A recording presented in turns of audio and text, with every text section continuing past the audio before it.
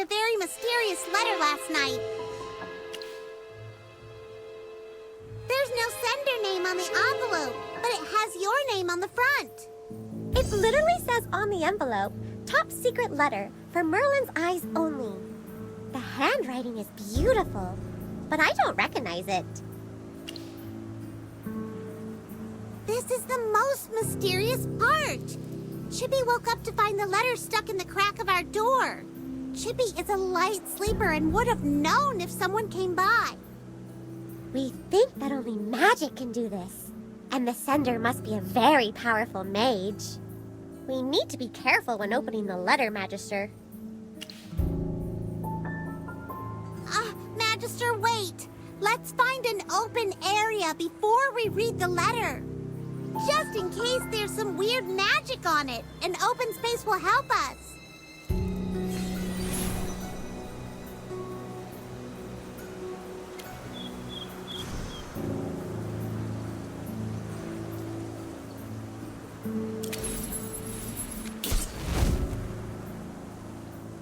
The headmaster is dead? The Magister worked at the Serene Lyceum before. Now they need our help. So, this involves a conspiracy about who gets to become a court mage? I feel another adventure coming up. Magister, who is Zoria? Can we trust her? This seems very important. We need to get to the Lyceum right away. Wait, we need to confirm everything first.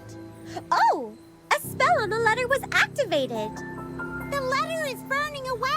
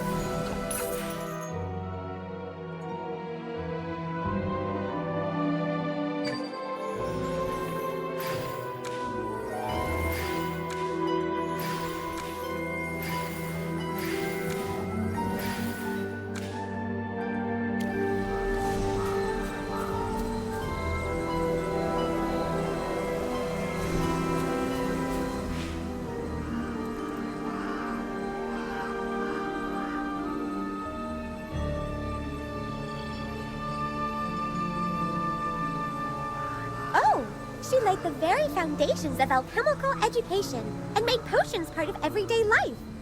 She's one of the most renowned alchemists from the Serene Lyceum. Thank you for your contributions, Lady Anathine.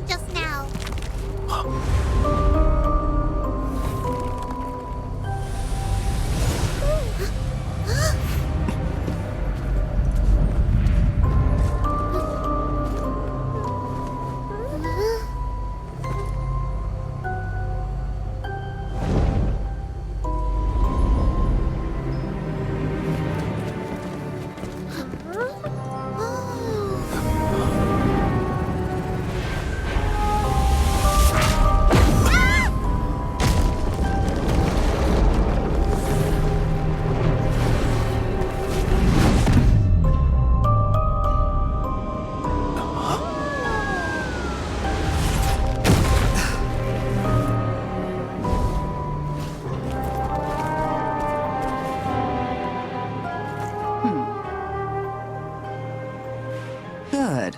You've arrived just in time. The matter is most urgent. I've collected all the necessary intel. Take a moment to absorb the information, and then we'll proceed. You seem like you have a question. Do you not remember me? This is a concern. While I do trust you, the matter of Headmaster Lamar's death is simply too grave. Before you begin your investigation, I must run a quick aptitude assessment. Walk me through what happened. I need the key points. What led to your current state? Be clear and keep it concise, please.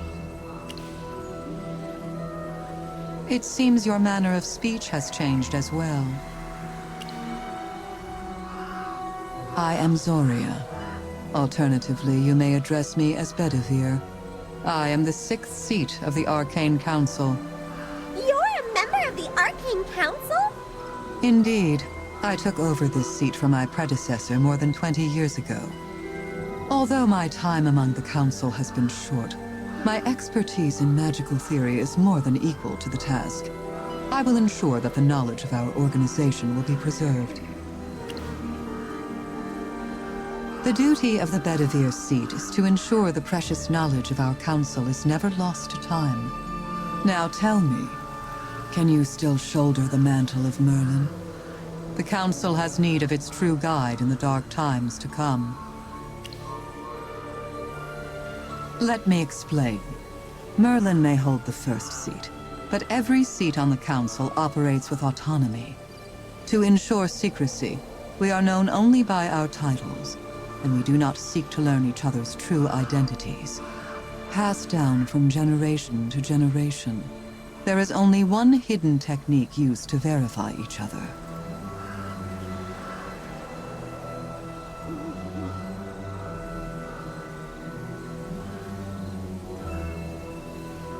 Did you forget this too?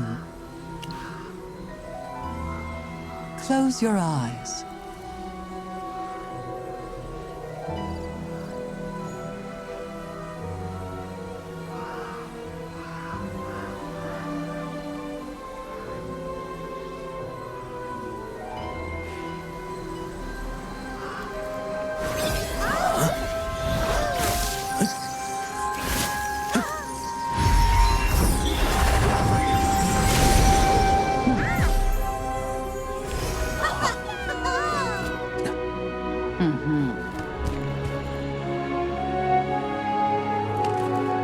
Sixth seat of the Arcane Council.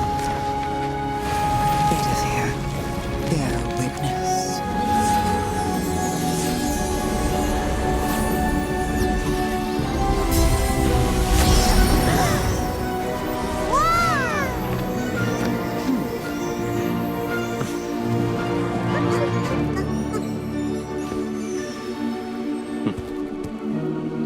It's been a long time, Merlin.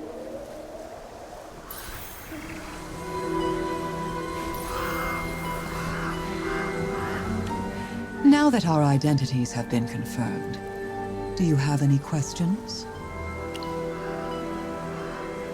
A certain Merlin perceived the ancient rites as needlessly intricate, and the old blood pacts as fraught with peril. In his wisdom, he simplified everything. Someone actually changed this time-honored tradition? Which Merlin was so cheeky? You're standing next to him. Well, you're just as shameless as you were in your school days, always with a clever justification at the ready. And in a strange way, this confirms that you're undoubtedly the Merlin I remember.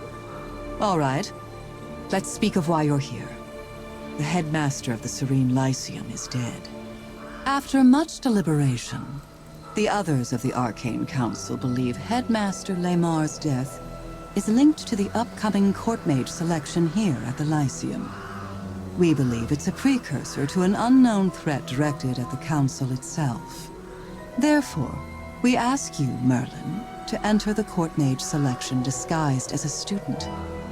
Your mission is to uncover the truth behind the headmaster's death and expose the conspiracy lurking at the heart of this competition. Do you have any questions? Recently, a position for a court mage opened up, and the royal family is interested in selecting someone from the Lyceum's graduating class. Headmaster Laymar reached an agreement with the royal court to conduct the selection jointly. However, a few days ago, the headmaster talked to me privately and expressed his desire to terminate the selection as soon as possible. The next day, I went to see the headmaster, hoping to delve deeper into his concerns. But when I arrived at his office, I found him dead on the floor. I was the first at the scene, but there were no clues to identify the murderer. Coincidences like these are suspicious. Given the Lyceum's standing in the magical community and our partnership with Savannah, should the news of the headmaster's death become public, it would throw both the magical and political worlds into utter chaos. Also, the fourth seat performed a divination based on the headmaster's death. The reading was inconsistent, revealing a spectrum of potential futures. Among them, the worst-case scenario is that the Arcane Council would be completely destroyed. Therefore, in accordance with Council rules, I am reporting this matter to the first seat and requesting that you take appropriate action. There are no suspects right now, but if I were an investigator, Deputy Headmistress Durella would be first on my list.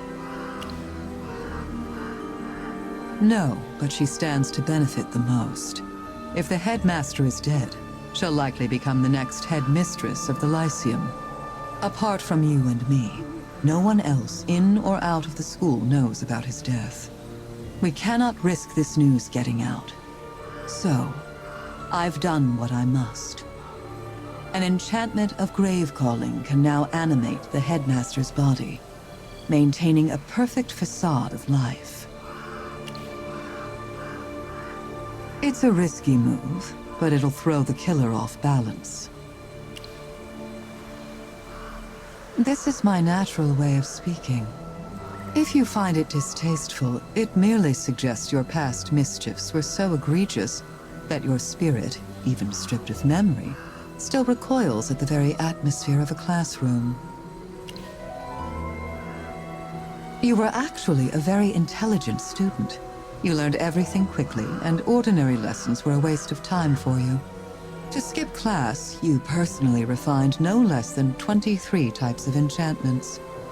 Most students would boast of such an achievement until the entire school knew their name. I can also assure you that the faculty tasked with ensuring your attendance emerged from the experience with far deeper psychological scars. Using the title of Merlin would make our lives easier, but it would also scare off our prey. This isn't just about the school walls. It reaches all the way to the royal court and the Arcane Council. In this selection, you are both the quarry and the hunter, the bait and the angler. Our true catch is the hidden motive lurking behind the scenes. Remember to keep your true identity secret. You must not let anyone know that you're Merlin. Once we're within the Lyceum's walls, we can no longer talk so freely. With the court mage selection underway, the grounds are already teeming with unfamiliar eyes. In case of an emergency, let's meet here. I still have teaching duties at the Academy, but to stay unnoticed, it's best we don't meet openly. You have indeed forgotten many things. I was once your professor, Merlin. You were the Magister's professor? How come we didn't know? You're Merlin's familiars. His state of mind affects your state of mind. I could certainly help your Magister recollect his school days by assigning some special homework and community service, but I currently lack an excuse to do so. All right, if there are no further questions, I'll take you all to the Lyceum now. Follow me. There's no time to waste.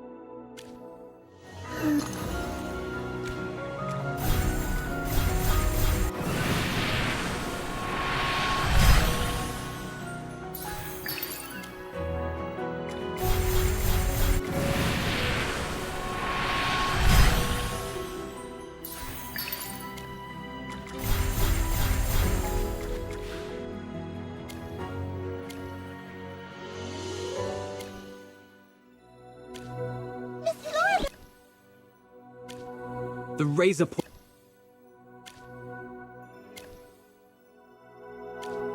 Oh?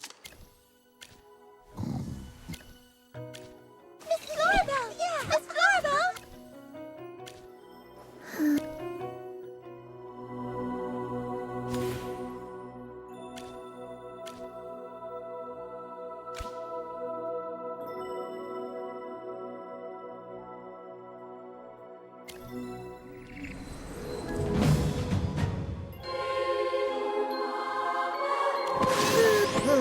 Time for work again. Who else needs a little pick-me-up? Time for work again.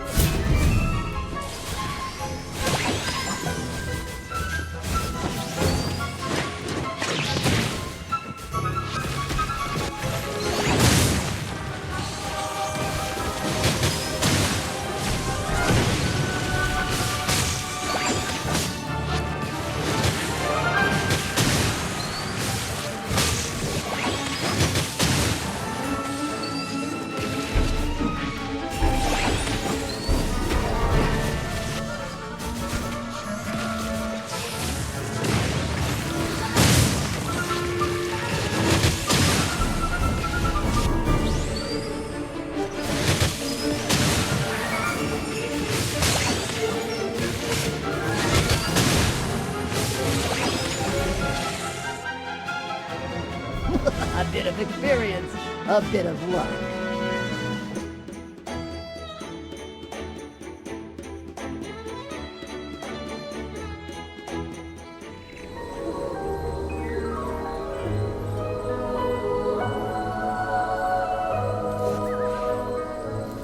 What were those things just now? Did we trigger an alarm?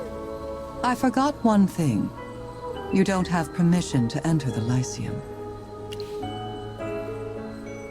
Anyone who enters without permission or with expired clearance will be expelled by the guards, and they'll be unable to use magic, especially offensive magic. Merlin, you had permission in the past, though it has lapsed due to disuse. The guards now view you as an intruder.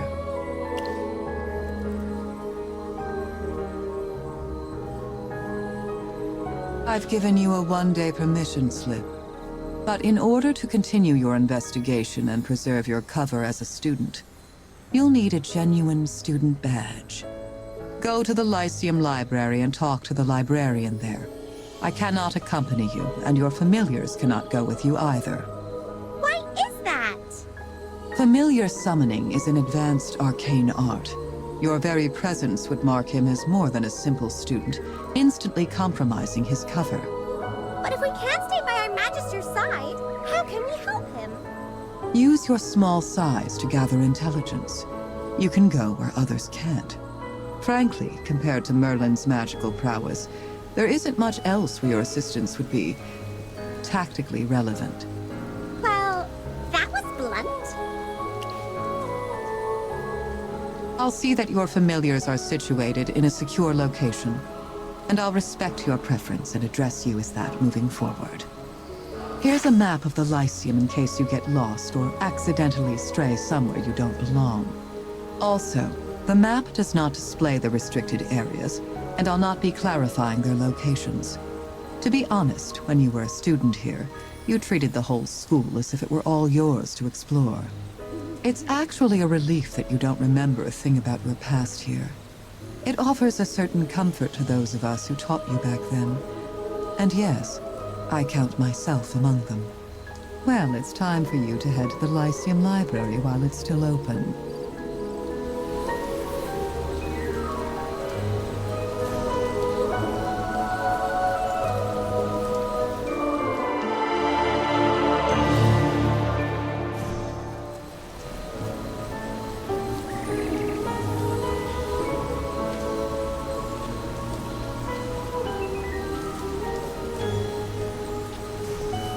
The door cannot be opened from this side.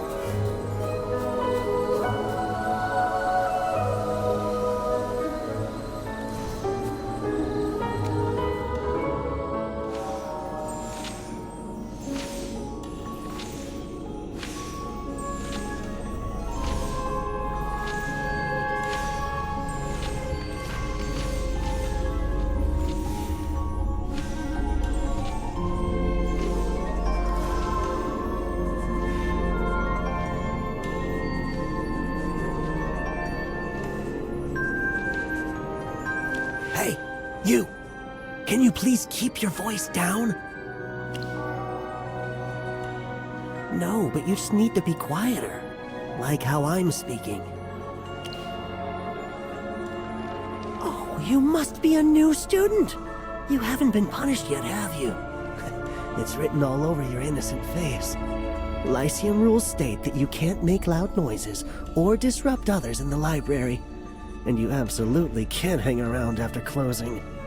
If you break the rules, well, let's just say you don't want to be hit with a silent charm, be forced to write a 100-page essay, or be chased out of the library by an angry, self-sweeping broom. A librarian? All the books here sort themselves, and you just make a little magic pack to check one out. I've never seen anyone actually working here. You must be mistaken. Why would they put forbidden books in the library? That will tempt every law-breaking student in the school. Maybe you should crack open an actual textbook instead of a fantasy novel. Ah, that came out louder than I intended. But it wasn't loud enough to break the rules. Shh. We'd better stop talking. It's almost closing time and I have to go. See you around.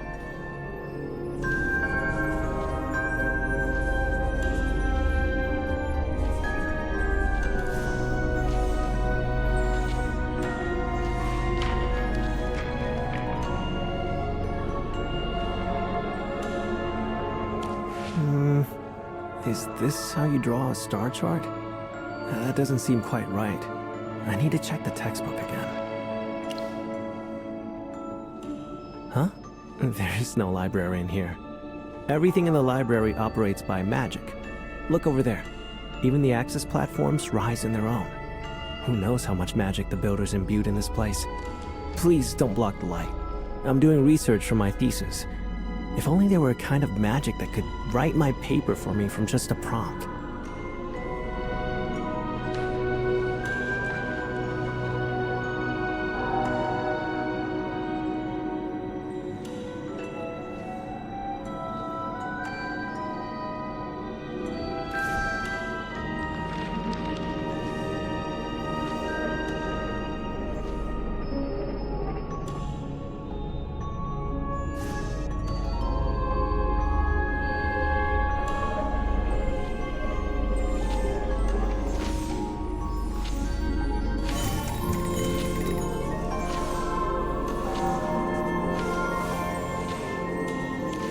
Way! I have to leave! Why aren't you? The library is about to close. Don't you understand? Anyone would be scared of staying here after closing time. Ghosts are nothing. No entering the library after closing hours is an actual school rule. And trust me, breaking school rules? That's a real horror. I don't have time for you. Get out of my way!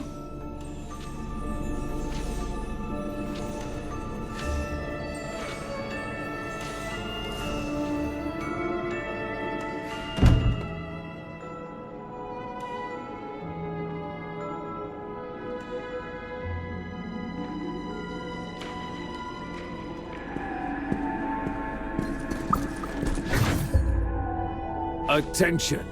You have violated Article 7, Section 11 of the Serene Lyceum Regulations. Remaining in the library after closing hours without express permission is prohibited. You are required to leave the library at once and submit to disciplinary action. Select one of the following disciplinary measures. 1. All holiday leave for the current year shall be reduced by half, including weekend breaks. 2. Perform community service within the library, equivalent to 3 times the duration of the unauthorized stay. Tasks include repairing, cleaning, and maintenance of the sorting magic. Timekeeping begins immediately. According to Article 113, Section 3 of the Serene Lyceum Regulations, you are required to make a decision within 1 minute. Failure to do so will result in punishment. You have 40 seconds to make a choice. Please, present your student badge. The penalty will take effect once the violation has been recorded. Warning! Major violation detected!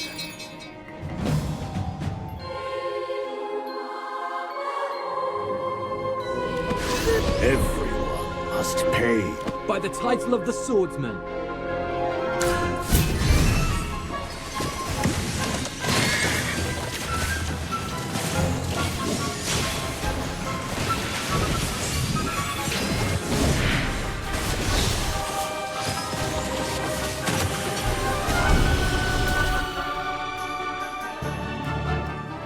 Had a wonderful dream.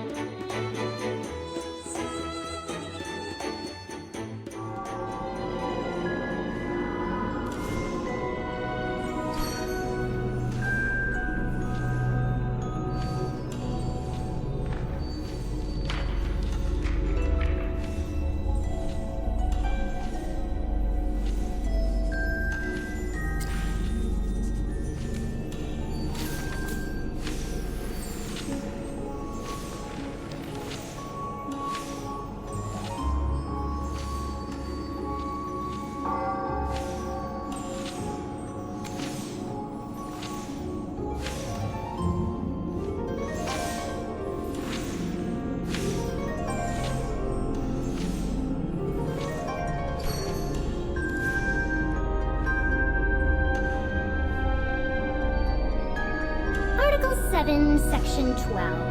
After closing hours, running, sitting, or lying down on the staircases is strictly prohibited.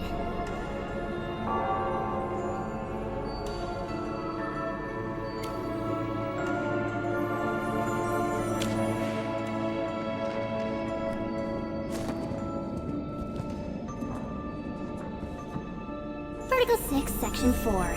It is strictly forbidden to discard books or leave them lying around.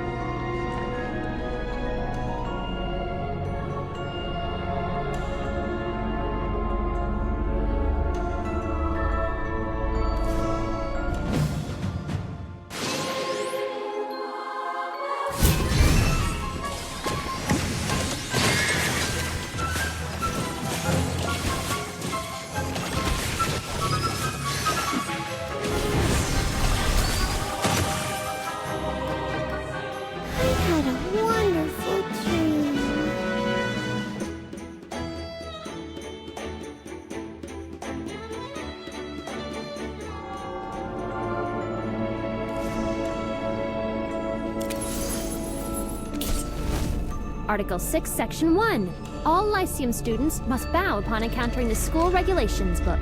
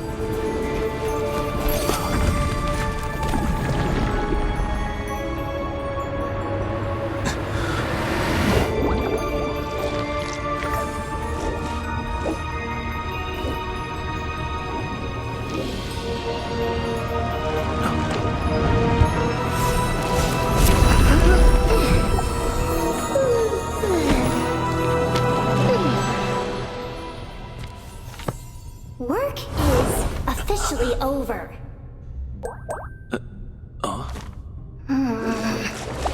Hey!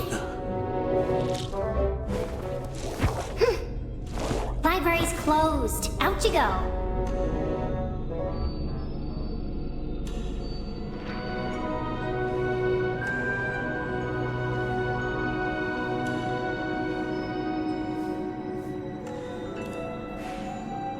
I'm so sleepy. Why is there still someone here? The guards are so useless. How could they let him through so easily? I guess it's time to capture him.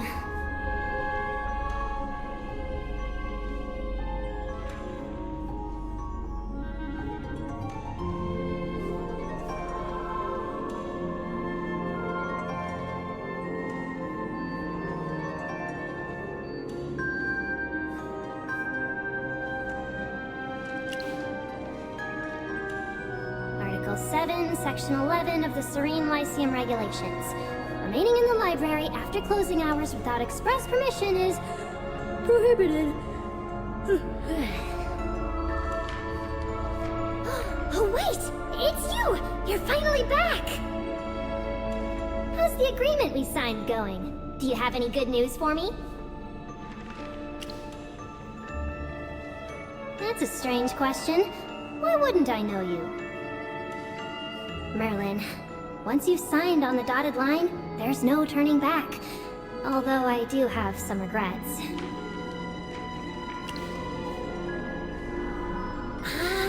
Let me guess. You've lost your memory. I know you mortals love your self-introductions, so here's mine. I am Contest, the Rule Fiend. That's the rest, well, it'd take years to explain who I am. Too troublesome. To put it simply, we signed a cooperation agreement. You help me get revenge, and in return, I'll help draft the Lyceum's official rules and assist you in all your silly endeavors. Of course! And I had help from little Lamar. You look a little upset. Oh, did some of my rules bother you in the library earlier? Well, rules are meant to bother students anyway. According to our agreement, I will help you if I can. And if I can't, there's nothing I can do about it. The leader of the Adamant Syndicate? I can't believe you forgot this. Let's just leave it at that for now. I don't want to dredge up my painful past. To be brief, you can submit a request to me. As long as I record it in my book, I can ensure this rule is successfully enforced. However, it only applies within the school. I'm sure your next question is, why are the rules limited only within the Serene Lyceum?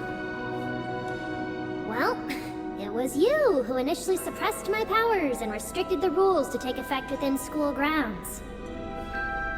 Right now, I just control the school rules. I can't do anything extra. Unless you increase my salary. Oh, nope, wait, I don't want that. How about lifting my restrictions? We could sign a new agreement. Alright, I don't want to do extra work either. Alright, it's after hours, and you forgot all about me and our deal. So why exactly did you come looking for the school rulebook? Oh, I see. You need a student badge, and I'm the only one who can help you. But before I give you one, I want you to do something for me in exchange. Haven't I tried my hardest to help you? Look, as long as you help me retrieve the torn page from the rulebook, you'll get a brand new student badge.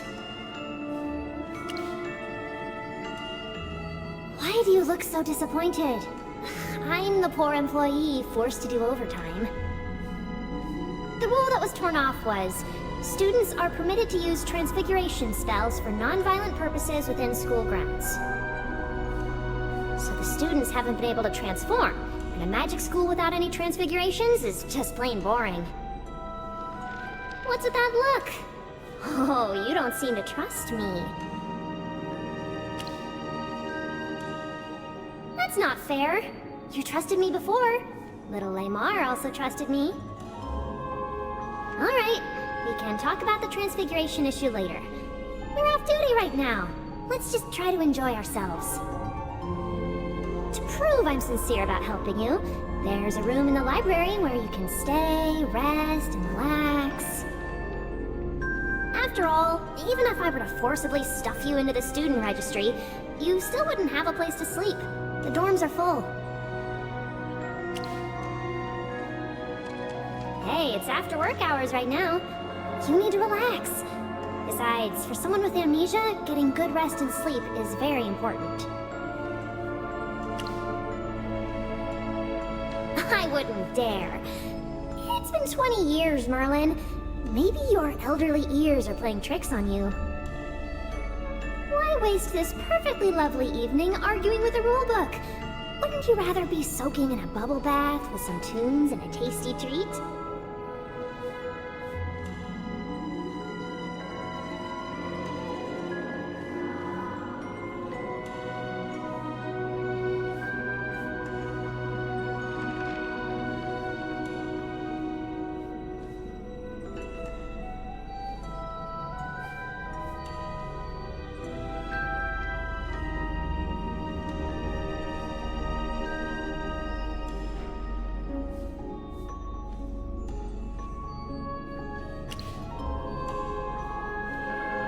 What's ticking in that clever brain of yours? I guess it doesn't matter. Follow me. There's a cozy bed waiting for you.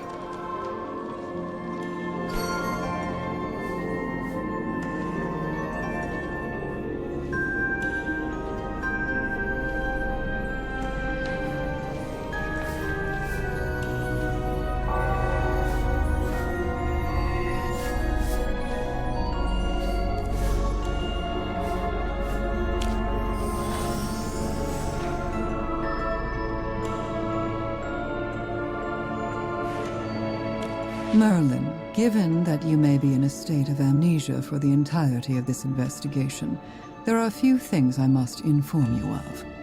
When you formed a contract with this Hypogean, Headmaster Lamar acted as the third-party witness. He staked the honor of the Lyceum on his faith in you and in your choice. If you look at it from a different perspective, that means he trusted me too. Shush.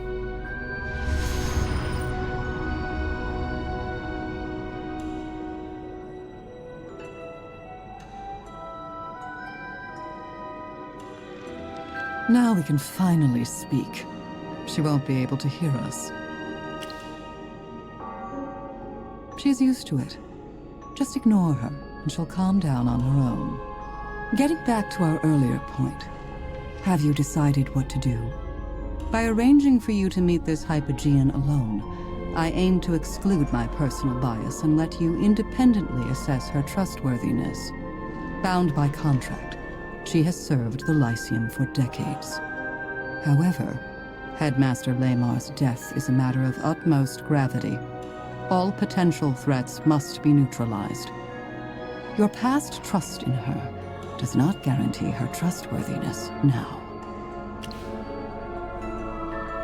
The rules prevent her from leaving the library, but as a Hypogean well-versed in loopholes, she may have found a way to circumvent your contract. Has she mentioned the missing transfiguration rule? It's one of the selection criteria for court mages.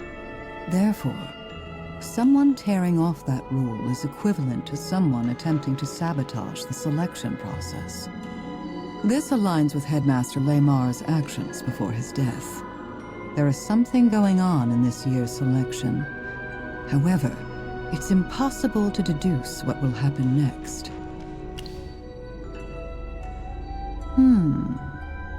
I see.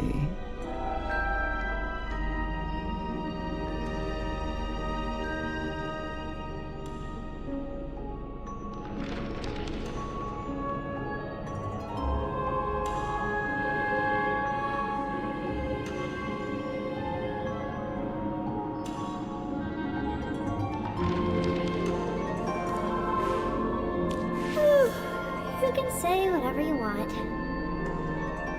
I finally understand why Merlin's back. Little Zoria summoned you. No wonder that even after losing your memories, you still knew how to get a student badge from me. First of all, don't call me Little Zoria. Second, don't refer to him as Merlin on school grounds. That is his name now. Write it into your book. My agreement only allows me to assist Merlin, not you. But I wouldn't mind adding a new clause to the contract, if you're willing to offer something in return. Absolutely not. Quite the opposite. I'm obligated to supervise her behavior. I guess that's the extent of our relationship. Our agreement states that I may only reveal myself to certain people. Only little Zoria, little Lamar, and you are able to see me.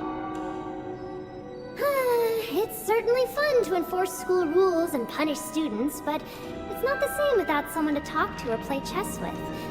Now that little Lamar is gone, who will play chess with me from now on? You should respectfully refer to him as Headmaster Lamar. Am I not following your mortal rules of address? Considering my age, you're all children to me. I don't think it's a problem. There were no announcements or orders from the headmaster lately, and little Zoria here seemed particularly ill-tempered. I guessed the rest. We played 3,518 times together, and he never won once. Though, to be fair, I did write the rules of chess. Don't trust her too much, Merlin. It doesn't matter to me whether you trust me or not. As long as our agreement is still in effect, I have to help you. Come to think of it, doesn't this count as overtime? According to the school's employee contract, I should be entitled to compensatory leave. So, are you guys going to help me with the missing transfiguration rule? You've asked all your questions and taken every precaution. I personally don't care who becomes the court mage, but having a rule missing is like reading your favorite story and finding the last page torn out. You can't imagine the pain of having an incomplete set of rules. It's unbearable. It's up to Merlin to decide. I won't help you.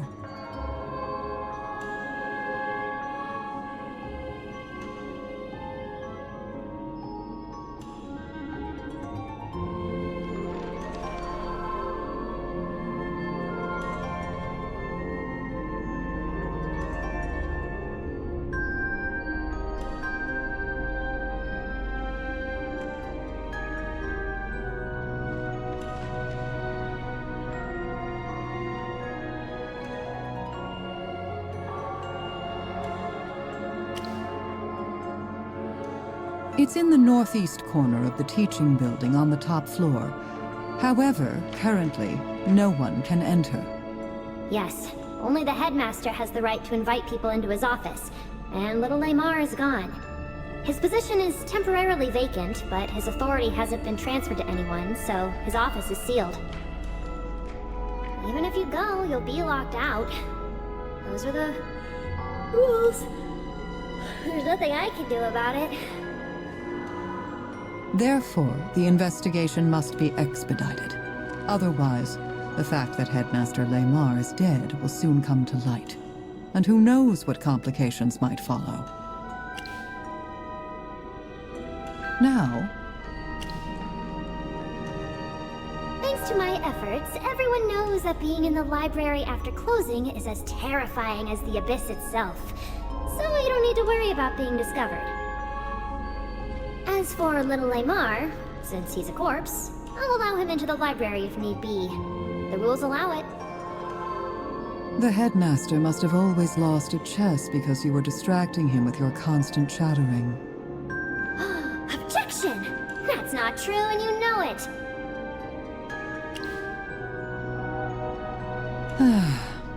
You'll have to meet Headmaster Lamar eventually, if not today. Consider this a preview of the selection process.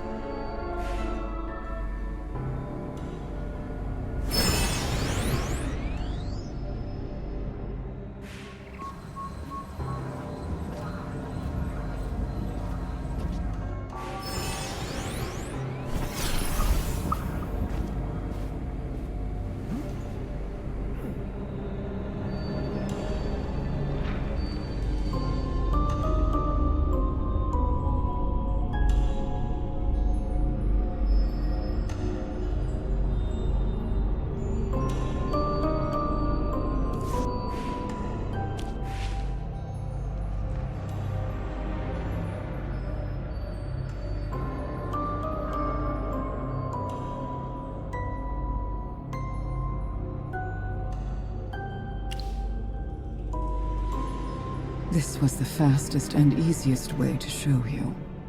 Pay attention now, Merlin. When the selection begins, I will use this same spell to animate the headmaster and have him appear in front of everyone. You need to get used to it beforehand and not show any signs of alarm. With more precise control of the enchantment, his remains will look exactly as they did in life. If further verification is required, here.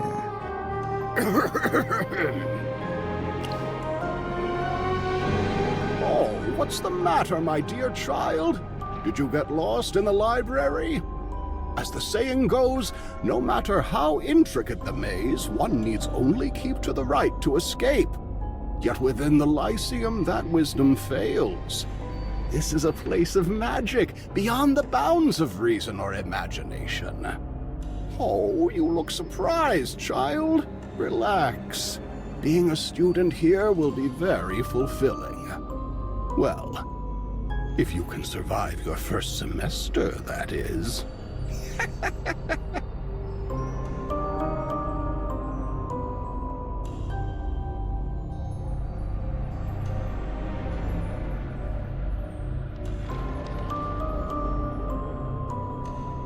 That was a half-hearted attempt at the spell. In your judgment, could such a method deceive the entire faculty and student body?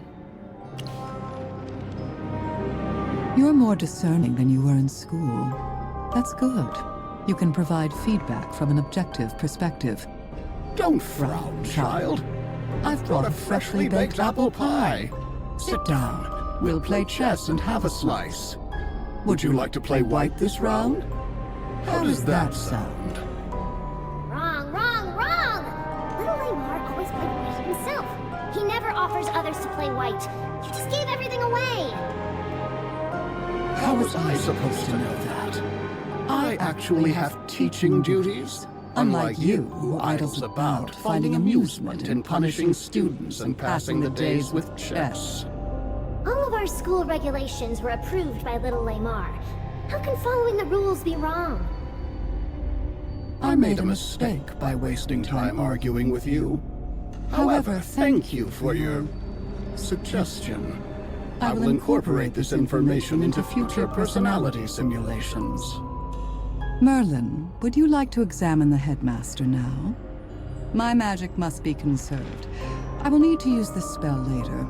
Also, the headmaster doesn't usually stay in the library after hours.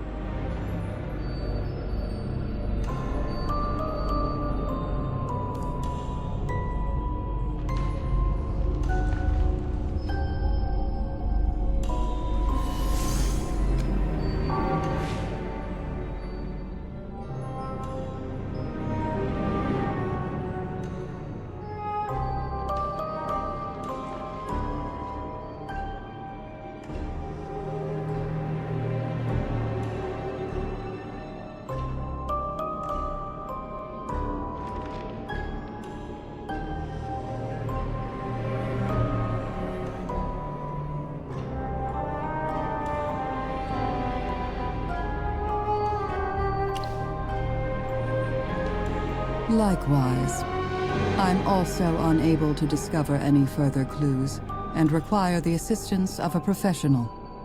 For example, me. You know about rules, not medicine. Correct. I know nothing about medicine. But our little Merlin needs a student badge for his fake identity.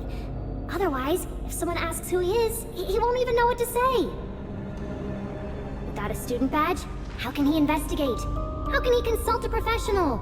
So please, help me retrieve the Transfiguration rules so we can keep this investigation going. It's only fair. Finally on board, are we?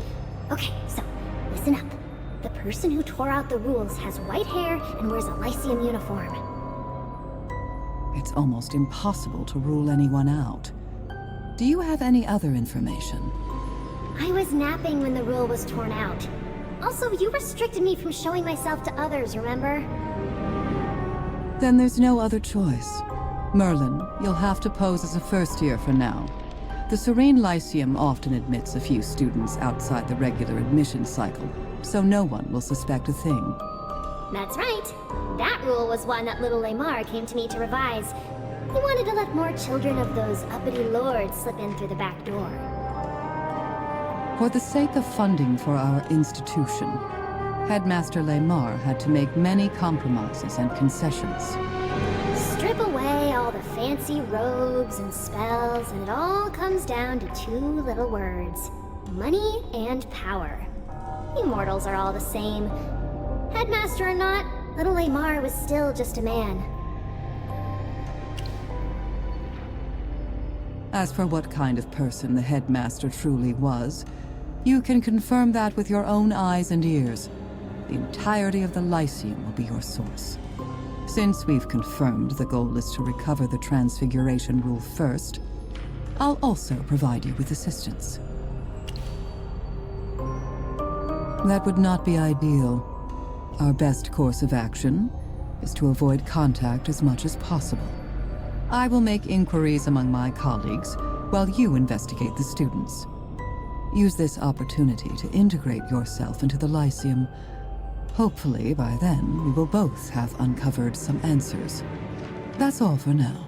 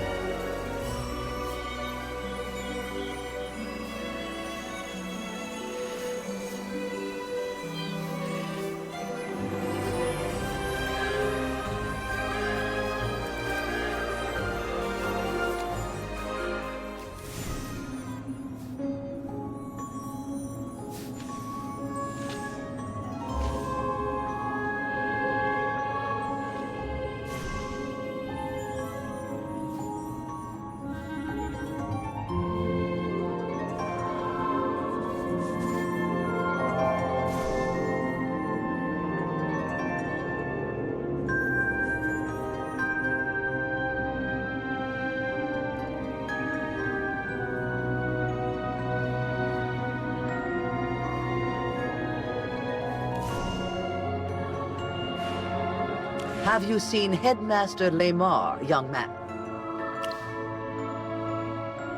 Oh, you must be a new student. I'm Deputy Headmistress Durella. I love students who love learning. I hope you're one of them. Did you just come out of the headmaster's office? Ah, so you didn't see him either. I haven't seen the headmaster in quite some time. He didn't even attend the faculty meeting the other day. He's never been like this before. Jura above, I hope nothing has gone wrong. Don't tell me the ever-playful Lamar has ditched his duties again to go have fun somewhere. By the way, what did you want to talk to him about? Maybe I can help you. Ah, so you're a special admissions student, and one with grand aspirations. That's wonderful. Well, any student of the Serene Lyceum is eligible to apply. All right. And your name is? It's a pleasure to welcome such an exceptional student to our school. I have other matters to attend to, but I do hope our paths cross again soon.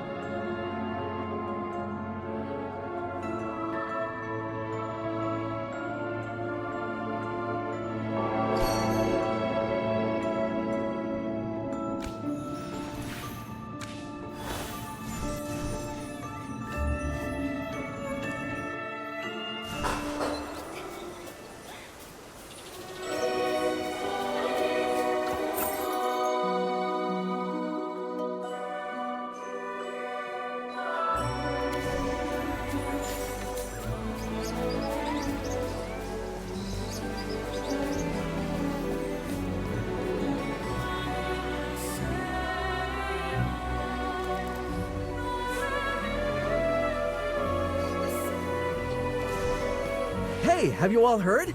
Even the royal court is sending a representative to observe the court mate selection. I don't know which member of the royal court will be here, but it'll be someone super important that we normally only read about in the paper. Oh, just imagine if I became a court mage. I'd be practically rubbing elbows with the royal family. All it takes is one good chance to show off my talents, and then I'd win the favor of a prince or a duke.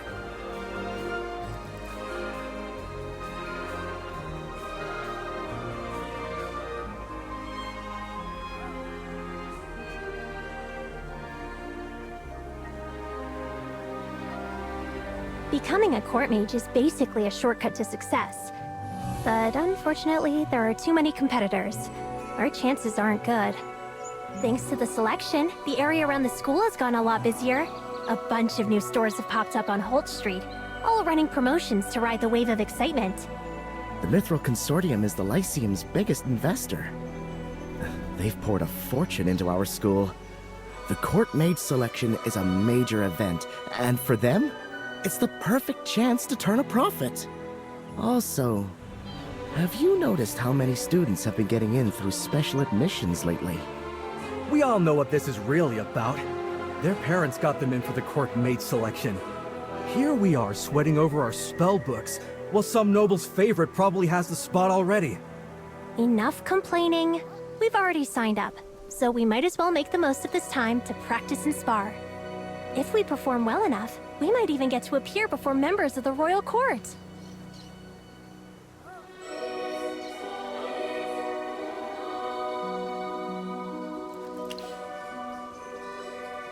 Who are you? That name doesn't sound familiar. You must not be from around here. A first year? Well, since you're new, you have to follow our rules.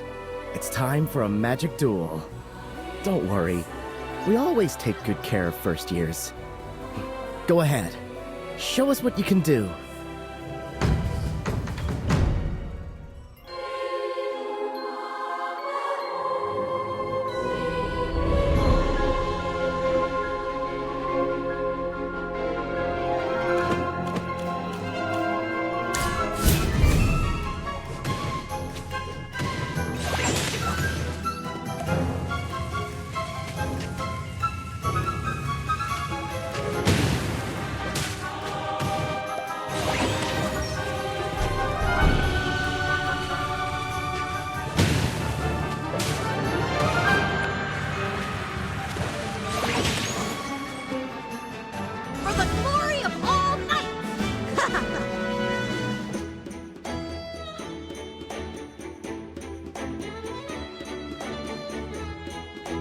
amazing. Are you sure you're a first year? You've never had any magic training? I don't believe it. You've got genuine talent. Unlike those students who got in through special admissions. Apparently, the headmaster and school board reserve most of the special admission spots for the children of nobles and princes. They can skip the entrance exams entirely. I even heard about someone who got in without knowing the simplest spell. Headmaster Lemar is actually a pretty interesting old man. Despite his role in the school, he is anything but conventional. He has a mischievous streak, yet he knows how to guide his students. I'll never forget the time I was studying for an exam when he suddenly called to me. Yes, I'm pointing at you. Is your schedule full today? If you have time, I'd like you to play cards with me. Headmaster, I still have some things I need to review. I don't think so. Your mind isn't truly on your studies, or that Lyceum laugh log wouldn't be peeking out from under your textbook. By the way, you have me to thank for 73 of its finest jokes. What? Look, studying for too long will give you a headache. You need to learn to relax. How about a game in the garden? Yeah, our headmaster is probably the goofiest grown-up in the whole school. But don't worry, he's definitely one of the easiest professors to get along with. Do you know Professor Zoria? Don't get me wrong, I'm not saying she's bad. Her classes are second only to the headmasters in popularity, and I love her analytical teaching style. It's just that, well, she's a gargoyle. Her personality is as cold as stone. Some students say that when they've tried asking her questions outside of class, she goes so still and quiet, like she doesn't even hear them. And she also has a habit of appearing when you least expect it. Half the student body has gotten heart attacks thanks to her popping out of nowhere. Several times. You won't believe it, but I've been studying here for 3 years, and I've never seen her smile. To be fair, I don't think she's a bad professor. I saw it myself. She secretly gave a student who couldn't afford magic books everything he needed for the whole year, even throwing in thick exercise books that everyone hates. The student was both moved and scared at the same time. They said he didn't sleep well for 3 days. I'm still scared of her, though. Mostly because I don't want her catching me slacking off again.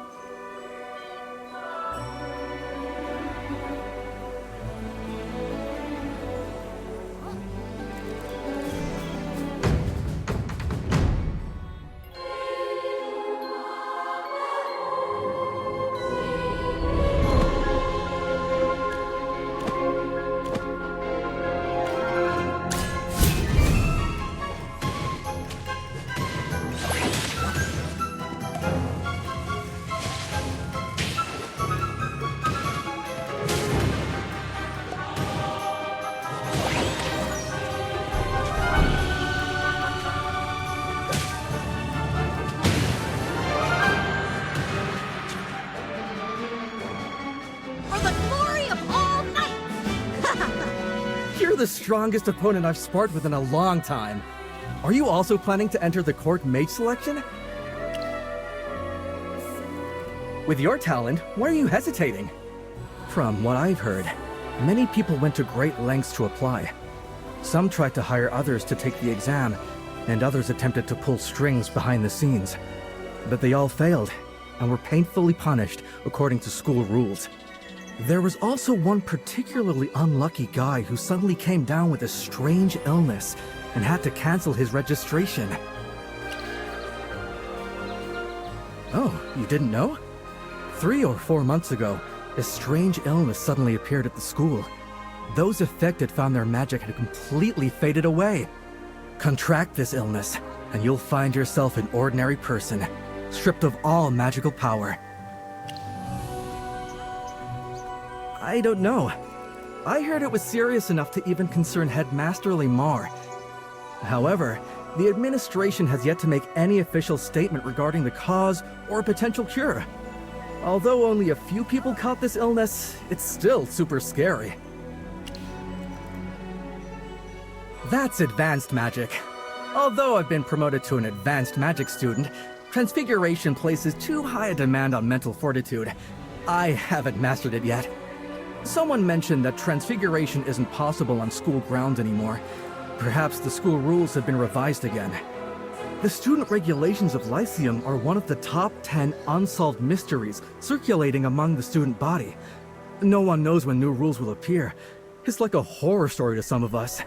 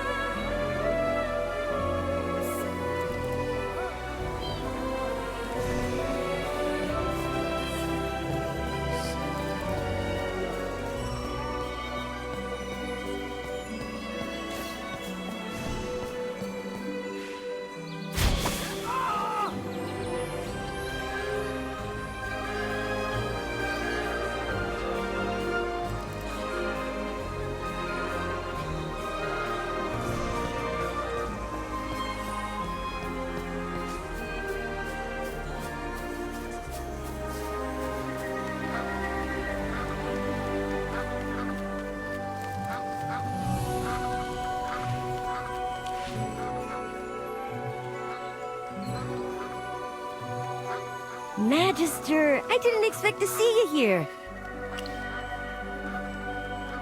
You may not know this, but the Mithril Consortium is a major financial backer of the Serene Lyceum. I was invited by the school board to observe the court mage selection. Of course, part of my trip also involves inspecting the shops the Consortium has invested in nearby, reviewing their accounts, evaluating the staff, and finalizing the operational plan for the second half of the year. Let's just say we've invested a substantial amount in the region. The headmaster of the Lyceum is a slick, smooth-talking geezer. If he ever tried his hand at business, he'd probably do very well. What about you, Merlin? Were you invited to observe the selection as well? What? Why? Oh, wait. You're hiding your identity and checking out the Lyceum, aren't you? Just like what you did in Ryham. Don't worry, I won't blow your cover. By the way, Peggy will also be coming to observe the selection as a member of the royal family. But you don't need to worry about her either. I'll be sure to let her know. Hey, I'm a businessman. I have to be understanding and be able to adapt on the fly. I see that you're in a hurry. Is your business really that urgent? Yeah, when I entered the school just now. He was talking to a stone statue, if you can believe it. They were discussing transfiguration. I'm not sure if he's the one you're looking for. He could still be by the school gate.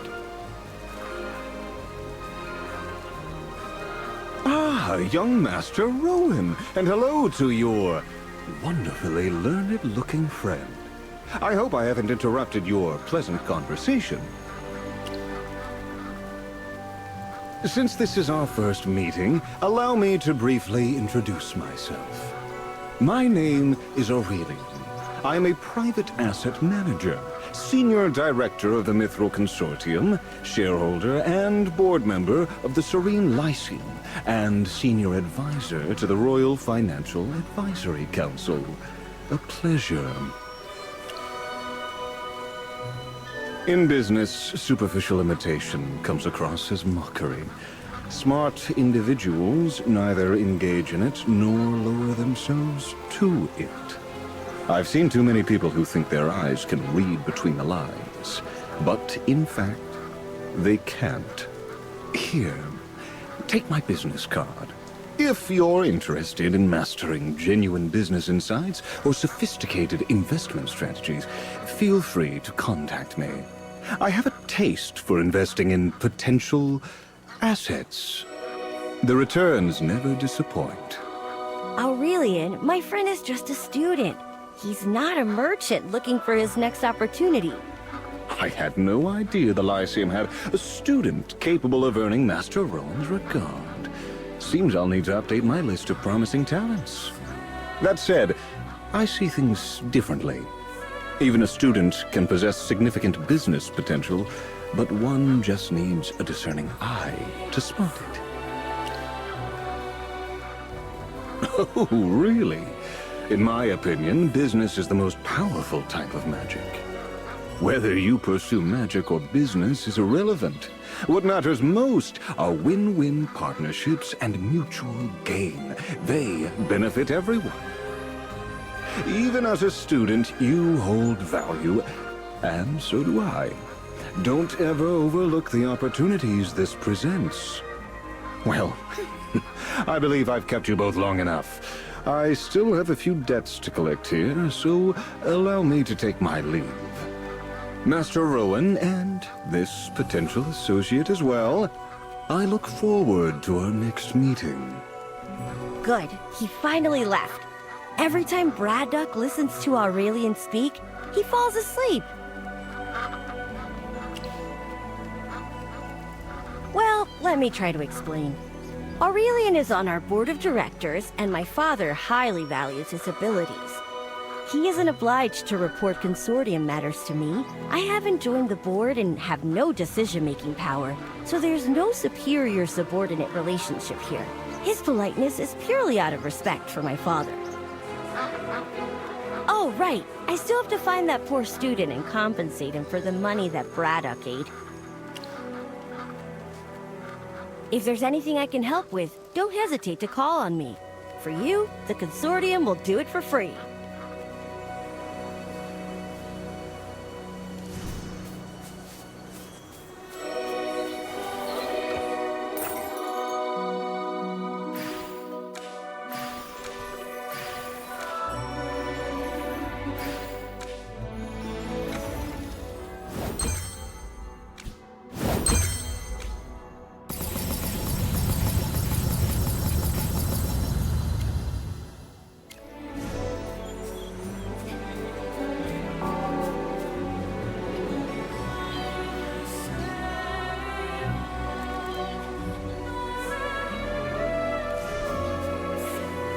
Headmaster Lemar has been a bit unstable lately.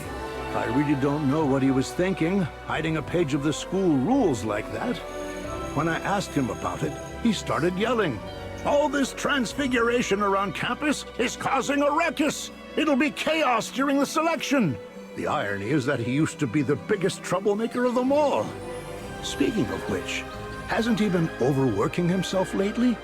He even canceled this month's lecture. It seems the selection preparations are taking a significant toll on him. He's definitely overworked, Victor. That man needs rest. I think I'll have a good, long talk with him after the selection is over. About the school rules.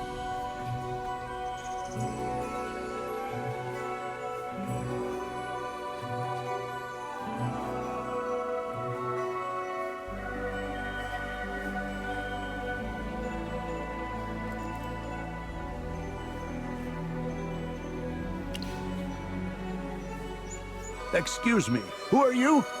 Were you eavesdropping just now? Don't be flustered, Victor. This is a new student admitted through special admissions this year. And I must say, his command of magic is truly impressive. I'm not sure what's going on, Zoria. Headmaster Lemar told me to tear out the page, and now you're telling me to put it back. There has to be a reason for this. Oh, it's nothing to worry about. I merely have some instructional requirements regarding transfiguration, so I spoke with the headmaster. He has kindly agreed to reinstate that specific page of the school rules. He is simply handling a few errands on my behalf. Wait, your class is unrelated to transfiguration. Remember, Victor, all branches of magic are interconnected. As our foundational theory instructor, you understand this better than anyone. If you have doubts about my teaching methods, you may go to the headmaster's office and ask Lemar yourself. Forget it. The headmaster just does whatever he pleases, flitting from one idea to another like a child, never stopping to see the mess he's made. Since he already talked to you, I have nothing to hide either. I found a tree stump in the Whisperwood, across from the graveyard, and sealed the page of the school rules inside it. Turns out, many students use it to hide their secrets. I see. Could you please go and retrieve that page for me? All right. After you've recovered the school regulation, please ensure it is returned to its proper place. Now, if you'll excuse me, I must begin preparing for tomorrow's lessons. Wait, Zoria, we can go to the teaching building together. I also have to prepare lessons.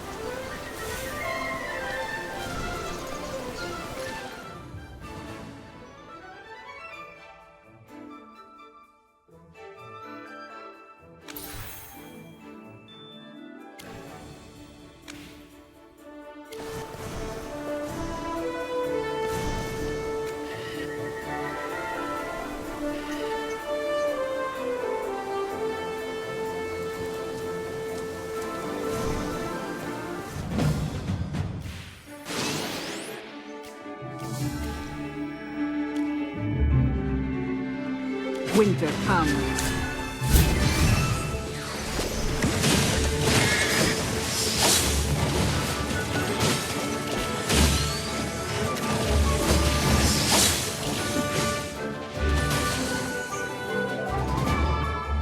What a wonderful dream.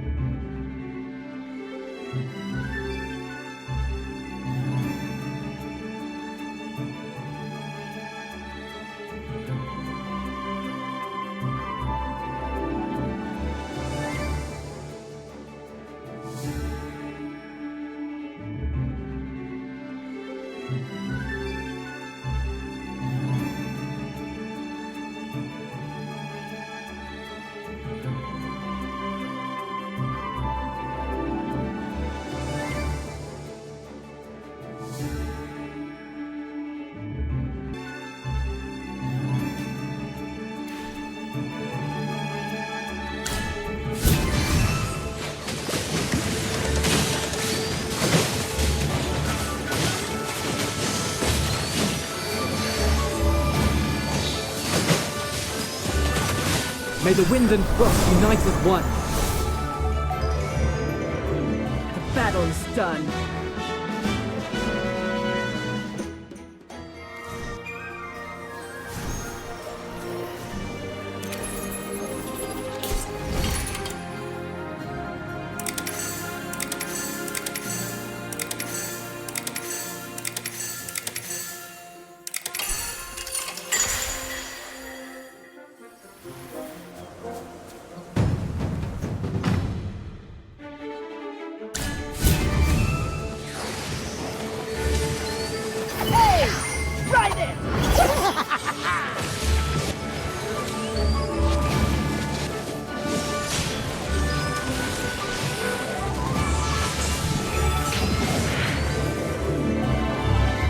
A bit of experience, a bit of luck.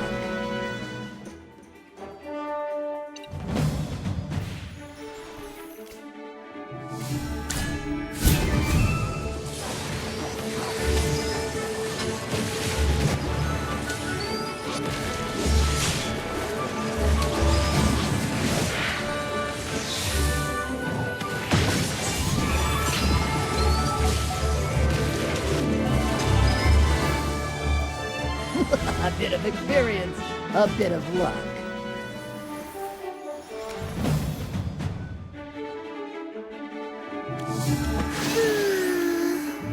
Winter comes.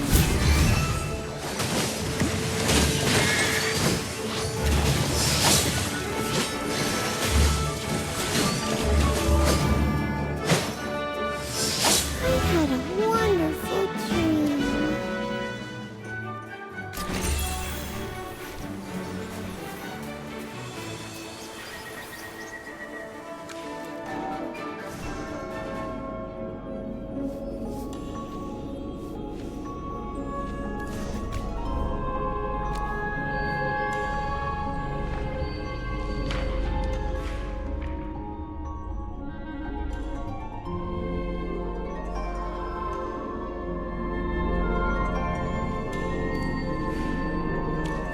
It was you. You're the only one that would disturb me while I'm resting. According to our contract, I must conceal my presence with a barrier when I reveal myself during the day. Don't worry, no one can see me except you. You've been away for a while. Have you found the missing rule? Really? Well, I'll never call you a slacker.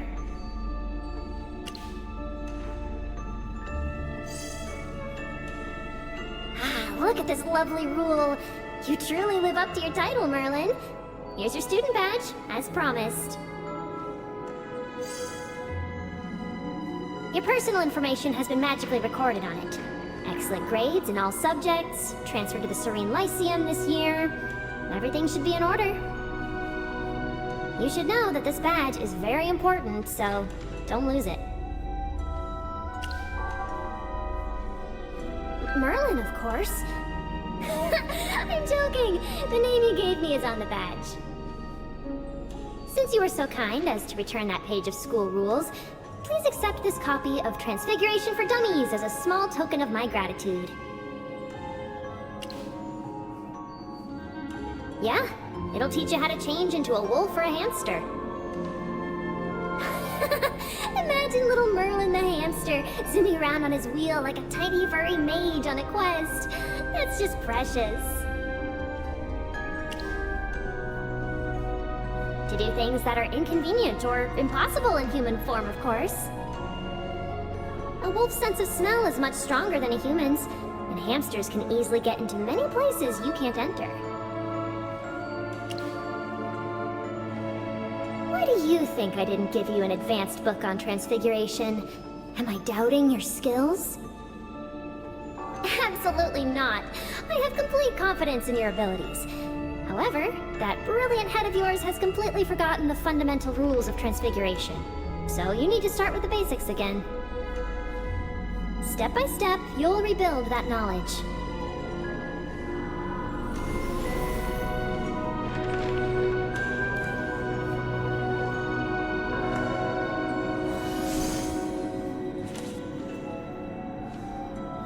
Have you finished reading Transfiguration for Dummies? What do you think? Want to give it a try? Ugh, are these human stereotypes etched in your brain or something? I hate that hypogeans are always misunderstood. Don't you want to try becoming a cute little furball? You can turn yourself into an adorable tiny hamster and crawl through that pipe over there. Won't that be fun? Just admit it, Merlin. Even with your amnesia, I can see that curious glint in your eyes from a league away. Ooh, by the way, little Zoria asked me to remind you to head to the campus plaza after you get your student badge to register for the court mage selection. After that, meet her at the place where you two first met. Nope, stop right there. My fingers are in my ears. Don't say another word or little Zoria will think I'm snooping again. Go try Transfiguration, and don't forget to sign up for the selection.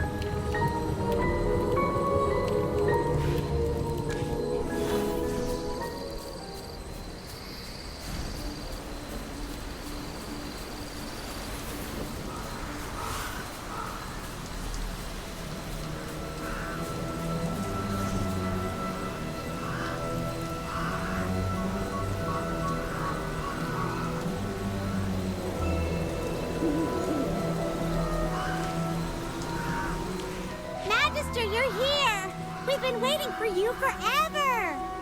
Shh! Be quiet, Chippy! Professor Zoria is sharing something rather important with him. Let's not interrupt them. It seems Comtesse has relayed the information to you correctly, and your selection registration has been completed. With a student badge, you are officially recognized as a student of the Lyceum, as well as a candidate in the court mage selection. At this moment, you stand on equal footing with the other candidates. Did you just ask a professor of the Lyceum to help you cheat? The selection criteria were jointly decided by Headmaster Lamar and the court mages. The less you know, the more authentic your reactions during the trials will be. This will aid your disguise. During the selection process, please hold back your full strength. Your Merlin. Displaying your true magical abilities will arouse suspicion. Showing merely a fraction of your capability will be more than sufficient. Our only purpose is to find Lamar's murderer. Now that the day is behind us, have you noticed anyone of interest? Or perhaps come across anything that might guide our search?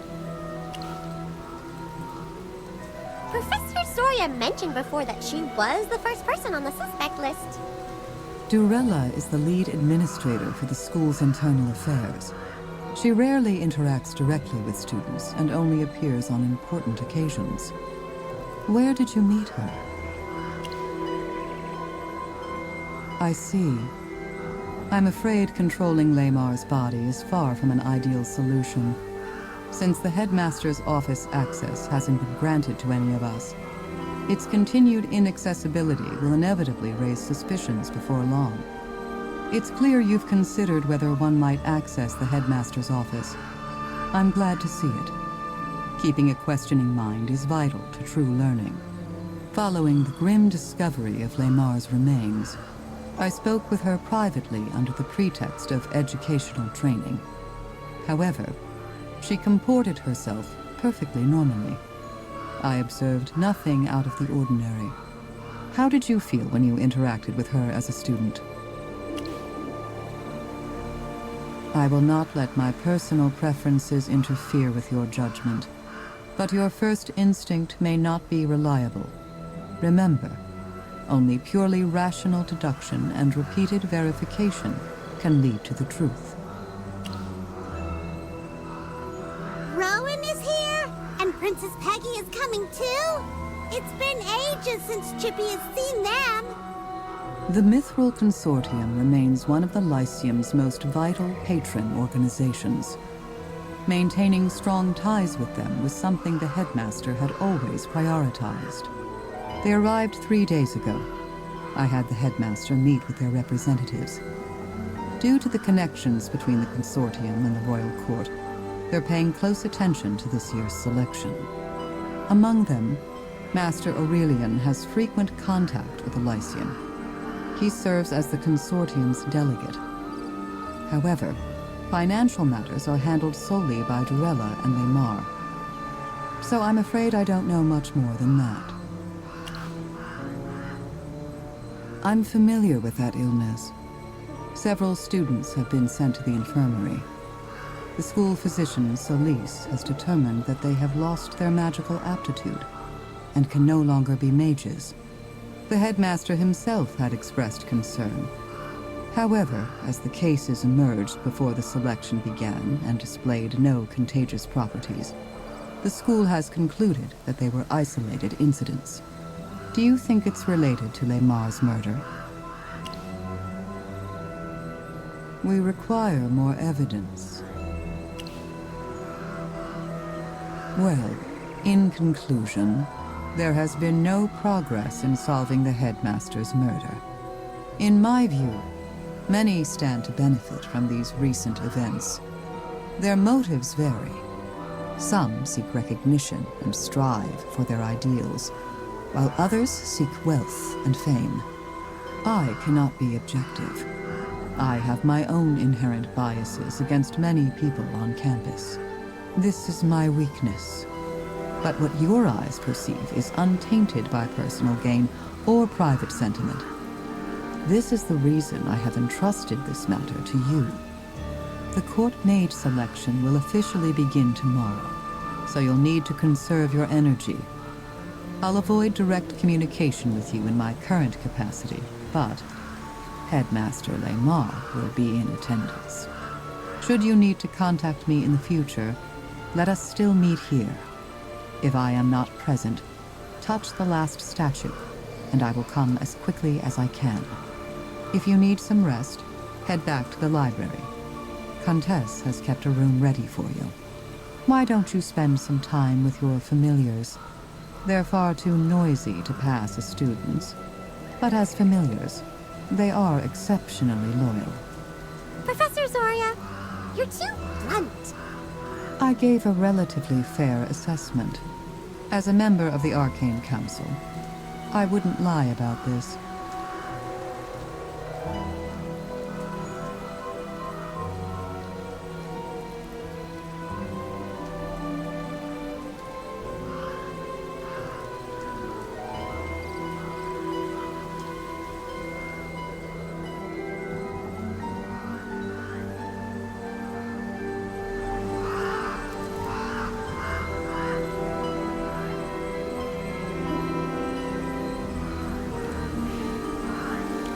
Magister, is this soundproof magic? Why do we need this? Well, this place is far outside the Lyceum, so no one should notice us meeting here. But the death of the headmaster is a big deal. We need to be extra careful. Oh, we have something to tell you.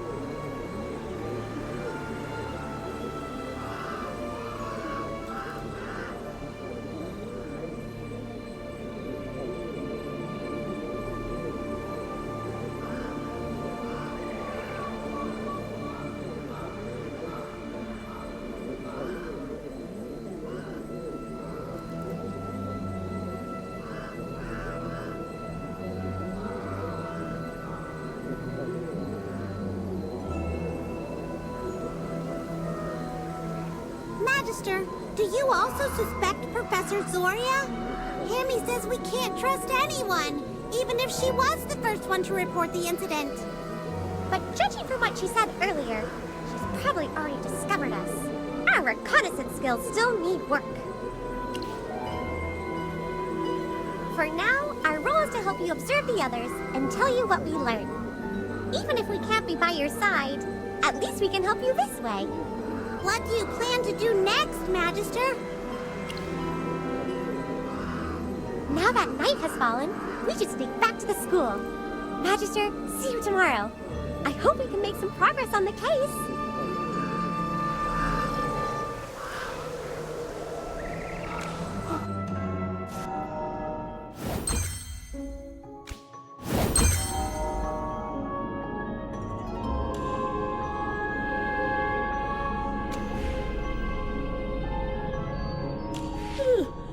You're finally back.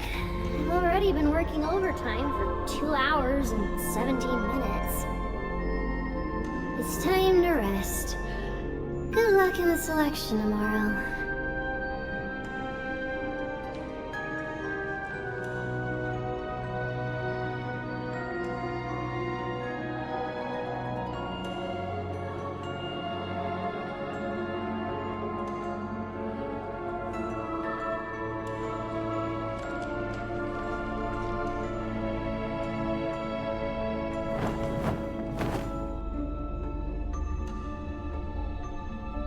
It's time to wake up, Merlin.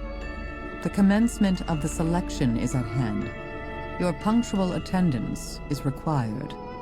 According to the selection rules, I cannot appear at the trials.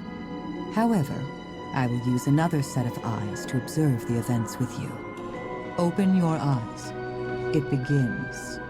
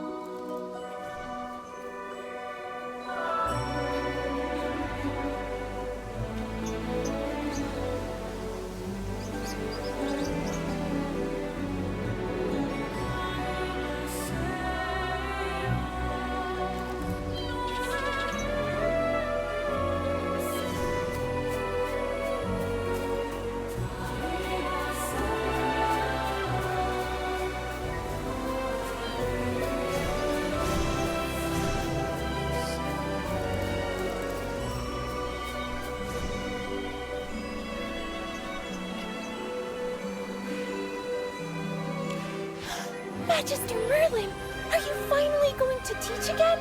I never thought I'd have the honor of hearing your lectures before I graduate.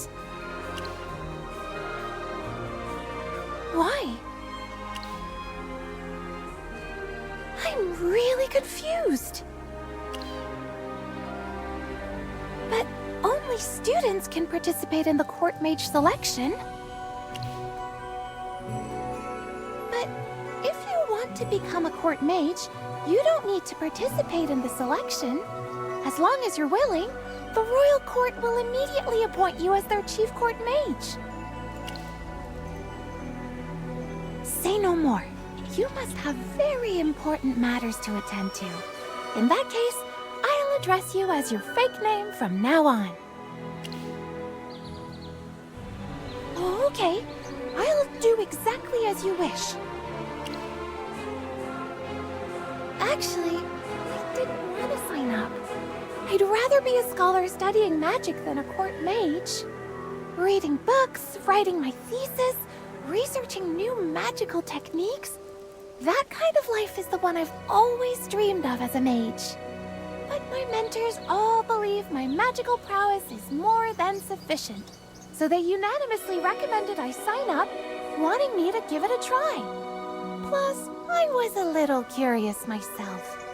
I wanted to know just how difficult the trials are, so I made up my mind and signed up. Yes, I will! I'll treat the selection tournament as a special end-of-year exam to test the results of my studies. I'm so sorry. I got excited and just kept talking. Let's head to the dock first. We need to take a boat to get to Solstice Hall.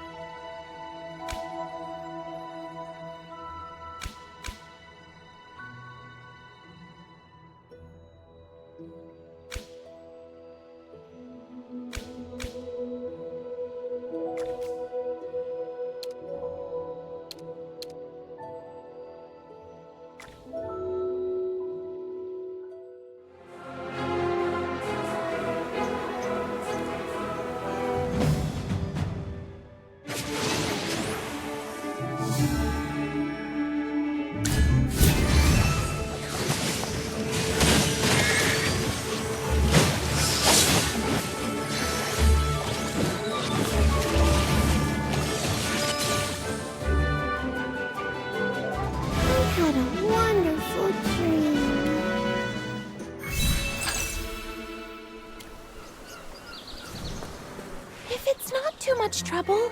I'd be honored to observe your spellcasting techniques during the selection. I'm certain it'd be a most instructive experience. You're above! I can't believe I'm taking the exam with you! I'm so excited! The winner of this selection is definitely going to be you! Did you just say that the winner is going to be him? Cassidy. Who is this boring-looking student? Yeah. Cassidy's impressed by someone other than Merlin. That doesn't add up. Hey, who are you? Why have I never seen you before? Larry, Sean, this is a new special admission student. He's a friend of mine. An old friend. Another one? I hate special admissions. Which school did you go to before?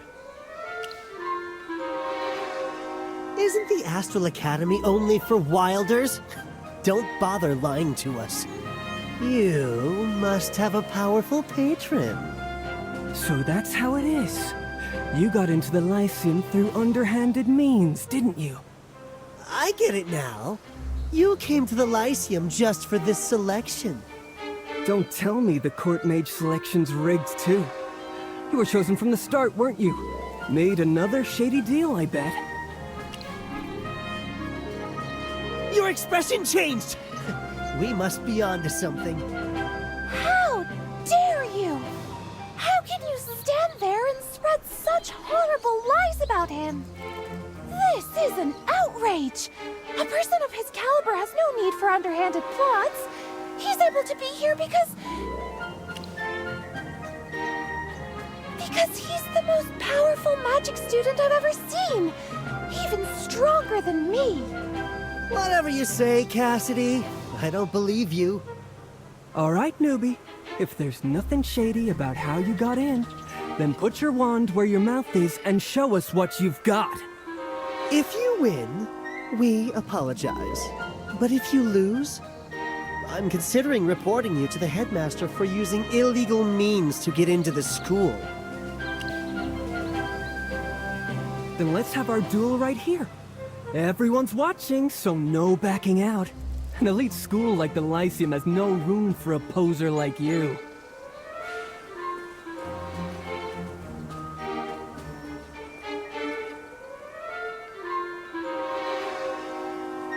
Yikes, Cassidy!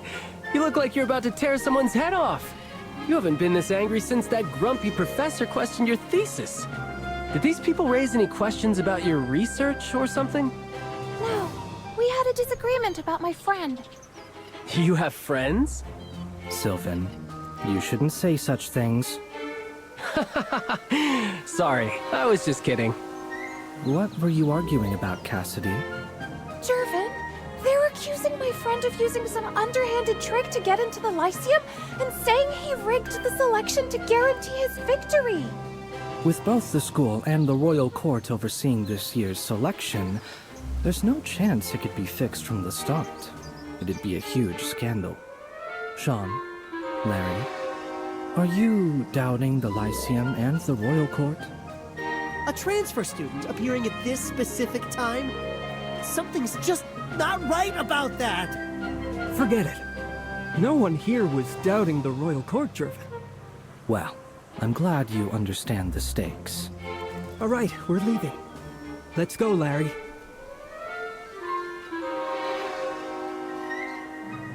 All right, looks like the show's over. I always love a new face. It's a pleasure to meet you. I'm Sylvan. I'm sorry you had to endure that. My name is Jervin. What's yours? He is a prodigy of the arcane arts. You know, for a place as amazing as the Lyceum, we see a lot of talented students. But to be recognized by Cassidy herself, that's something truly special. You're the first. Cassidy, are you two also going to Solstice Hall? Yes, we're just about to go to the dock. Let's go together. It's getting late. Let's not miss the opening of the selection.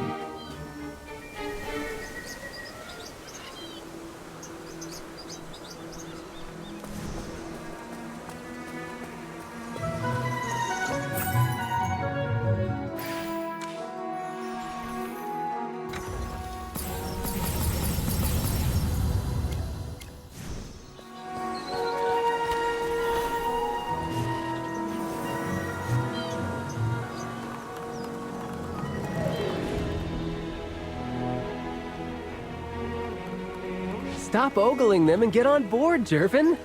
Don't you think Cassidy is being overly respectful to the new student? Now that you mention it, I did notice that. What are you concerned about? I'm just a bit curious. Do you want to follow and see? Something fun might happen. Yes, let's go. It seems this year's selection won't be boring at all.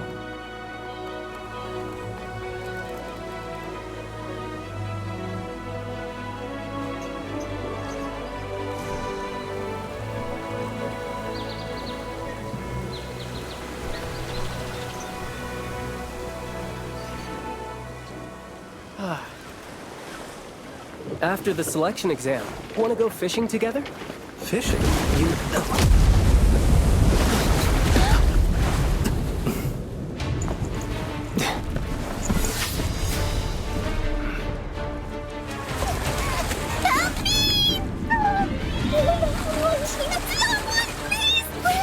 It's Pippa!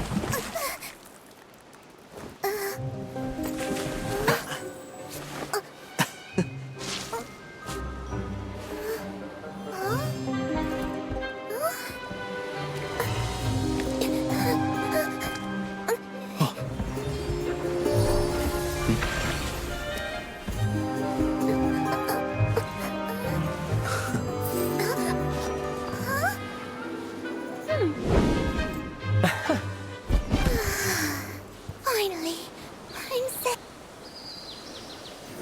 Pippa, how did you end up in the water? I accidentally fell in. I could have swum back, but those nasty fish bit and held onto my clothes. It was so hard to pull free. These fish are all tough and gruff and look as rigid as a riff. I've never seen their like in our lake before.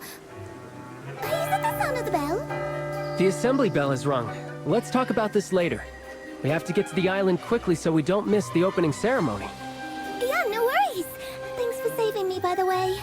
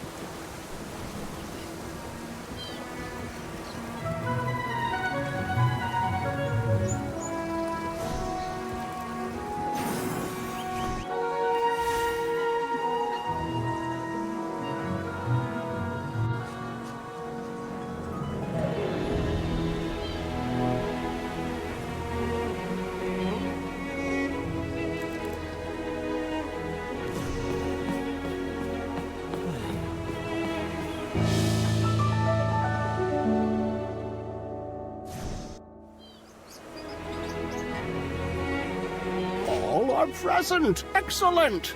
Now hush. I ask for silence. A silence fit for a graveyard. Gaze now upon yourselves, my beloved and brazen students. Each and every one of you is a dawn star, dazzlingly lit by the serene Lyceum. If all of you were to become court mages, the very stones of the palace would gleam with the radiance of your talents. I once put this proposal to Siren with the utmost seriousness. I recall he was attempting to fish from a well at the time, but he heard me and said the royal court must consider their budget. Isn't that right, Siren? Give everyone a smile. You don't need to be so serious all the time. I think it's time to get to the point, Headmaster Lamar. You know the Chief Court Mage? Is there a hidden story here? Anyway, everyone knows that Magister Siren studied in the Lyceum with Magister Merlin himself. So I was digging through the library's old exam records, and get this, he always placed second right after Merlin. It seems like they were friends and rivals, like Cassidy and Jervin. But of course, only our dear Headmaster Lamar would have the guts to tease Magister Siren at a time like this. The look on his face just now was absolutely priceless. Don't compare me to Magister Merlin! That's impossible! My accomplishments are hardly enough to compare me to Magister Siren. Everyone, prick up your ears and listen well. I'm about to make an announcement. The preliminary screening for this year's court mage selection will begin today at 2 o'clock in the afternoon, precisely. Only students who successfully pass this preliminary screening can officially participate in the selection exam. The student who earns first place in the selection will be appointed as a court mage. The chief court mage, Magister Siren, will personally present the letter of appointment to the winner. That will be all.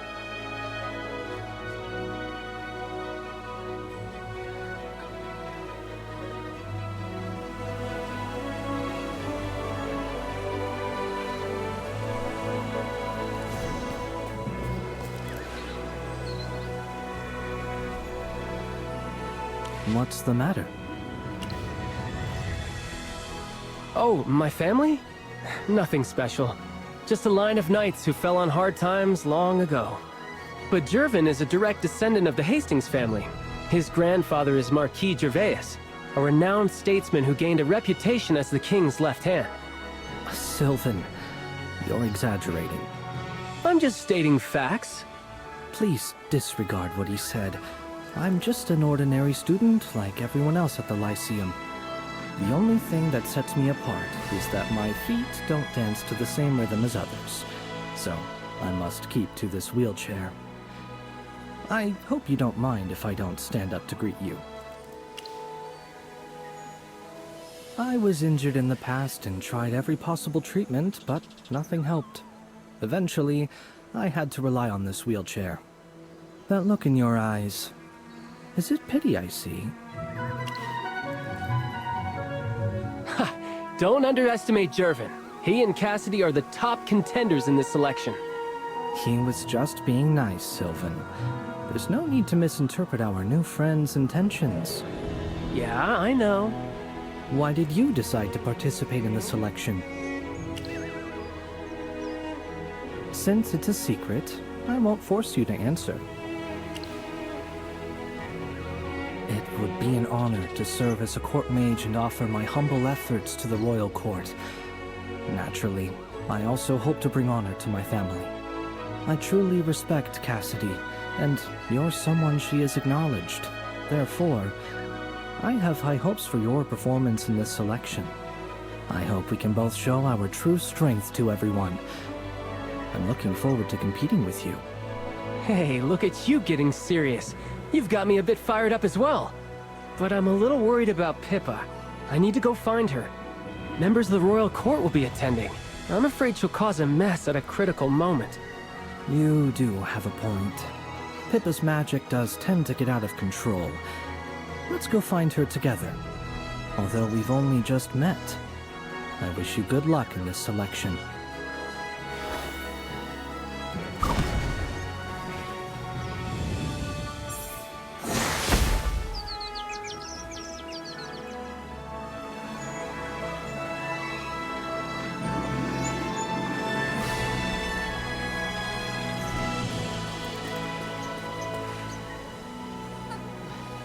Take it easy, Pippa. It was just a small explosion. See? I've already put out the fire. Well, we've experienced this a few times. Compared to the time she almost blew up the greenhouse, this is nothing. My magic is innate, but very hard to control. When I cast spells, the magical power gets away from me sometimes. My old professor at the Astral Academy said this kind of thing is difficult to change. I didn't leave. I was expelled. My magic was always causing problems there. Thanks to Professor Solis, I was accepted into the Serene Lyceum. But I'm scared. Scared of being expelled from school again. I've already blown up 3 classrooms, 2 dormitories, and 1 cafeteria in the past few days. I just blew up my boat a few minutes ago. Why did you think I was in water? Hey, don't worry. The Lyceum has more than enough funds for repairs. A small accident like this is no reason to expel you. Plus, the cafeteria incident improved the food, so you're kind of a hero. But I didn't realize you wanted to become a court mage. Everything in the royal court costs a fortune. If you blew something up there, I doubt a lifetime of earnings could cover the damage. No. I didn't want to. I never intended to participate. I had a package I wanted to mail home, so I asked for a mailing slip. Later, I discovered it wasn't a mailing slip. It was a registration form for the selection. Well, if it was a mistake, you don't have to participate. Yes, but Professor Solis thought I wanted to participate. She seemed so happy I didn't want to disappoint her. So what now? Just stand here and wait. It's a bit strange that the headmaster left after he finished his speech. Also, there seem to be fewer people in the plaza than at the beginning. Really? Now that you mention it, yeah, there are fewer people. Maybe they chose to give up after seeing Cassidy and Jervin here. I'd do the same if I were in their shoes. No, I can't think like this. I can't let Professor Solis down. This isn't just a selection. I smell a mystery brewing. It's no fun just waiting here. Let's go have a look around.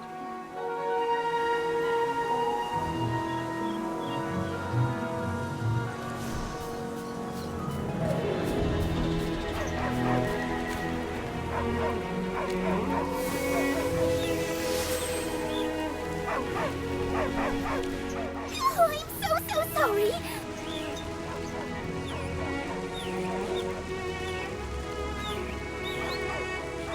She lit him up. Burned this year's champion. Feather race champion. Oh no! Without my beautiful tail feathers, how can I ever court a mate? Please don't be angry. I have a spell to regenerate feathers.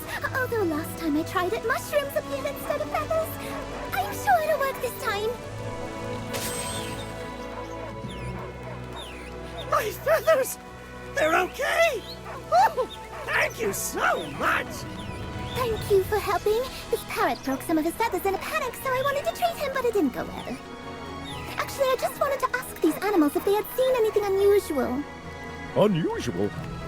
Those students, in the light, vanished in a flash.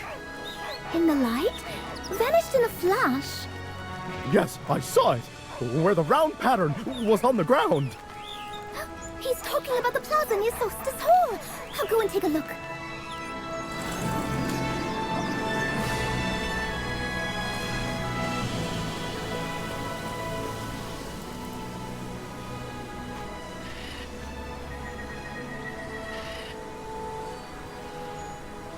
So you're saying that someone stood on the center of the sundial, a strong flash of light went off, and then the person was just gone? Yes! Yes! I saw it! Cassidy, Jervin, what do you think? Sounds like teleportation magic. I was standing there just now, and nothing happened. It seems it needs a trigger of some sort for the magic to work. Perhaps this is also part of the exam. This selection might have already begun. Okay, let's take a closer look at that sundial.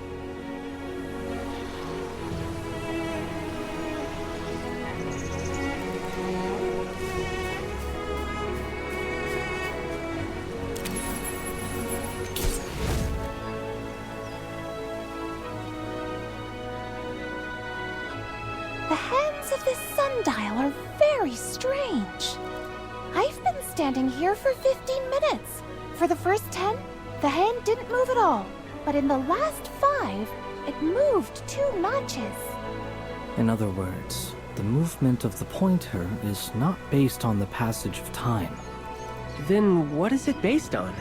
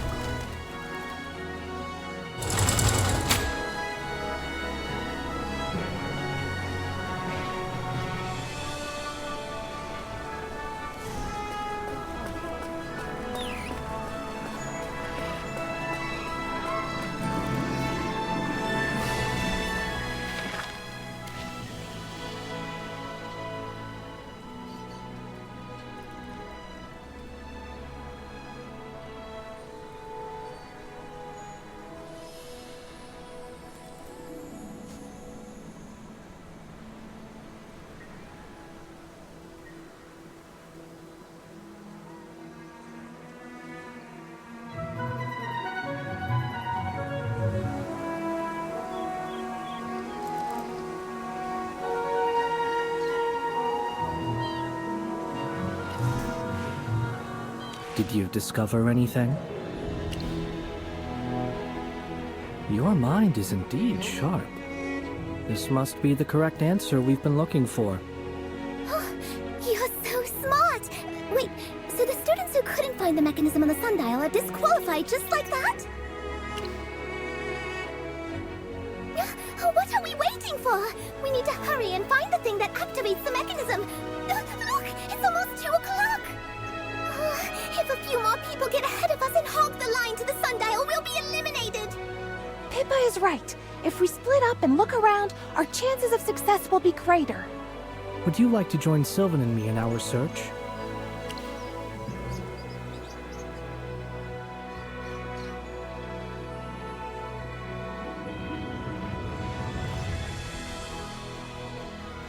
But that would leave Pippa by herself. It's okay, I'm really lucky.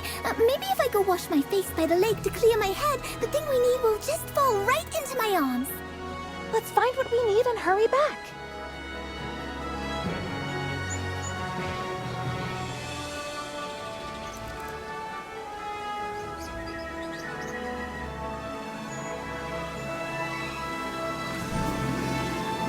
I remember learning that this sundial was designed and maintained by Professor Winston. He joined our force field magic department 16 years ago and maintains a celebrated reputation as an artificer. In fact, he's credited with designing numerous ingenious devices throughout the campus. Let's go speak with him. Perhaps he'll tell us how to activate the sundial. Yes, but we can start from there. He should be teaching right now. We can find him in class.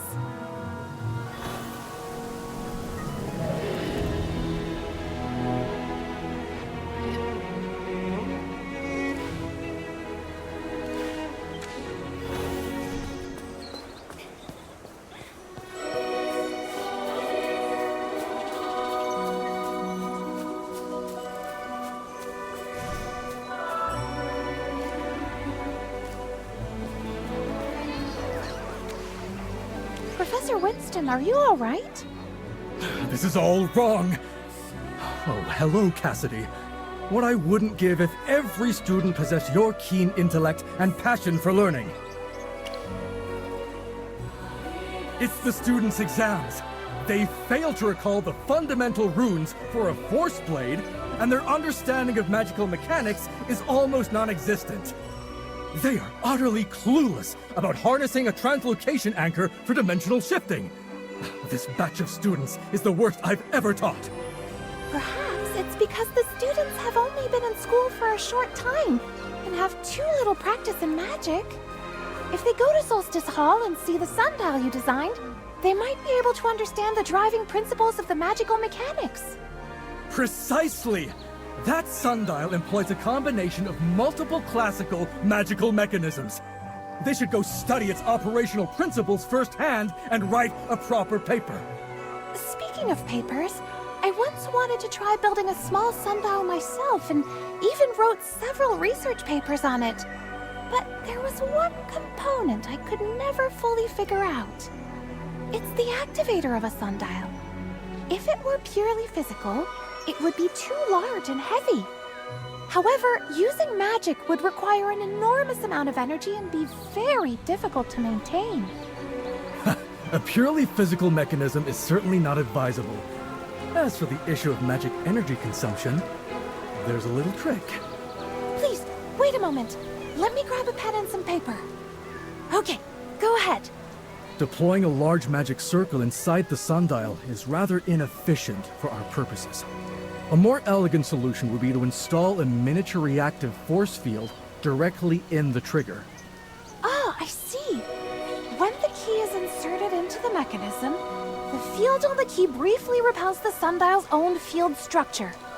This repulsive force, driven by magic, is what sets the device in motion. If you want to make your own sundial, the optimal material for the trigger mechanism would be blue fire steel. Its exceptional magic conductivity and low density make it ideal for precision instruments. As for the magical energy supply, it's best to use crystals extracted from magical minerals with high energy purity. There are many options, and you'll need to decide for yourself. You will also have to analyze the spell formula for the small reactive force field on your own. Consider it a research topic I've assigned to you. Thank you, Professor Winston. Your insights have brought tremendous clarity to my approach. I intend to develop a completely new paper based on this direction and would be honored to receive your further counsel. I love hard-working students like you. My door is always open. Come by any time if you have questions.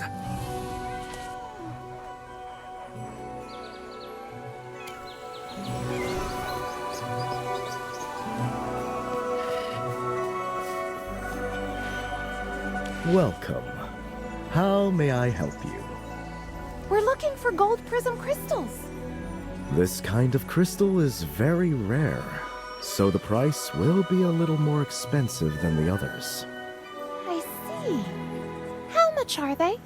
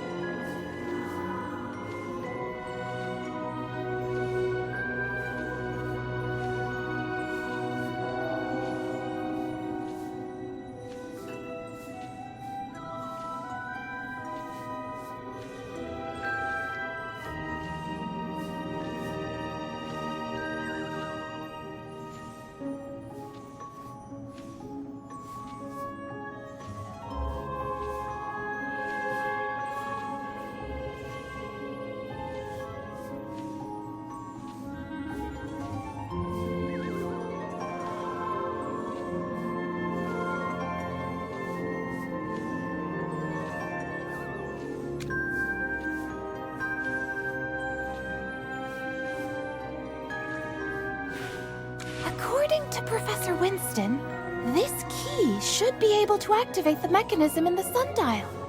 Time is of the essence. Let's head back.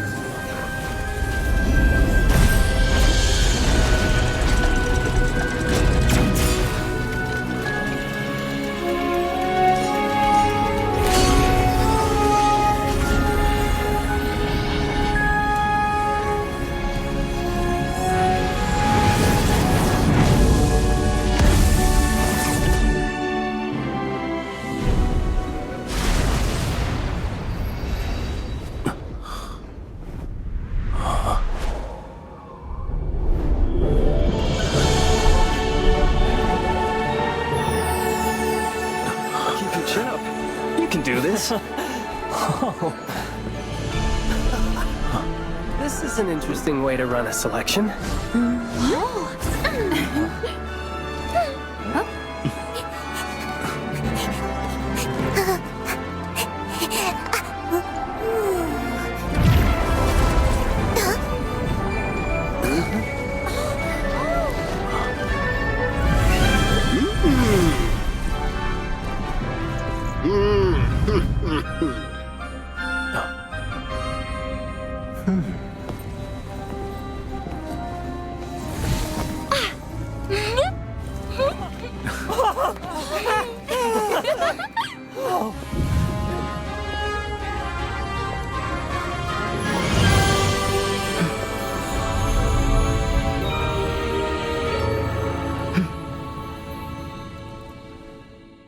To the students of the Serene Lyceum, I am honored to visit your distinguished school, celebrated throughout Hesperia, to oversee the appointment of the new court mage.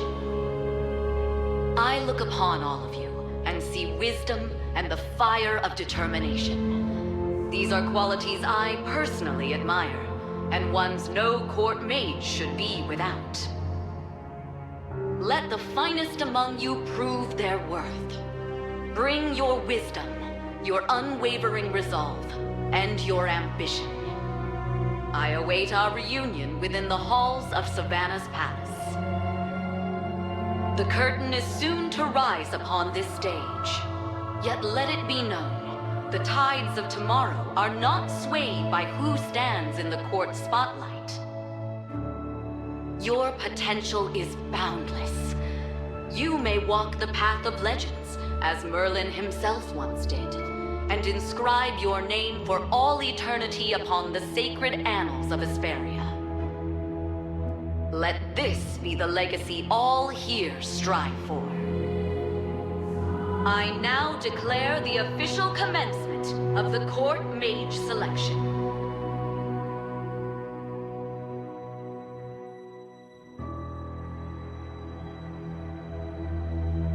I suppose I should introduce myself. I am the Chief Court Mage of Savannah, Siren. I will now explain the rules of the selection. I'll only say this once, so I suggest everyone quiet down and listen carefully. It'd be a true pity to be disqualified for breaking the rules. Ahead of you lie 4 different tests, with one held each day. Remember, your journey continues only if you successfully clear each hurdle placed before you. There is only one successful candidate for the final test, meaning whoever can pass the final test will be able to become a court mage. The rules are rather straightforward. Thank you, Magister Siren, for your explanation. First of all, I'd like to congratulate you all for successfully reaching the Interrealm. You've now entered the formal selection. Next, I'll announce the subject of the first exam. A court mage must possess sufficiently powerful magic, be skilled in utilizing all manner of spells, and be capable of dealing with every kind of foe. The first test will be on your magical prowess. There are 3 portals here that lead to the Simulacrum Isles. Your task is to venture onto 3 islands alone and defeat the powerful foes residing there. We will record the total time it takes for the participants to pass through the 3 islands and rank them based on the total time.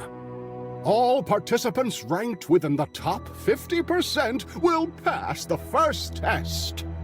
You may now ready yourselves for the first part of the exam.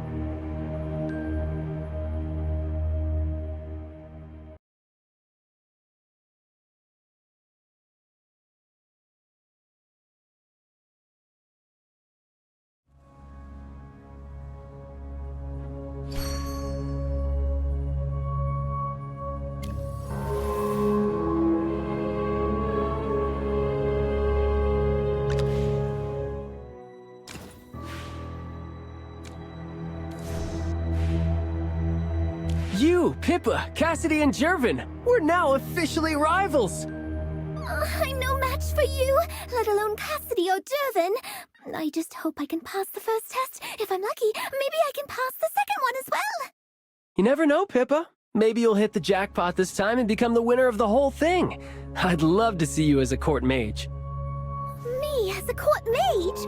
I wouldn't know what to do. Can I choose not to become one? Right. What was I thinking? I'd love to see you wearing the court mage outfit. You'd look so cute. But let's get back on topic. The screening stage eliminated more than half of the participants, which means that the difficulty of the first test will definitely be high. I think so too. How about we turn this endeavor into a trial of speed and skill? Who among us can pass through the 3 islands the fastest? You know how competitive I am, Jervin. Maybe it's finally time for me to show you all what I can do. Confident as always, Sylvan. I look forward to your performance. Let's all do our best and stay safe out there. Let's get started! What? It's starting already? Oh, I've got to try not to fall behind!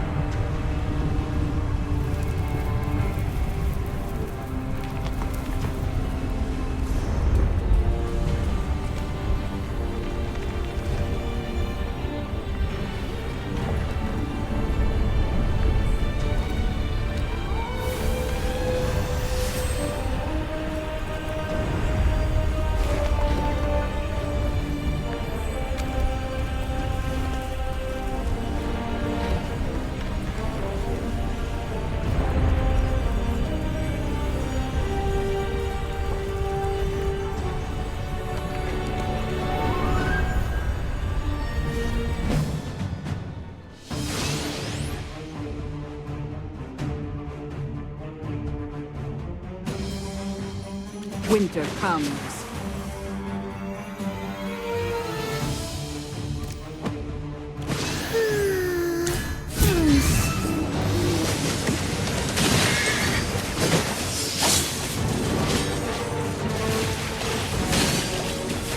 May the wind and frost unite as one.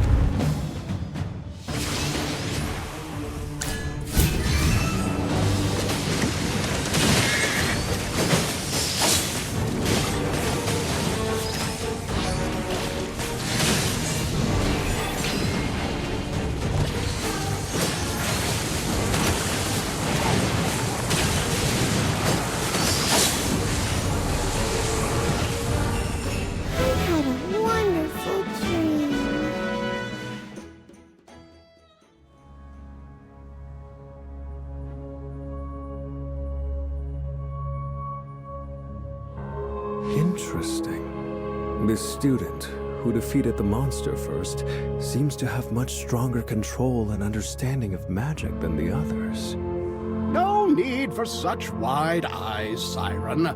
Some students are just born with a little extra sparkle in their wand, don't you know? I still recall the exceptional spark you showed in your youth, seeing the mage you've become. It truly warms this old heart. I'm so very proud of you. Your acknowledgement is appreciated, Headmaster. One can only hope your physical vigor has managed to keep pace with your nostalgic sentiments. Goodness me, this old vessel may have a few more creaks than it did 2 decades past, but everything still sails. You, on the other hand, look like a wandering ghost. A bit of sun would do you wonders. Looks like the Royal Court of Savannah has done what final exams never could. They've sucked the life right out of our brightest graduate. Oh, Headmaster, you and your jests. But come now, let's not pretend. We both know who the Lyceum's brightest graduate is. As for this year's class, I heard even before I arrived that there are a few exceptional students, Cassidy and Jervin. But now it seems that none of them can compare to... That one. It seems I've heard a similar name from afar. Strange, isn't it? For someone with her raw talent to be so overlooked, while everyone chatters on about Cassidy and Jervin. For some, being widely renowned isn't necessarily better than being obscure. He must also be a student who was admitted through special admissions. And yet he lacks both title and renown. A commoner with no name to speak of, simply a new student. How curiously quaint. For a court mage to bestow such attention upon an ordinary student, it seems this year's class is truly exceptionally gifted. Look! Those excellent candidates have already passed the first test!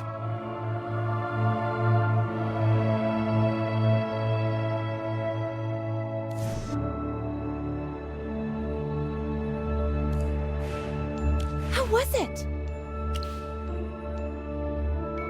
I agree. I spent quite a bit of time defeating it. Hey, it's Jervin. Look, Sylvan made it here also. So you were first, Cassidy. No, he was ahead of me. You truly are a formidable opponent. Yes, I don't want this competition to affect our friendship. Where's Pippa? Have you seen her? Not yet. Should we wait for her? There are still 2 islands left to clear. I suggest we simply continue on.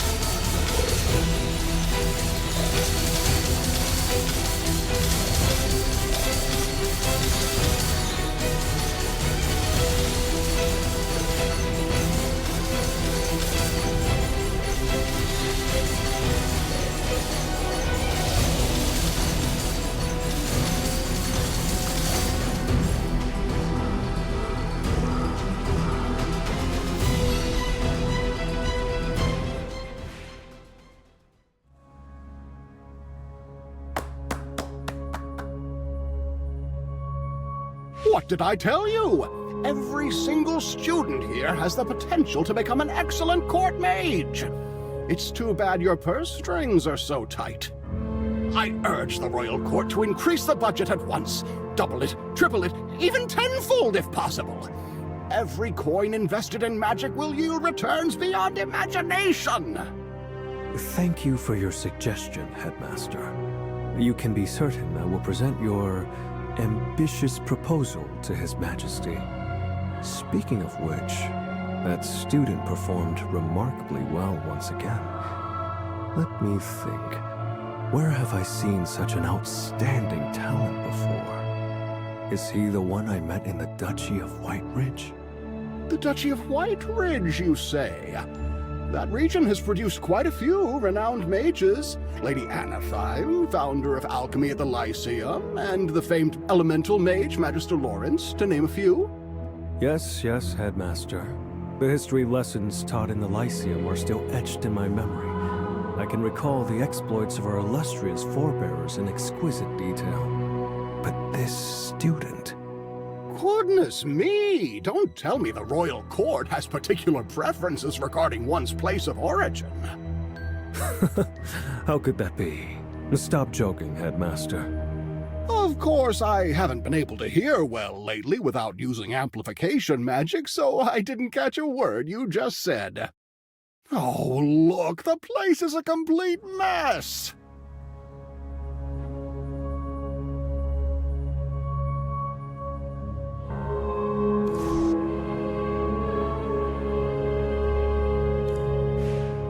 Your command of magic is astounding. One can see why Cassidy holds you in such high esteem. Of the 3 islands, I had hoped I could win at least once, but now it seems my chances were slim. I hope so.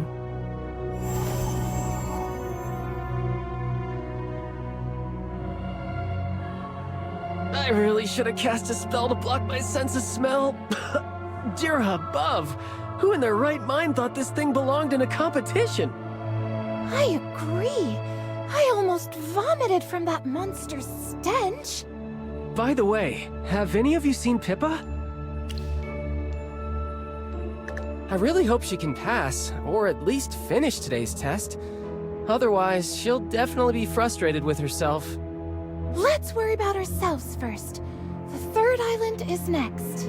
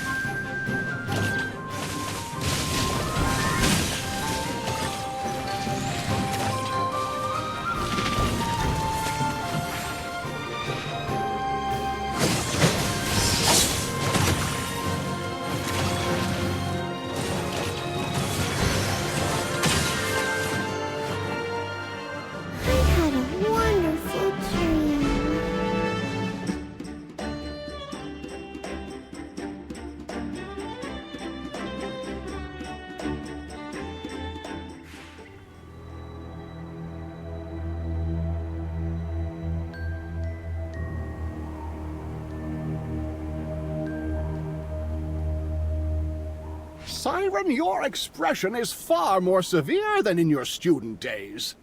You look like you've been weaned on lemon juice and paperwork. I take it being the chief court mage isn't all giggles and sparkles?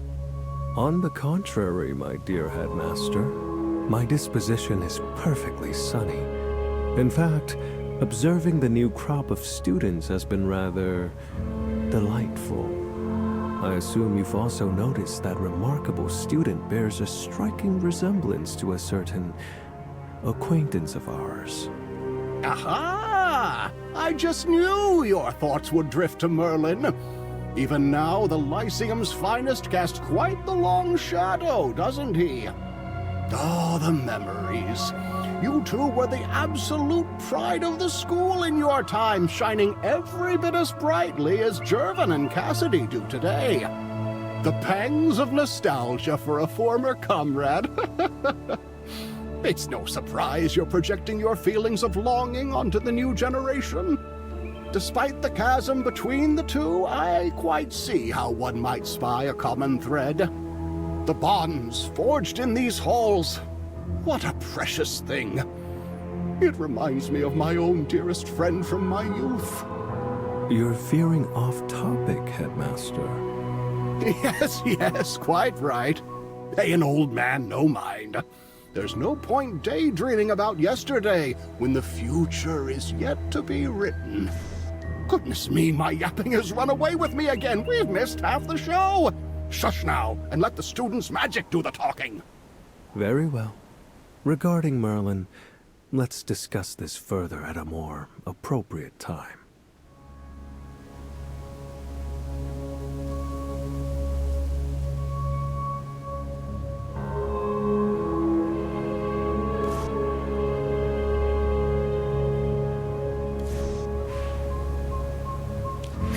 I'm so glad to see you. I have a question. What monster did you face on the third island? What? There wasn't any on my island. Sure, there were a few ice elementals and snow wolves, but no flying hypo fiend. That's weird, right? I didn't do anything wrong. I hope I won't get my results cancelled. I just hope everything will be all right. I need to stop thinking about it. Oh, look, they're back.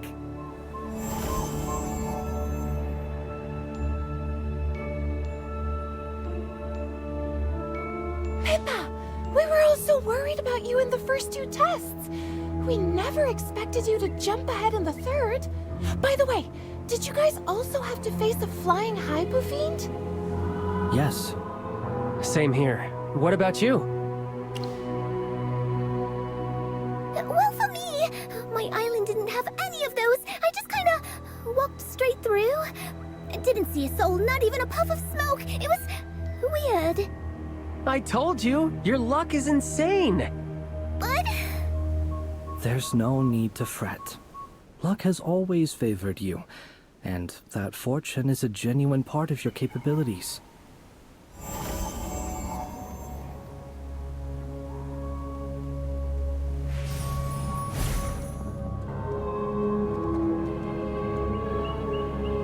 All right, everyone settle down. Attention, please. The first round of the selection has concluded. The results will now be announced by Magister Siren. According to the rules, those who successfully pass through all islands with the shortest completion times will be ranked highest. 10 candidates have advanced. I will now announce the names of these 10 individuals. In first place, a student worthy of attention. Second place goes to Cassidy, followed by Jervin in third.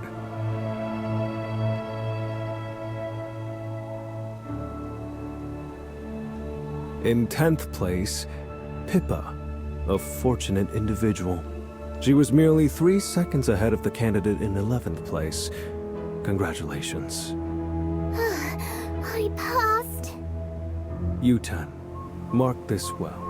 Tomorrow at 9 a.m., assemble at the Blooming Atelier to prepare for the second selection exam. I very much look forward to your performances.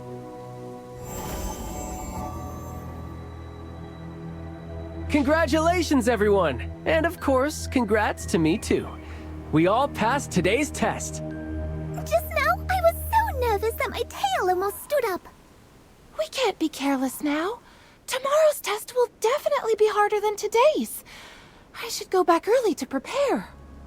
Well then, I'll take my leave now. See you tomorrow.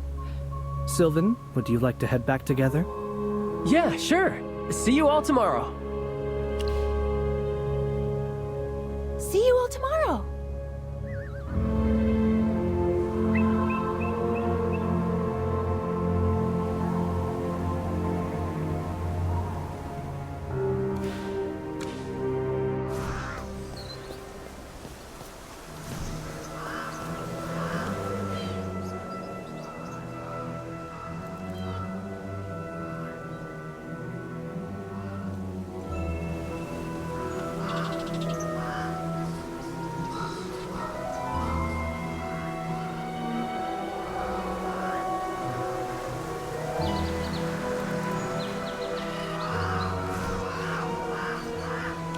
It appears that during today's observations, Magister Siren's focus was all on you. Perhaps it is because your performance was far too outstanding. You should recall my prior counsel regarding the virtue of subtlety. Be mindful. If you draw too much attention to yourself, and your true nature is uncovered, any victory would be a hollow one. The Duchy of White Ridge. Indeed, Siren mentioned it several times today. What happened there? So we have a temporal anomaly centered on the Snowspire Festival, combined with the freeing of the Frost Fury. The evidence strongly suggests that Siren was the prime instigator. It's been many years since we last met. He has become far more reserved than he was in your student days. I can no longer read his thoughts from his face, nor hear any sincerity in his words. But I am certain he is brewing some sort of plot. I don't know what he's encountered these past few years that led him to choose a path heading straight for the abyss. But I feel pity for him, truly. He was quite close to you in the past. Although he was always angry about losing to you in exams, one cannot deny his diligence and scholarly merits.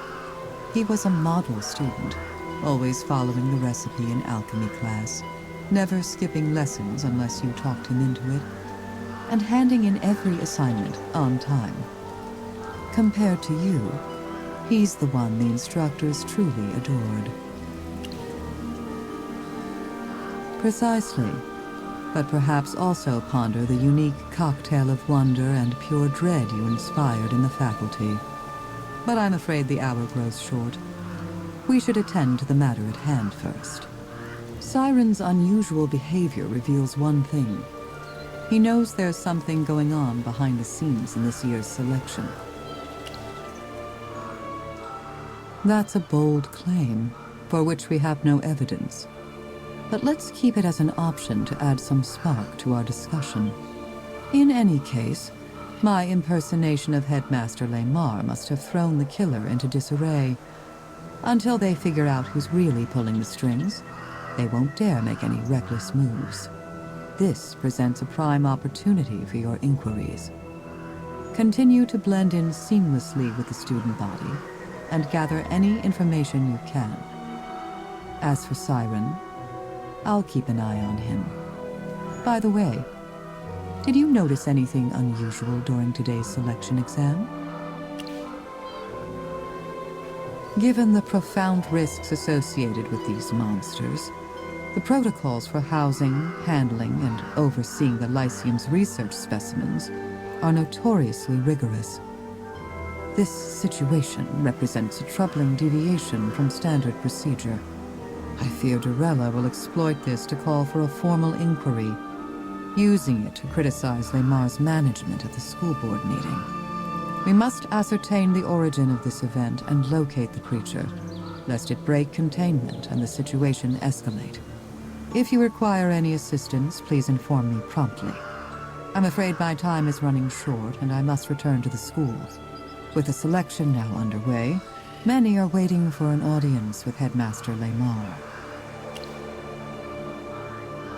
Ah, that reminds me. Your two familiars. You should go calm them down. They've mentioned your name far too many times.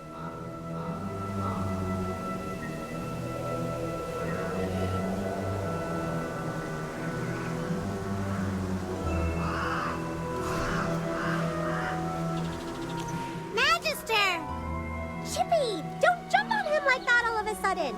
You're as heavy as a boulder! Chippy is not! Plus, Chippy just misses the Magister, okay? We've uncovered some intel. The selection exam trials were reportedly created through a joint effort between the Lyceum's professors and the Royal Court. Chippy heard that the Royal Court wants to hold a trial in the Blooming Atelier's gallery. They said it was more fitting. Weird, right? What are you even supposed to do out there? And get this! Apparently, this is the first time the royal family has gotten involved in the whole process. We heard it's because this selection was decided on short notice, and the Lyceum was overwhelmed, so the Royal Court had to step in. I guess it makes sense since the court mages ultimately served the royals anyway. Yes, a court mage suddenly died in an accident.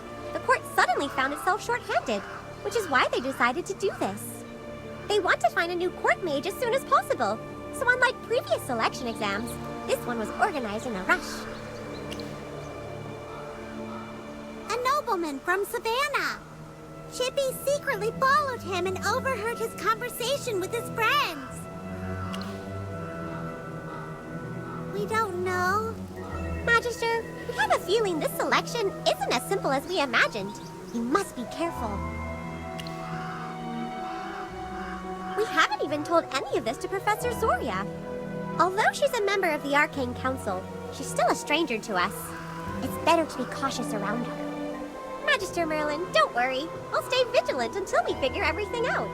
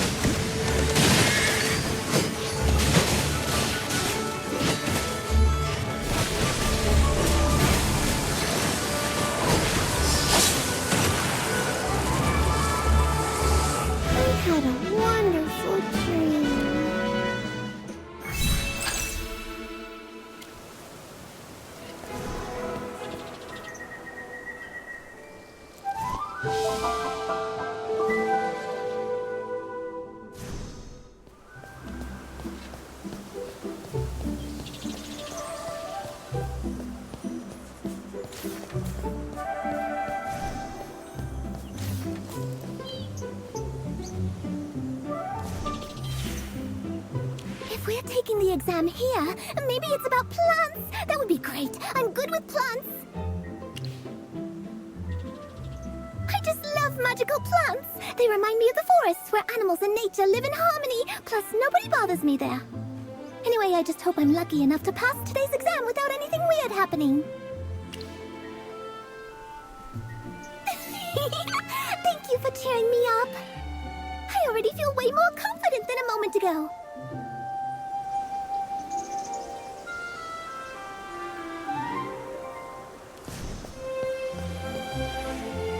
Come take a look at this one. That's a piece Master Imanti did while he was at the Serene Lyceum. It said his artistic journey began right here, and he would later become the Grandmaster of Landscape Painting. And over there, that piece is by Lady Heidi. You've heard of her, right? She's the most talked about impressionist to emerge lately. Oh no, she never studied here, and she isn't a mage either. She donated it as a gift of gratitude. A mage from our school once helped a distant relative of hers deal with a spirit haunting their family mansion. After that relative passed away, she inherited the mansion. That inheritance granted her the leisure to focus entirely on her art, and from there, her fame grew rapidly. It really is. Every piece in this gallery has its own story tied to the Serene Lyceum. Some of them are truly legendary. I love it here. I come by almost every day, and I have studied every single piece here. So, if today's test is about the paintings, I'm confident that I'll pass. But my favorite has to be that portrait of Magister Merlin up there in the center. It's the only portrait of him ever painted, and it's by none other than the late master portraitist Alberon von Necklace. I've seen many replicas over the years, have a few myself, but the original never fails to captivate me. The details, the eyes, it's absolutely mesmerizing. Sorry, I got carried away again. No portrait could ever truly capture Magister Merlin's grace in person.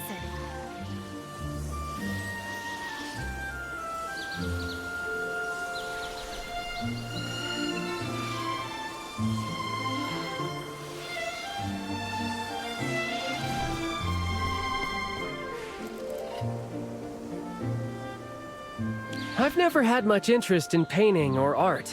Unless you count antique swords and armor as art, then maybe.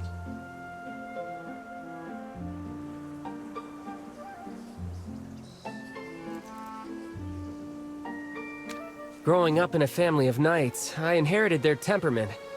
Unfortunately, I also inherited their taste in art, which the records show was essentially non-existent. That's surprising. I thought you prided yourself on your family's honor, Sylvan. I do, but I won't defend a talent we never had. The Grenvaldens always saw art as nothing but shiny trinkets. They'd spend fortunes on the best horses, custom armor, and weapons, but wouldn't pay a coin for the finest painting in the world. I've heard as much. Your family's tastes are distinctive. Anyway, back to the exam. Any clue what it's about? And why here, of all places? Maybe it's about the mages in these portraits? Or a test on the history of magic? No need. The royal clerks handle that. Court mages usually deal with more practical matters. Neither painting nor history is expected of a court mage. A court mage is evaluated on two traits above all else: their family and their fealty to the royal family. Right. It's an unspoken rule. Candidates from noble families simply earn more trust at court. A true shame, I'll admit. It's not just tough for commoners. Even a noble who's fallen on hard times needs a major achievement to earn the court's favor. Exactly. It's about absolute fealty to the Lightbearer Empire and to the throne. That's the bottom line. Beyond that, you're expected to always obey the royal family's wishes. That could mean taking the blame, covering things up, cleaning up someone else's mess, or even sacrificing your coin, your life, or your honor. Yes, many have tried, but most just ended up broken. My father's told me far too many stories about that. The court is no place for idealists.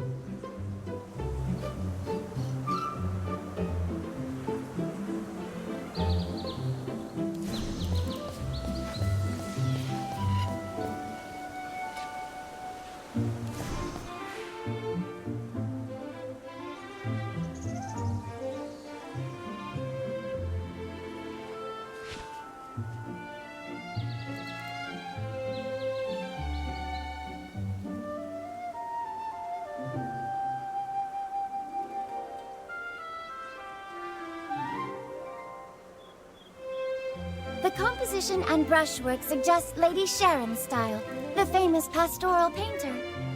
You have a sharp eye, Your Highness. It is Lady Sharon's work.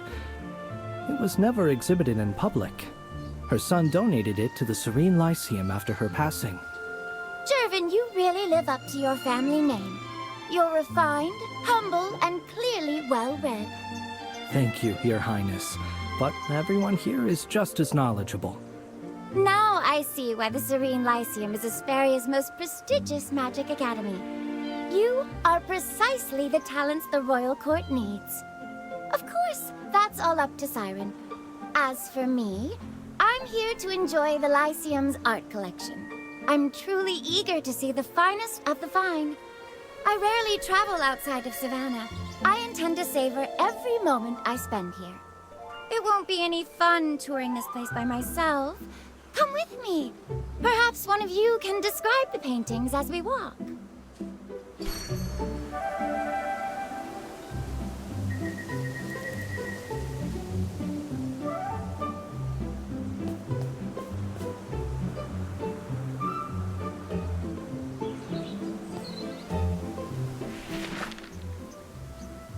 This piece is 4 centuries old. Artist unknown. Professors found it when clearing out the Lyceum's old storage room. It's been magically preserved. The technique is a bit crude, but you can certainly feel the artist's emotion. This might be the work of a student. Impressive insight, Your Highness. Your interpretation is truly enlightening.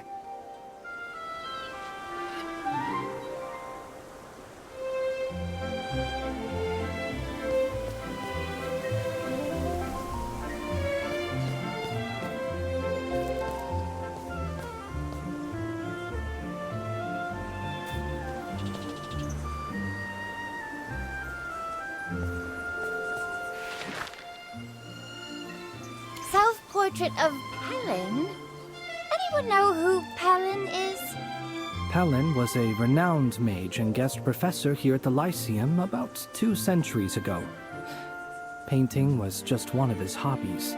He also enjoyed sculpture and the art of jewelry crafting. Oh, my mother owns a necklace signed Pelin. She loves it, and it has 120 amethysts.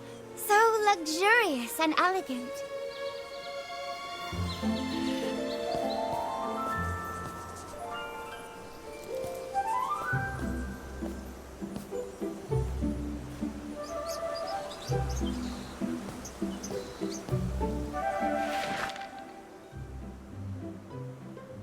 This one's quite simple. Plain technique, just a small cottage. The title is The Beginning, is that right? Yes, Your Highness. This is an original by Kronos von Lyceum himself, the very first headmaster who founded this academy. Legend says that very cottage is where he conceived the idea for the school. That explains the title. I see why it's precious to the Lyceum.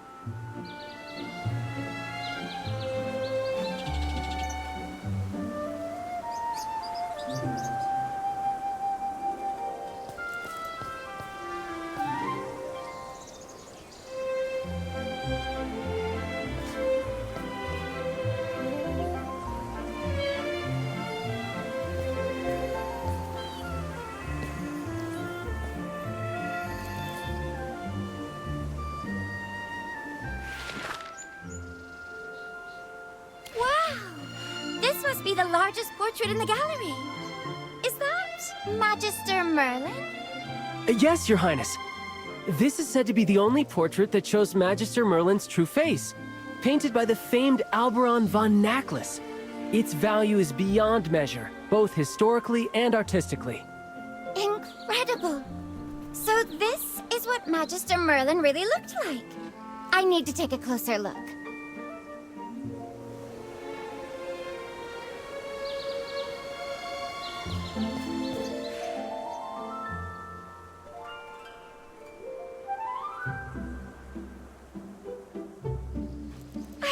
I'm so sorry. I didn't mean to. It can be fixed, right?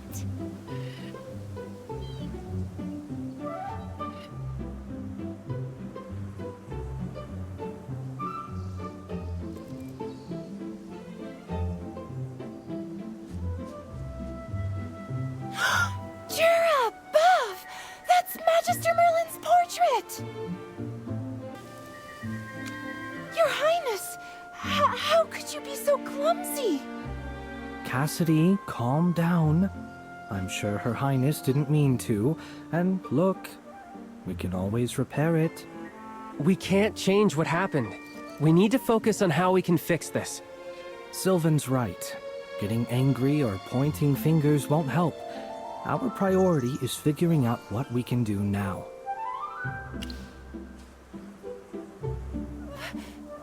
But... I'm so sorry. I didn't mean for this to happen. Please, don't be angry. I'll report this to the headmaster myself, and to my mother. Can someone start examining the painting? The royal family will cover any repair and restoration costs.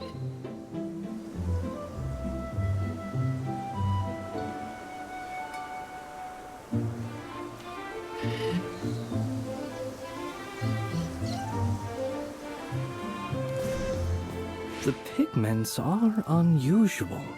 Made from mana-infused minerals and rare plants, the canvas was treated to withstand magical energy. Even the frame and carvings are top-grade craftsmanship. No ordinary noble could afford something like this. I'm no art expert, but there's definitely magic bound to that painting. Beyond preservation spells, someone sealed a large amount of mana into it, giving the image those special features. So the impact caused the mana to leak, and that's why the image vanished. That seems to be the case. To repair it, we'll need the right materials to mend the tear, and we'll have to decipher the spell used to seal the mana. Then, we can redraw the magic circle and re-infuse mana into the painting.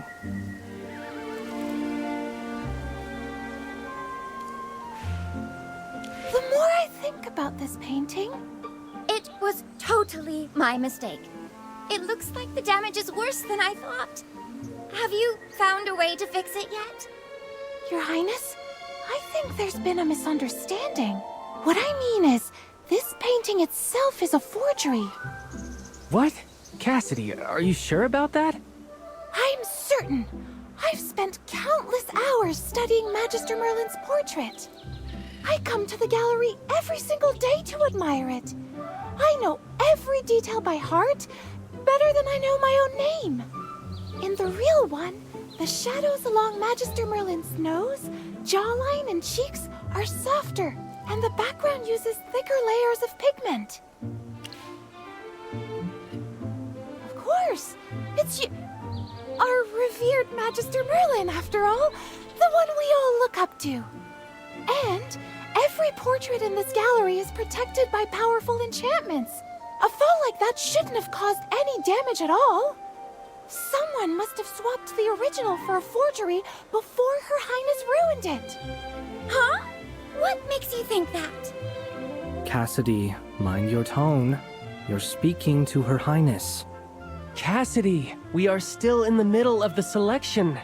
We shouldn't get involved in other matters. Why is everyone acting so strange? This is a portrait of the great Magister Merlin, the most famous mage in the entire Empire. Its value should be obvious. If the Serene Lyceum's prized collection has been replaced with a forgery, that's a serious breach of security. We have to report it to the school faculty immediately. Your Highness, whatever the reason, I hope you will explain the situation to the school faculty with us. Cassidy? That's enough. Why are you giving me that look too? Well, Cassidy, as a princess, everything I do has its reasons. Why don't you, take a break and think it over? Reasons? But this isn't complicated at all. Maybe I'm just not seeing it. All right, I will find somewhere quiet to think this through. Thank you for the suggestion, Your Highness.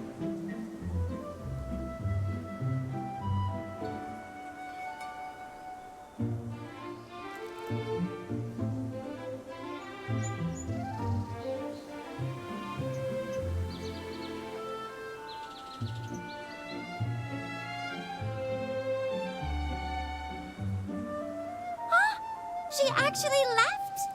Oh, after all that, she still didn't get it. Never mind. Anyway, back to our earlier topic. Has anyone figured out how to restore the painting? Please don't worry, Your Highness. If you allow it, leave this to us. We will make sure the painting is fully restored.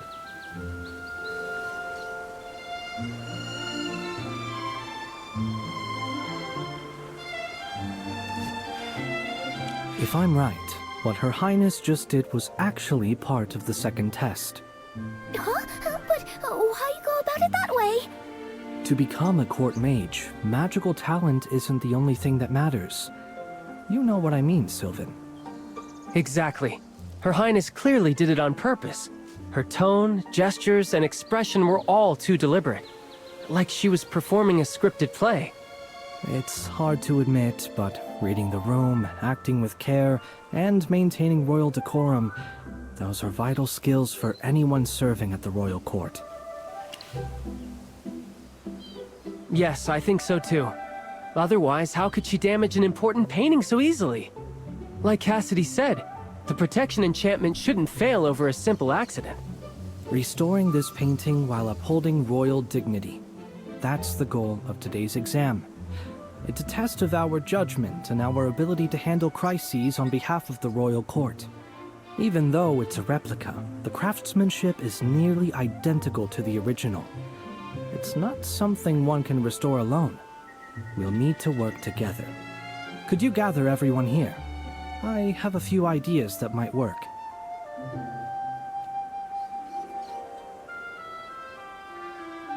Everyone, I have some modest experience in art collecting and appraisal. If you don't mind, please hear me out. Anita, Maria, you both have painting experience. We'll need your help finding some high-quality canvas that can withstand magical energy. That kind of canvas is rare. Maybe I can ask my family to find some through their contacts in the Mithril Consortium. Oh, I'll ask my parents to reach out to their artist friends too. Anita, let's go. Rothro, Ravendi, could you two handle the damaged frame? Make sure to restore the carvings, gold leaves, and enamel work. We'll see what we can do. Sylvan and I will gather the pigments needed to repair the portrait. Meanwhile, I'll ask my father to contact one of the court's expert portraitists to oversee the restoration. We'll also need someone to analyze the spell formula on the portrait. That will take serious theoretical knowledge and a lot of hands-on experience. I was planning to have you and Cassidy handle this together, but after what just happened, then I'll leave that to you. What about me? You have tremendous magical power. It's just a matter of control. Niall, on the other hand, is skilled at channeling magical energy. Once everything's ready, you two will be responsible for reinfusing the portrait with magic. Reinfusing it with magic? No problem. I will not fail this test. Then let's get started. We shouldn't keep Her Highness waiting.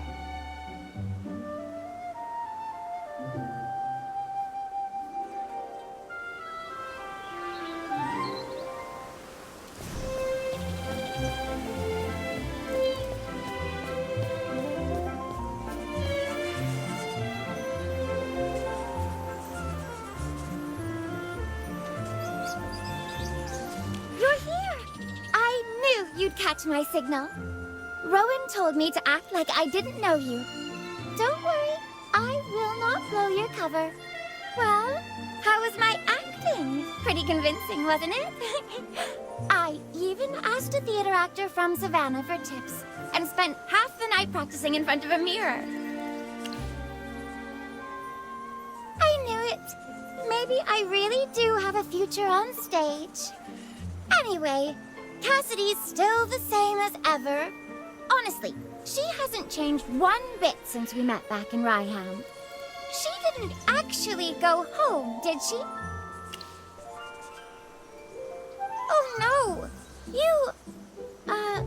You and Cassidy get along pretty well, don't you?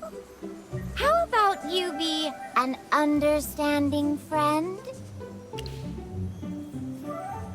I said no such thing. Those are your words, not mine. You're just making assumptions. But honestly, it wouldn't be nearly as fun without Cassidy in the selection exam. Anyway, you'd better get back on the exam. Looks like someone's coming this way. See you later. Bye.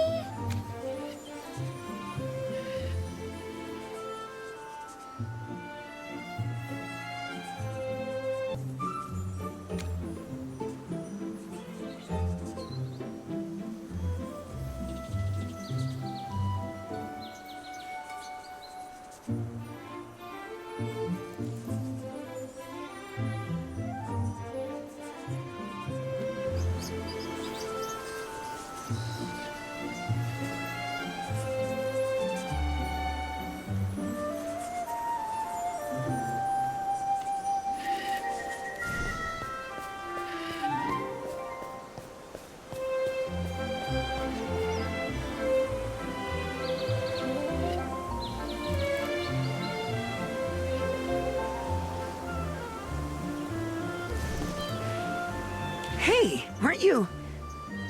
Sorry, I can't recall your name. But I saw you in the selection exam, right? Why are you out here? Don't tell me you got eliminated too. Cassidy, I saw her leave just now. She looked upset, like something really bad happened. Looking for her. Oh, I know. You two must be meeting up to share the sorrow of defeat, huh? Nice try, but you're not fooling anyone by changing the subject like that. Don't be down. I get how you feel. She went that way, toward the docks. She's probably taking a boat home. Her family lives in a village across the lake. Hey, don't lose heart. Failing once isn't the end of the world. There's always next time.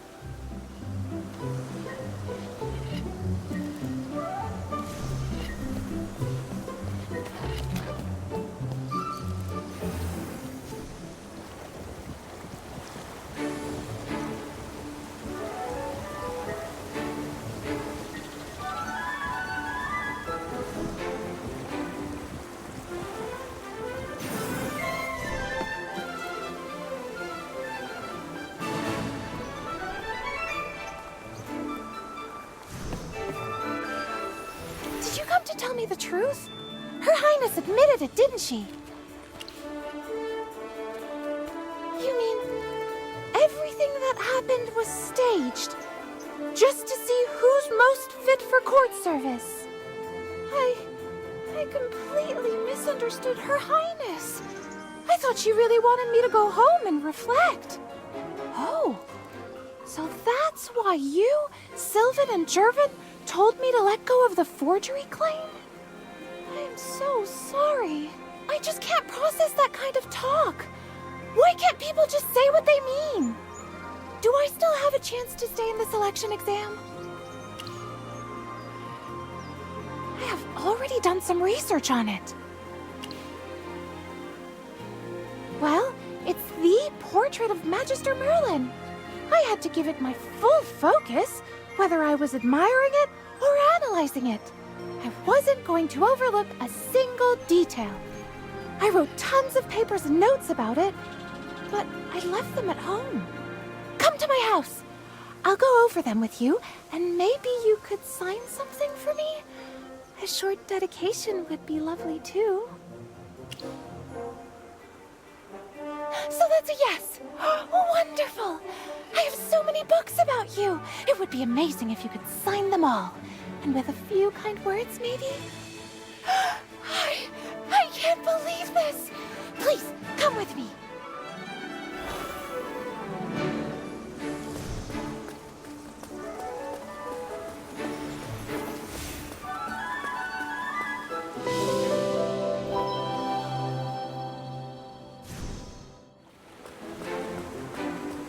Here we are. This is my home. Welcome to Cassidy's research base. Right? I love it very much. I used a few stabilization spells to keep it standing like this. It might look tilted, but it's perfectly safe. The builders were terrified at first. They thought it would collapse any second. My parents love this house. They don't know much about magic, but they find it fascinating. Oh, sorry. I've been talking your ear off at the door. Come on in.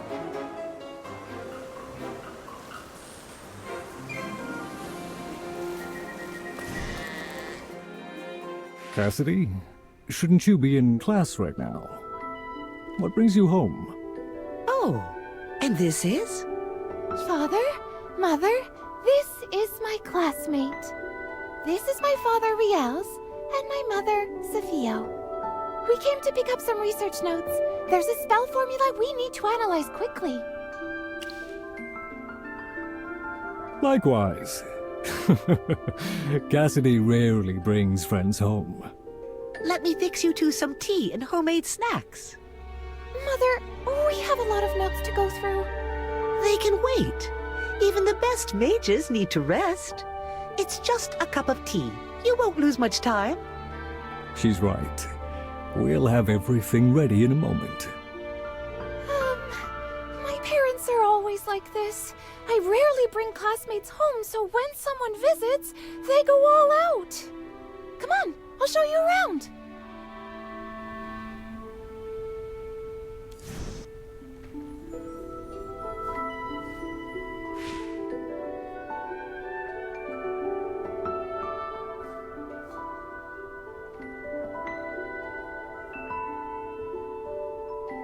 What's got your attention? Yes, it's a little short for me now, but that was my very first wand. I was barely 6 when I discovered my magic talent. My parents were thrilled and had it custom made just for me. Back then, I didn't know how to use it right. I just waved it around, and we ended up having to replace half the house. Once I started proper training, it finally became useful. I used it for years until I got into the Serene Lyceum and switched to my current one. They have. I'm really grateful for that.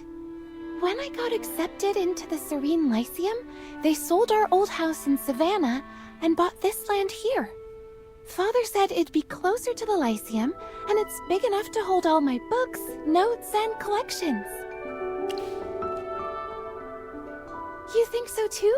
Great! I love it here. It's quiet and peaceful here, perfect for reading and research. Plus, if I need herbs or a place to practice spells, the woods out back are ideal. Some might call it remote or plain, but to me, it's the best home I could ever ask for.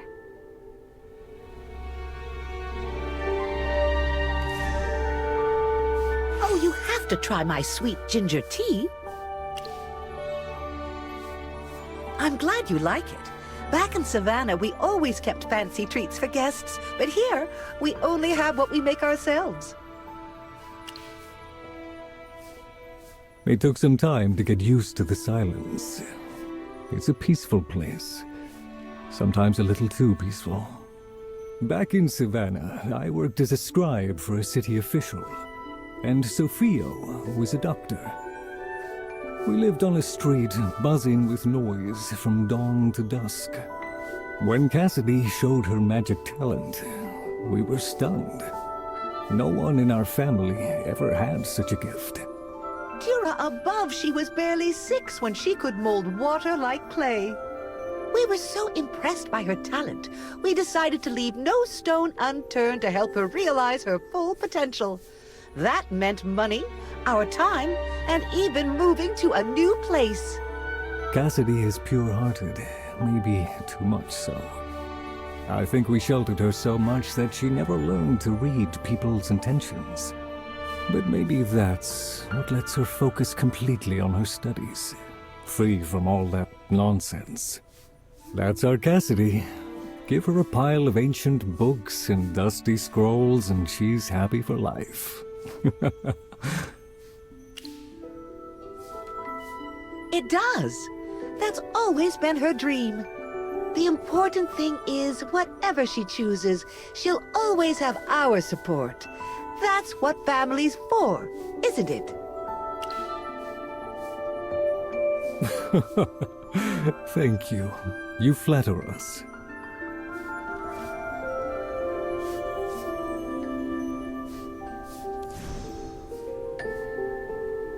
All my notes and materials are there. Don't worry, I know exactly where I last left them. Cassidy? Yes, Mother? Today's cleaning day. Your father and I tidied the whole house this morning, including your study. Oh, that's not great. My books and papers are all over the place. It makes a huge mess and really gets in the way of my parents' routine. It has already led to a few accidents. Once, a crow snatched an experimental spinal right off my desk, along with 2 essays I had spent 3 whole months on. So we agreed that once a month, I'd gather and organize all my books and papers in my study. If I'm not home, my parents do it for me. The problem is, I have too many of them. Just the books alone could be 1,000, maybe 2,000. I lost count. Since my parents organized them, we might need some time to dig out the ones we need.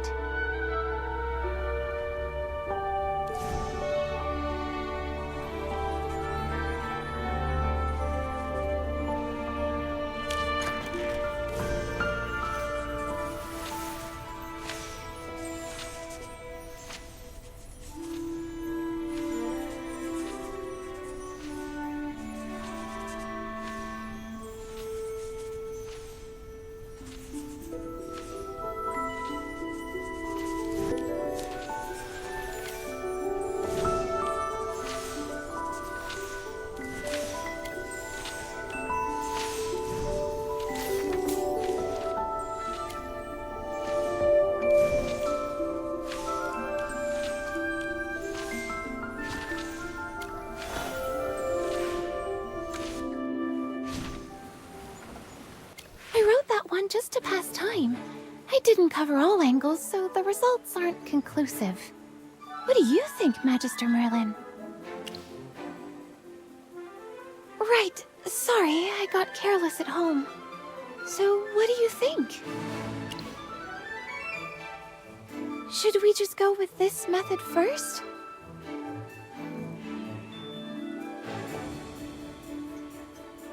Oh, that's right! The excess toxins in the mutated gland can be used as a neutralizing agent to counter the magical imbalances caused by the concentrated lemongrass solution. Brilliant idea, my fellow classmate. I don't have these materials at home. Lemongrass and red chestnut pollen are rare, but we should be able to find them in Silent Wood. The mutated venom gland can only be found in a few magical creatures. We can try our luck in the forest too. Right? This place is perfect for alchemy research. Let's head north to Silent Wood and see what we can find.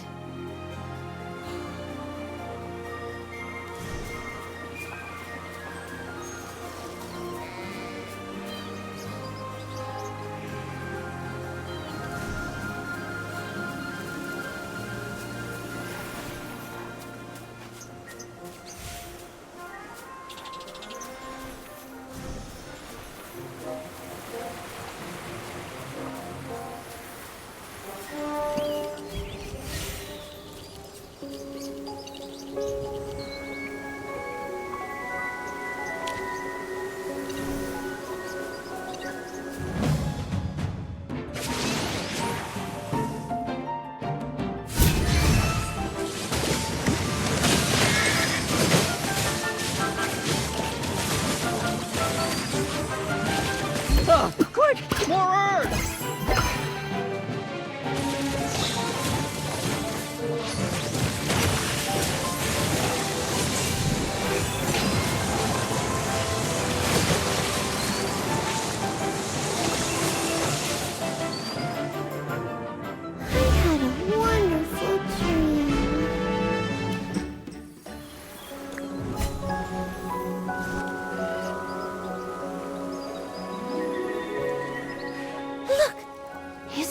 Beautiful? Those are glimmerflies.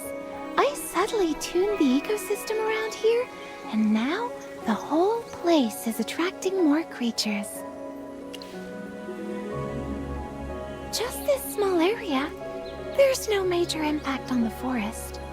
Just hold that thought. It's easier if I show you. This way, please. My secret base is just ahead. Yes! At least for me they are. Follow me. It's not far from here.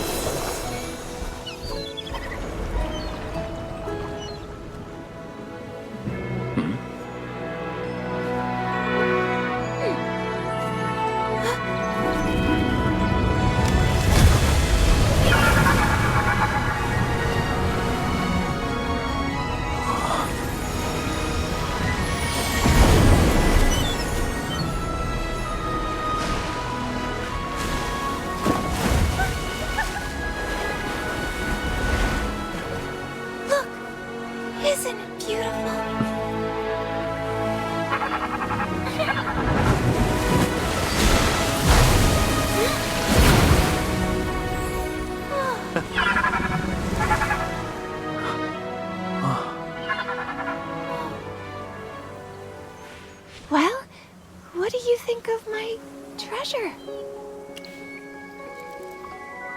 You spotted it right away. This is an azure river porpoise, an enormous creature from ancient times. In old stories, this creature was revered as the gods' trusted ally and loyal companion. It's incredibly sensitive to magical energy. Sadly, they're nearly extinct now. Because every part of their body makes a perfect magical reagent, they were hunted relentlessly. That's why they're on the brink of extinction. 2 years ago, I found this one and its mother while traveling.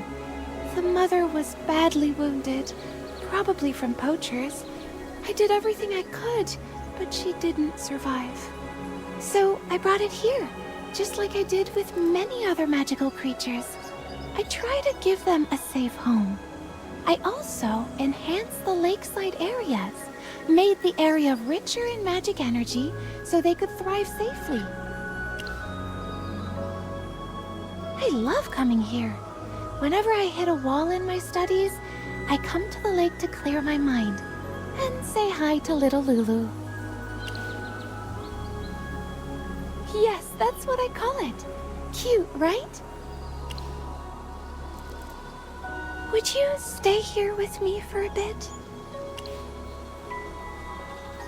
It's nice just sitting here quietly, enjoying the view.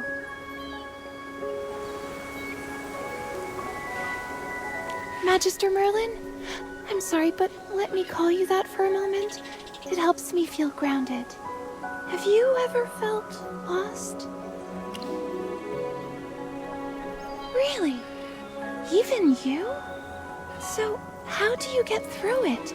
When you feel lost, how do you find your way back?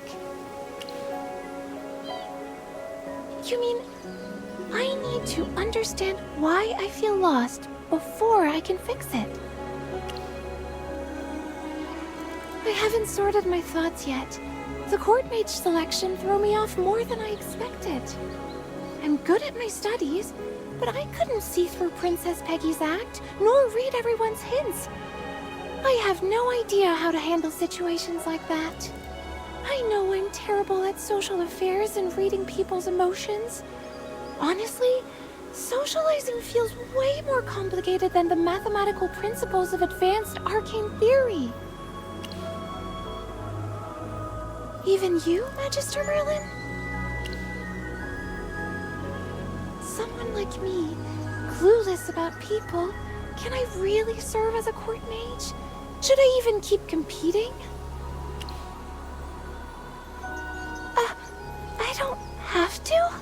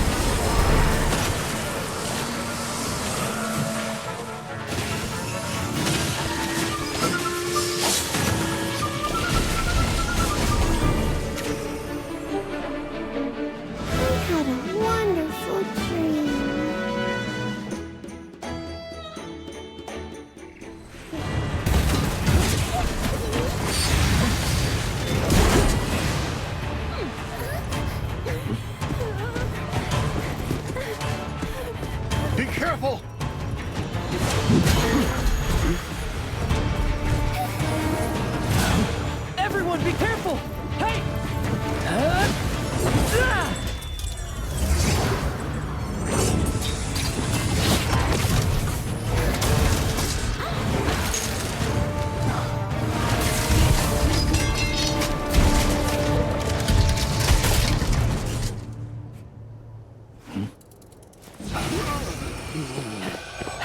I think it's over.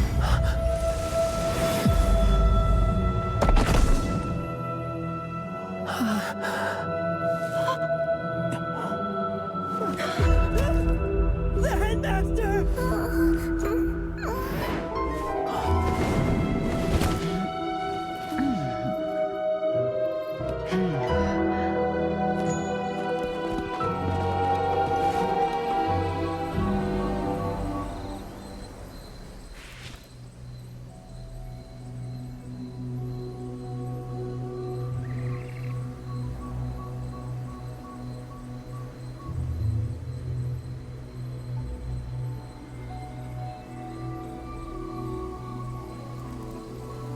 Everyone, as you can see, we have had a serious incident here. Given the severity of this matter, I'm reporting it to the Royal Court immediately. As for the Lyceum's internal affairs... I am ordering an immediate lockdown. No one is authorized to leave the premises until we determine the cause of this incident. Dorella, please reconsider. The headmaster's condition should not go public. Keeping everyone here will only cause panic and hinder the investigation. We should let the students return to their dorms and question them later, one by one. No way. This concerns the headmaster himself. We will not let anyone escape until they have been cleared. They are all students of the Serene Lyceum. Our students. If they are to be considered suspects, you should first put all faculty members on your suspect list. You make a good point. Now, do as the deputy headmistress requests. Guards, check every student present, add them to a list for further investigation, and revoke their exit permissions. No one leaves the Lyceum. Yes, Deputy Headmistress.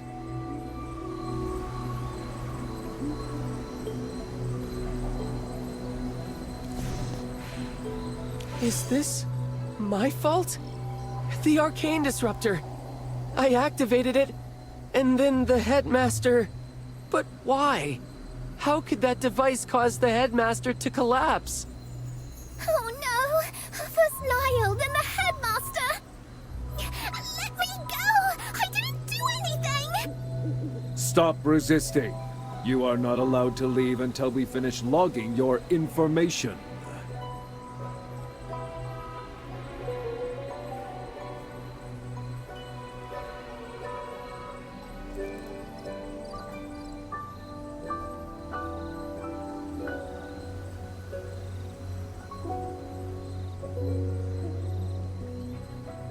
Don't worry, Pippa.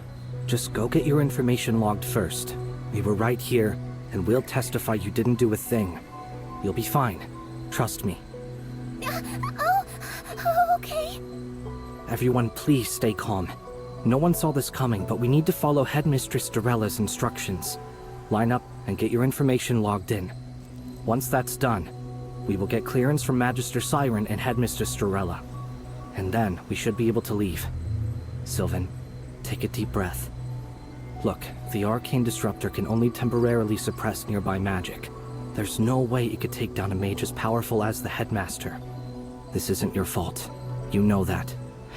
There must be another cause we haven't found yet. Maybe the headmaster was just exhausted from the selection exam preparations and simply fainted. Stay calm.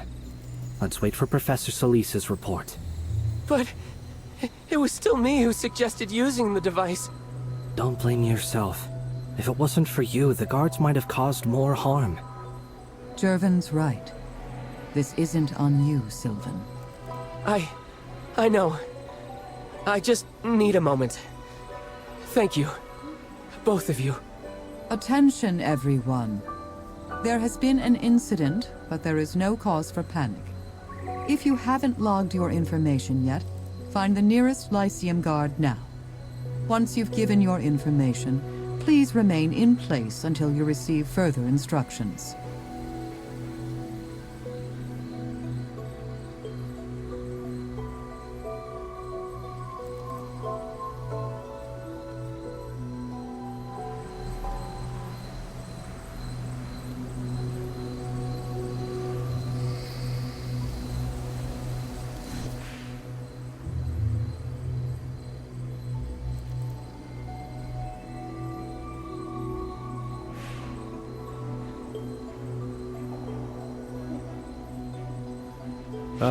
Professor Zoria, my old mentor. Perfect timing. I have many questions about what just happened. But above all, why has Headmaster Laymar ended up like this? And perhaps you can enlighten me. An investigation is already underway to determine exactly that. I have no answers yet. Excellent. Then let's see where this investigation takes us. Magic is a profound and mysterious thing. It can achieve wonders that ordinary people call impossible. It can turn falsehood into truth, or even bring the dead back to life. But a disguise is still a disguise. It cracks eventually. Don't you agree, Professor Zoria? If you're talking about those who disguise their crimes or villains posing as heroes, then yes. Their deceit always comes to light. But I remember teaching you this. Not all disguises are born of malice. Motives and actions are two very different things. Of course, Professor. I remember your teachings well. Perhaps that lesson could use a refresher, though. Surely, over the years, you've seen disguises that weren't evil. Care to share a few examples with your old student? I think it's better that you discover those on your own. That's the best way to learn a lesson. For now, I think we have more pressing matters to attend to. Sorry to interrupt, Magister Siren. We need your advice on the selection exam. With such an incident, I suggest that the exam be suspended until the investigation is concluded. Of course, Magister Siren. I will inform the students.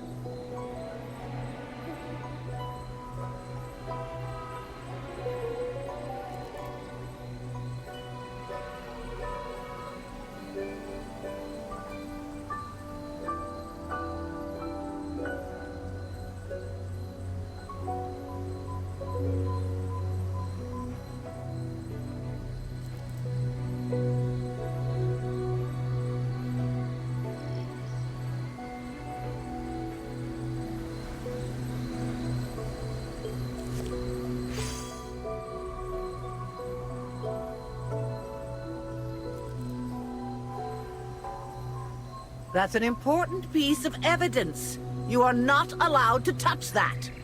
Hand it to me. I will pass it to the investigation team for further examination. What are you waiting for? Good. Now, everyone, listen up. I have an announcement to make. Listen carefully. Due to the severity of this incident, the court mage selection exam is immediately suspended.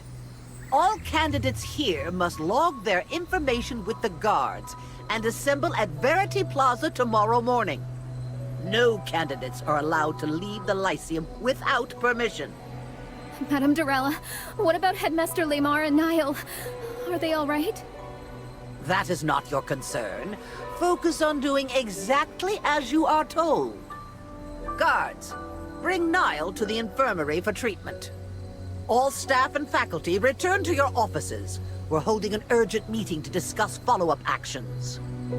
Wait, what about the headmaster? Is he being treated? You don't mean... Students, the headmaster holds a special status. Royal healers from the royal capital are already on their way. Please understand that we're only following the standard procedure. Zoria, I have arranged for staff to take care of the students here. As a senior professor, you are needed at the faculty meeting. Come with me at once. Of course. Students, although the exam is suspended, you should continue your studies. You can always go study in the library and keep practicing your spells. Do not let this incident shake your resolve for studying magic. That's enough. Let's go! I must inform the Academy Board of this.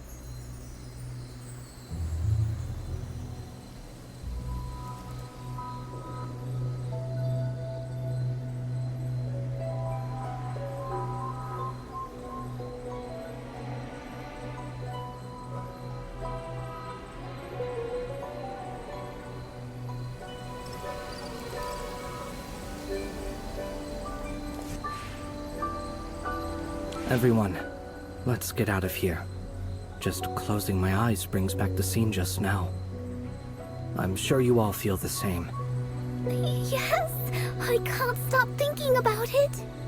Exactly. We're all scared and shaken right now. Let's take a walk through the blooming atelier. Maybe it will clear our heads a bit. I don't know, but... Sure. That sounds like a good idea. Do you want to join us? Look, we didn't cause any of this. Don't be so hard on yourselves. Let's go. Try not to dwell on the incident.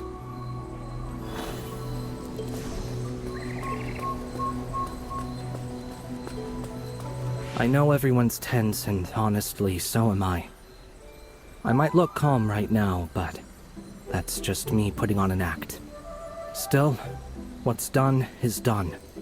Panic solves nothing. Just remember, we are the Serene Lyceum's very best. So we have to get it together. Even if it means just faking it, we need to keep our composure. We didn't do anything wrong. Sylvan, especially you. Trust me, whatever happened to Headmaster Lamar wasn't your fault. I still can't process this. Just this morning, we were escorting Princess Peggy around the art gallery. And now we're here. I know, right? This is way more stressful than any nightmare I've ever had. That's odd. The arcane disruptor hit everyone here, yet only the headmaster collapsed. Could he be sick in some way? The headmaster's face went white and rigid, almost like he was a corpse before he even hit the ground. Madame Dorella hasn't said it outright, but I think the headmaster might have passed away. Let's not jump to conclusions. Maybe he's just fallen ill. He's a master of the arcane arts. There's no way a single arcane disruptor hit could harm him that badly. There's something else. When the headmaster collapsed, there was this sudden void of magic right around him, like something just vanished. Vanished? Can you tell us more? I can't really describe it, but the magic I sensed was so much colder and creepier than anything normal. It was genuinely unsettling. Today's been too much for me, and I feel so bad for Niall. I really hope Professor Celeste can heal him. I doubt it. There have been several cases of magic lost lately.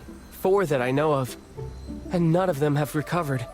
Then, if Niall can't recover... He will be expelled. Expelled? That's awful! Is that really the only option? As cruel as it may seem, he will not become a mage without his gift for magic.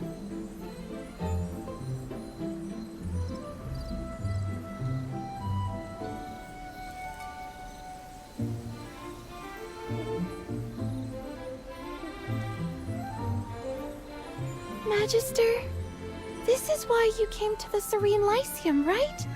You knew the headmaster wasn't well. Then, the headmaster really is gone? I see. I won't tell the others.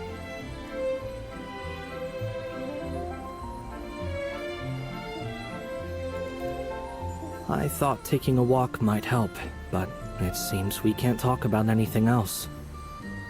None of us can really relax like this. It's been a long day. Everyone should head back to their dorms and rest. I need some time alone. I'm sorry, Jervin. You have nothing to apologize for. Go ahead. I'll see you at dinner. Cassidy, could you walk back with me? I'm scared. Don't worry, I'll come with you. We can't leave the Lyceum anyway. Since I can't go home tonight, if you don't mind, could I stay in your dorm? Of course. I would feel a lot braver with you there. And maybe I'll even manage to sleep a little.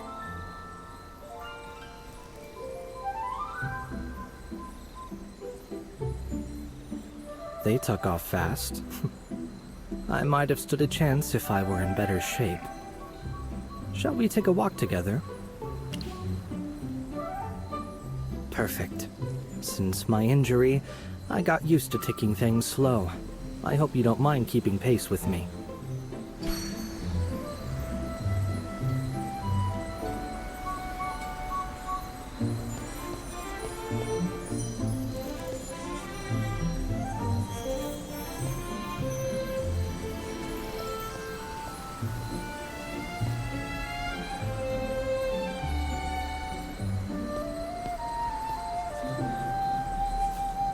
So, how are you fitting in at the Serene Lyceum? The Lyceum's always been safe.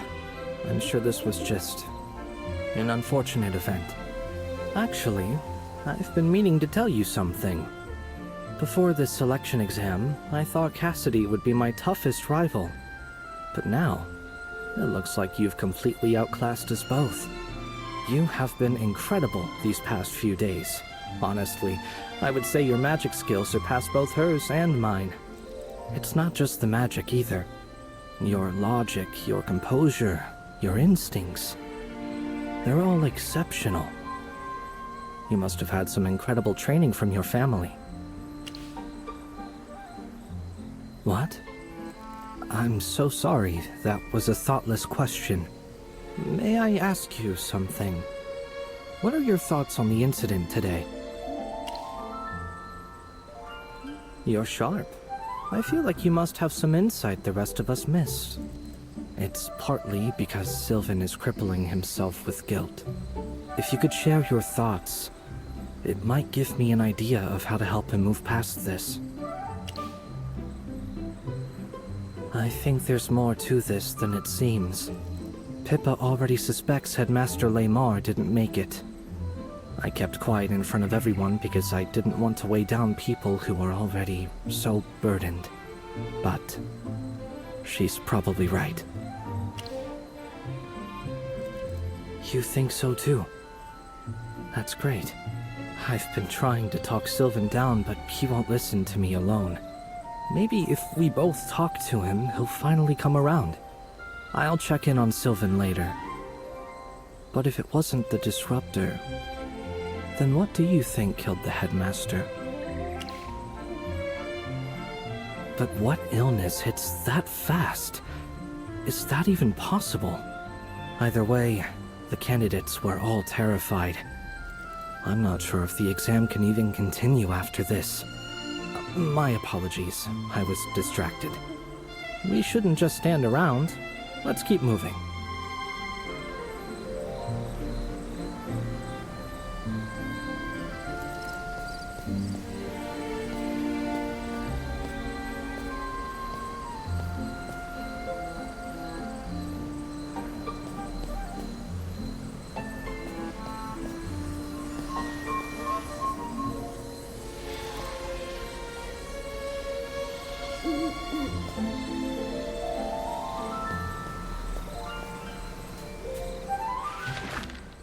This painting's quite something.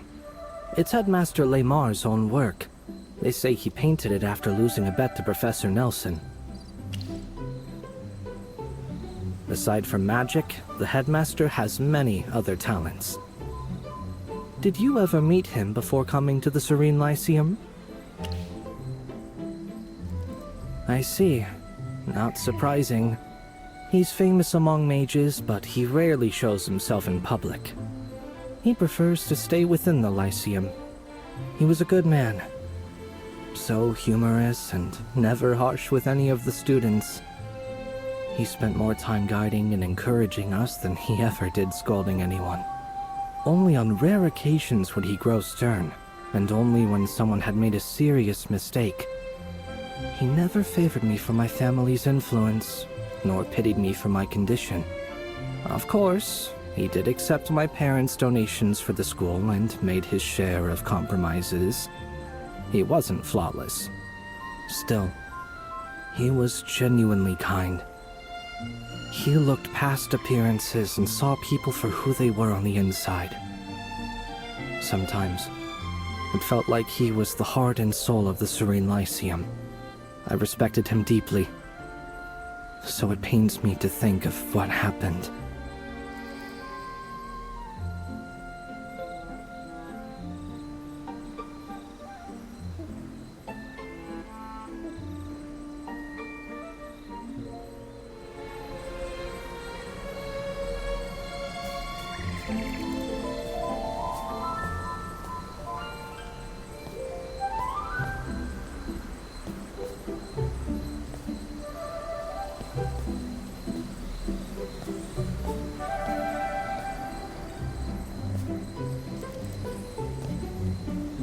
With all that's happened today, and in front of the princess and the royal court, do you think the selection exam can still go on?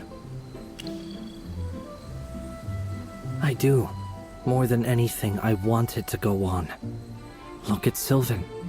He's determined to restore his family's honor. Just making it to the finals might get the royal court's attention. That could be everything for his future. And Pippa. You have surely heard about her expulsion from the Astral Academy, right? If she performs well here, she might finally move past that shame and regain her confidence. As for Anita, perhaps this will help her move on from her sister's death. Then there's Rothro, Ravendi, and Madia. From what I know, their families are commoners. They're hoping to earn enough to live better lives. And there's hardly a better paying post than that of a court mage. This exam carries too many dreams. If it's cancelled, all those dreams will be crushed. And what I hate most is seeing that look on someone's face when their hopes fall apart. Because I have been there. I know what that feels like. It's true. Every exam I hope to take first place. And every time, I came in second. You know who's always first. Cassidy, I know grades aren't everything, I do. But isn't it strange? How people always reach for what they don't have. I may be a noble, with privileges others despise, but at the Lyceum, I'm bound by the same rules as everyone else. So, in a contest that judges beyond grades, do you think I might finally reach that fruit I've been reaching for? Being first in everything is just an illusion. Still.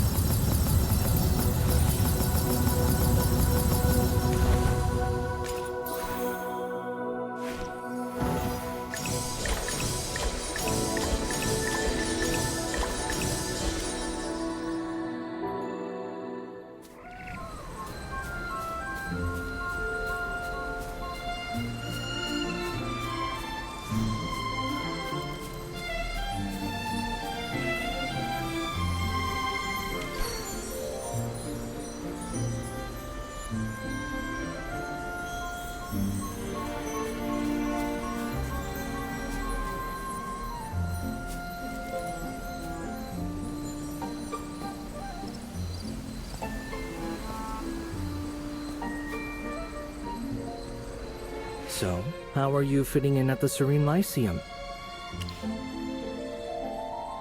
The Lyceum's always been safe. I'm sure this was just an unfortunate event. Actually, I've been meaning to tell you something. Before this selection exam, I thought Cassidy would be my toughest rival. But now, it looks like you've completely outclassed us both. You have been incredible these past few days. Honestly, I would say your magic skills surpass both hers and mine. It's not just the magic either. Your logic, your composure, your instincts. They're all exceptional. You must have had some incredible training from your family. What? I'm so sorry. That was a thoughtless question. May I ask you something? What are your thoughts on the incident today? You're sharp. I feel like you must have some insight the rest of us missed. It's partly because Sylvan is crippling himself with guilt. If you could share your thoughts, it might give me an idea of how to help him move past this. I think there's more to this than it seems. Pippa already suspects Headmaster Laymar didn't make it. I kept quiet in front of everyone because I didn't want to weigh down people who were already so burdened. But she's probably right. You think so too? That's great. I've been trying to talk Sylvan down, but he won't listen to me alone. Maybe if we both talk to him, he'll finally come around.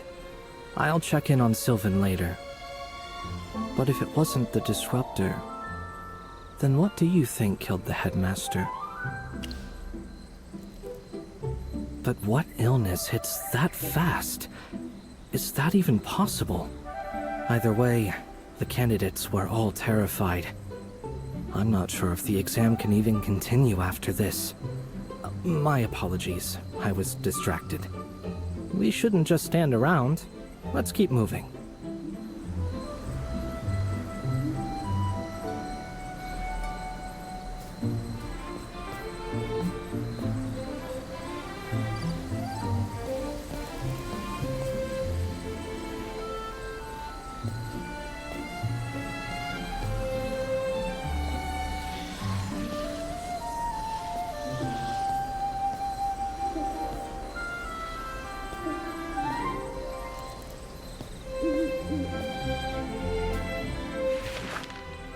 This painting's...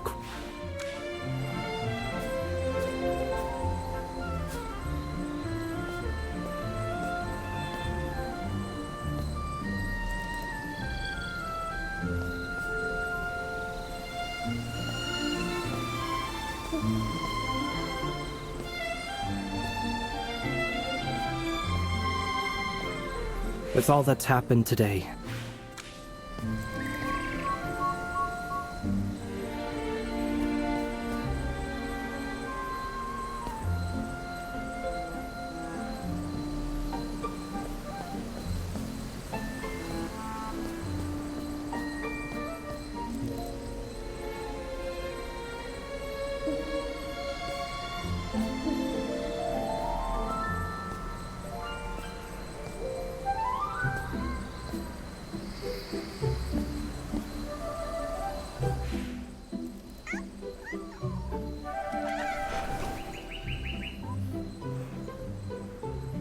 what a cute little thing.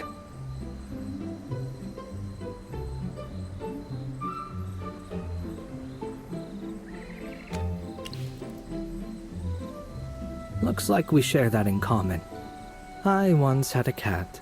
Playful, curious, always running off instead of staying home. The butler used to complain about it.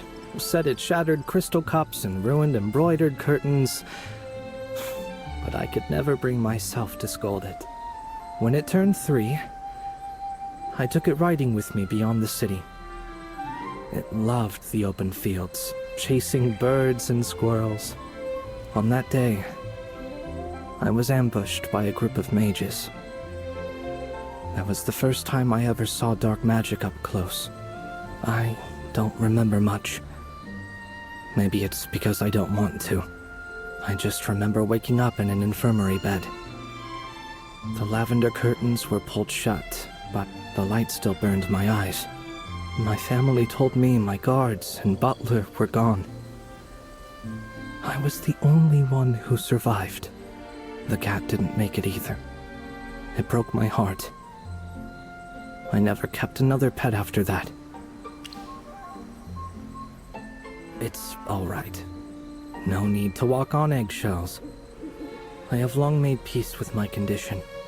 It was an assassination attempt targeting the nobles of Savannah. They saw me as the weakest link in my family. As for my legs, my family searched everywhere across the Empire for healers and mages, but they only confirmed one thing. There's no cure for my condition. Sometimes I wonder, if the next Marquis Gervais is destined to be disabled, doesn't that mean the assassins succeeded after all?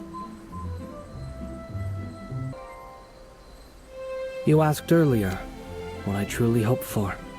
More than anything, I want to prove myself. Yes, I want to prove that even without the family name or the title, I can still earn honor and recognition through my own power. I don't want to be first. I don't need the court mage title for its own sake. They're tools, necessary steps to reach my real goal. What matters most is to finally acknowledge myself.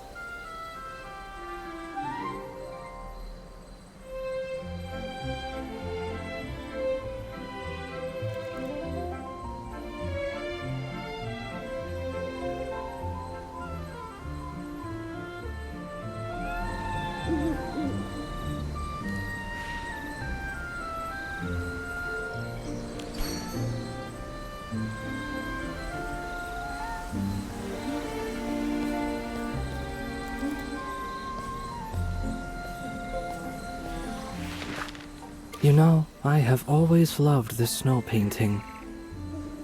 It was done by a student of the Serene Lyceum during their trip. Noble families often send their children out into the world to gain experience and meet people. But before I was old enough for these trips, I lost the ability to walk. So I have never seen anything beyond Savannah. Perhaps I was meant to live with this flaw. The way Pippa was born with magic she can't control. And those students who have lost their magic entirely, who can never be mages again. Is that too a kind of fated imperfection?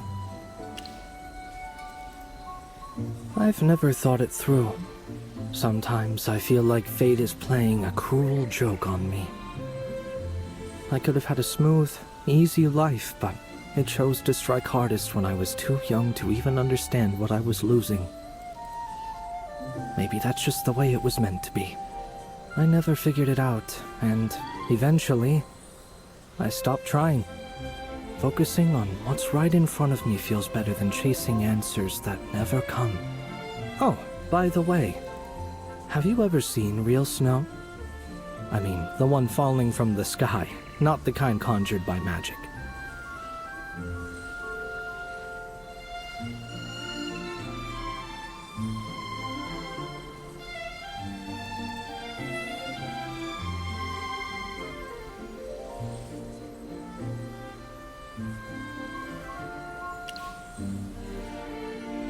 Really?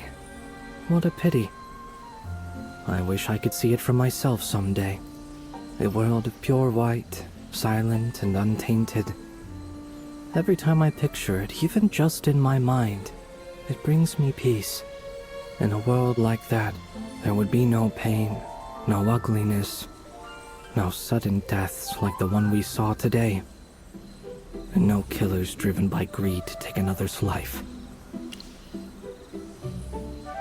Yeah, you're right. I know it's just a dream. Forgive my directness, but I have to ask you this. Do you think the one who killed the headmaster is among us? I trust my own judgment.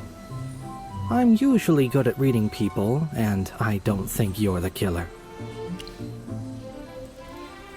You're right, forgive me. That was a rude question.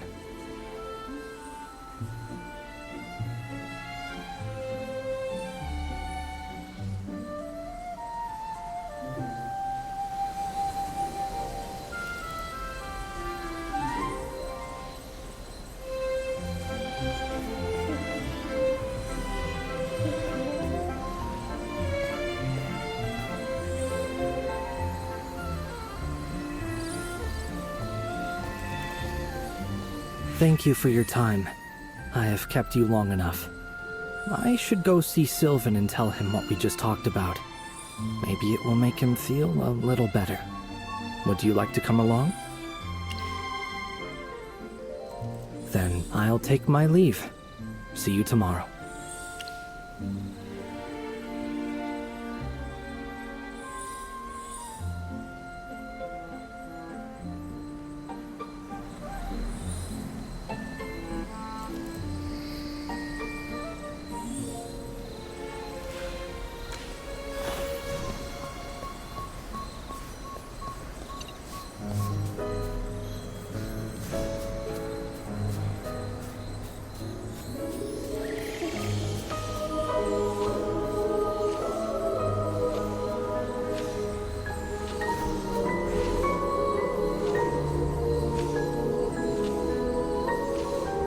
I was waiting for you here.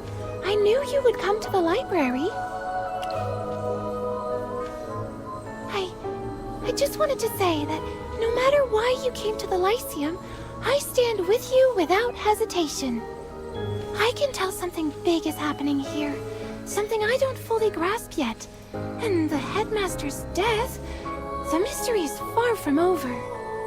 But as long as you're here, I truly believe we'll figure it out. I'll do everything I can to support you. Please let me know if there's anything I can help with. As long as I can do something to help, that's all that matters. See you tomorrow.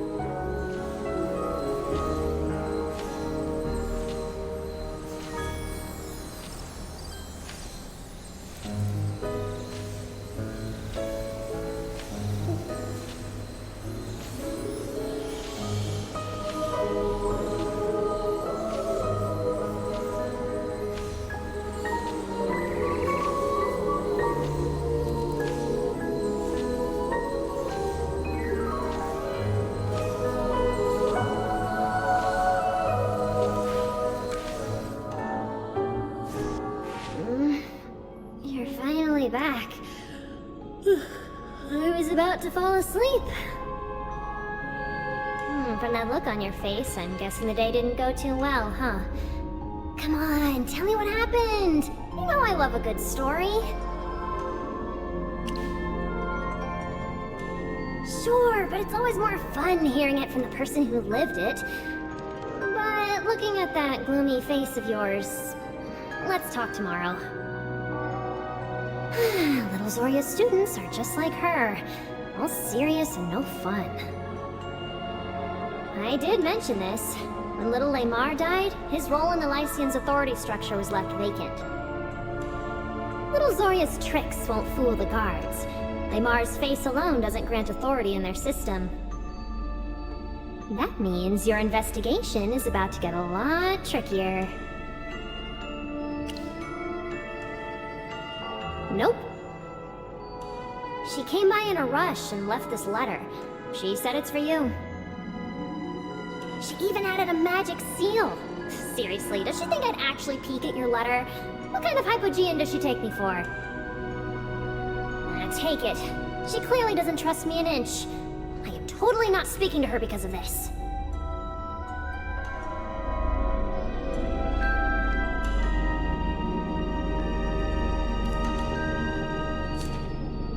Little Zoria certainly has a sense of sacrifice. It's not a concept we Hypogeans are familiar with. I might consider talking to her again. Hey, why the I'm a worried face, Merlin? I've known Zoria for ages. She never makes a move without a plan. At worst, she gets questioned and investigated. That won't hurt her. Relax. Little Zoria is far tougher than you think. Honestly, I've never met anyone who can outplan her.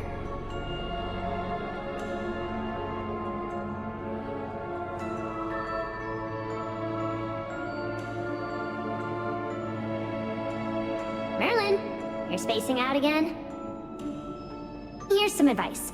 Get some rest when things are heavy. If you don't sleep, you're going to lose your edge.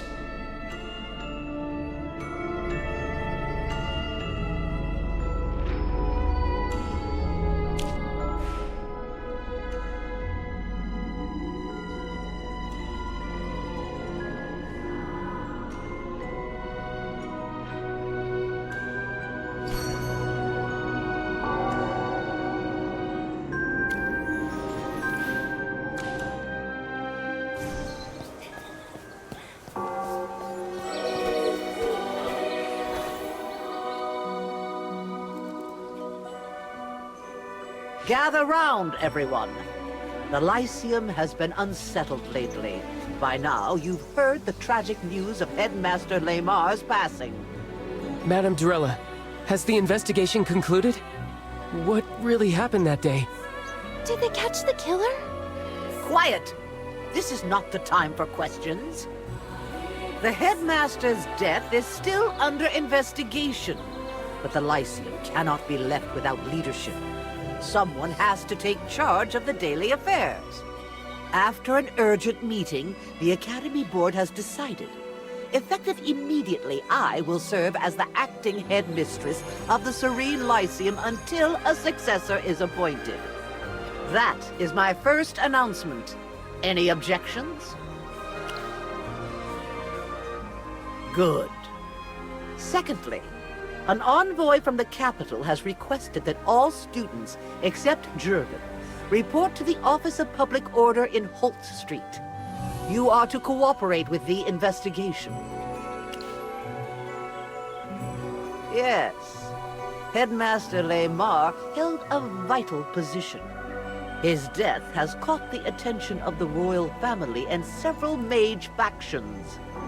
Last night, the Royal Court and the Academy Board formed a joint investigative team.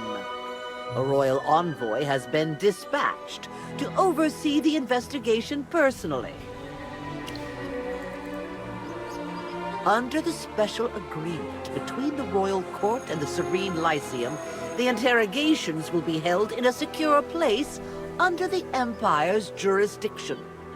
You are permitted to leave the school under my supervision, but you will not act on your own.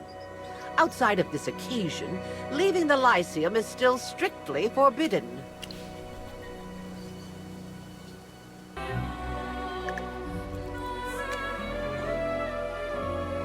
Jervin will also be questioned, but not at the same location. Nobles are granted certain privileges befitting their status.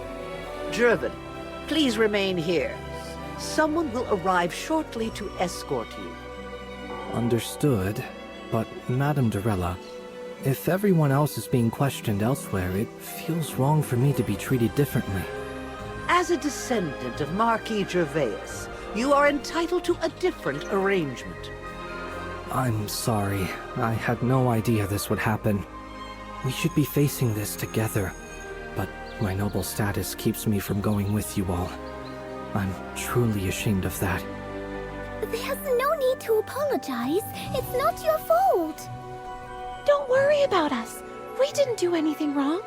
As long as we tell the Envoy what really happened, everything will be fine. If anything, maybe we should worry about you. You'll have to do this all on your own.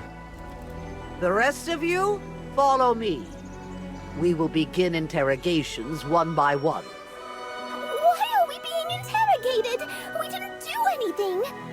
Are they seriously treating us like suspects already? The headmaster's sudden death has made everyone present at the scene a suspect in the eyes of the Envoy. But if you have nothing to hide, there's no need to be afraid.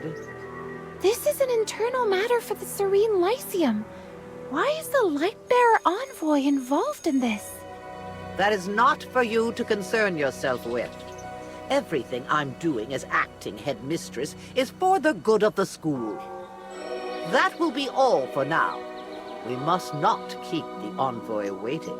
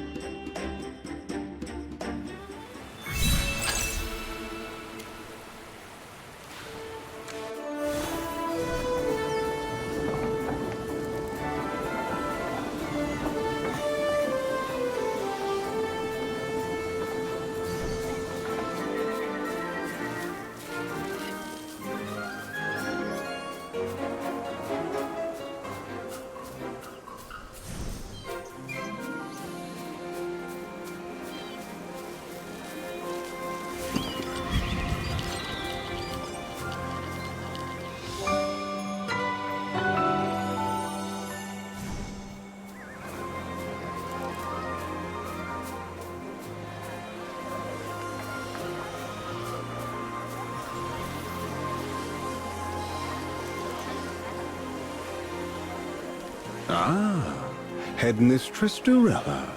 I see you've adapted to your new position rather swiftly. I must say, leadership rather suits you. Your praise honors me, Master Aurelian. You remain as refined and sharp as ever. So it's true then? About Headmaster Lamar? I'm afraid so, Master Aurelian. A great mind now gone. My condolences. Still, an institution of this caliber cannot afford to pause its progress. I'd recently prepared an investment proposal. I trust there's still someone authorized to see it through. Of course, Master Aurelian. As acting headmistress, I am entirely at your disposal. Excellent. Efficiency is a rare virtue in times like these.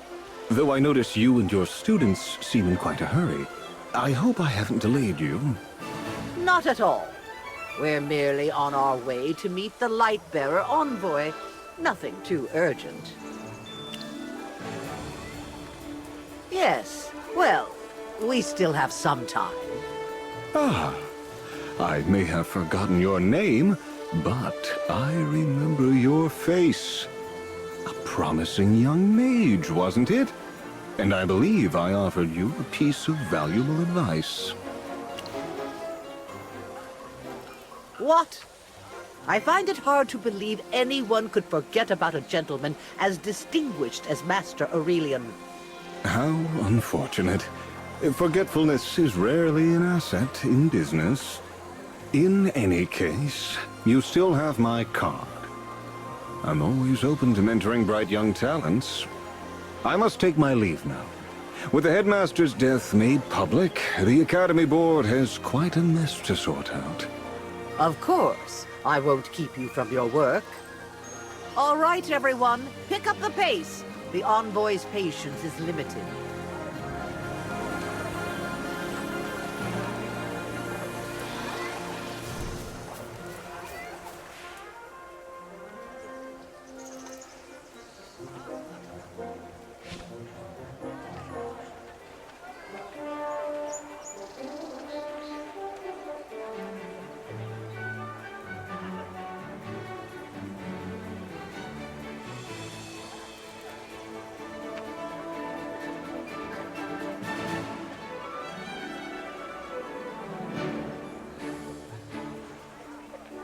Envoy Evie, I have brought all the students who were present that day. Shall we begin? Please wait a moment, Headmistress Dorella. I need to verify the list first. Cassidy, Pippa, Sylvan, and you. You! Stand straight and stop fidgeting.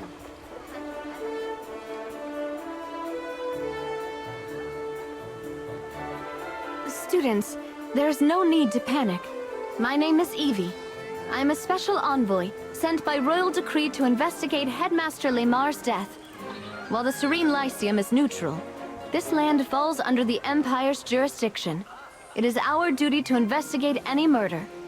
More importantly, the victim was a man of great significance. The royal court is determined to uncover the truth. Don't worry. This is a standard inquiry. Please cooperate so we can resolve this quickly. You don't really think we killed the headmaster, do you? I have only just begun the investigation. This is a standard procedure. Hearing what you just said actually makes me feel a little better. Madame Dorella never said anything that reassuring. As students of the Serene Lyceum, you represent this school's image. You should have stronger composure than ordinary people. Pippa, you need to work on that. With respect, Headmistress Dorella, comments like that only make her more nervous. That wasn't my intent. I only wish for them to perform their best. If there are no further questions, let us begin. Headmistress Dorella, as the Lyceum's representative, you will remain present to ensure I employ no improper methods. Of course. That is my duty as acting headmistress. When your name is called, follow me inside. The rest of you, wait here quietly and do not leave. First, Cassidy, come with me.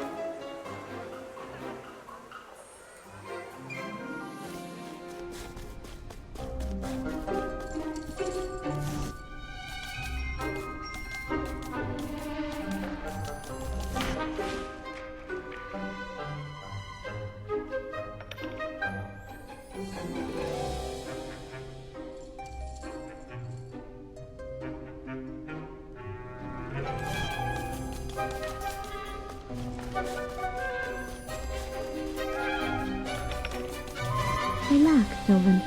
This is just a casual chat. I hope you can remain calm.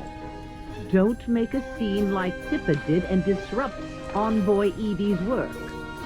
Let's begin. Sylvan, why did you apply for the court mage selection exam? I have always been interested in the position. If I became a court mage, I could earn the trust of the royal court and restore my family's former glory. Your family? Ah, yes. The Grenvaldens. During the exam yesterday, what exactly were you doing?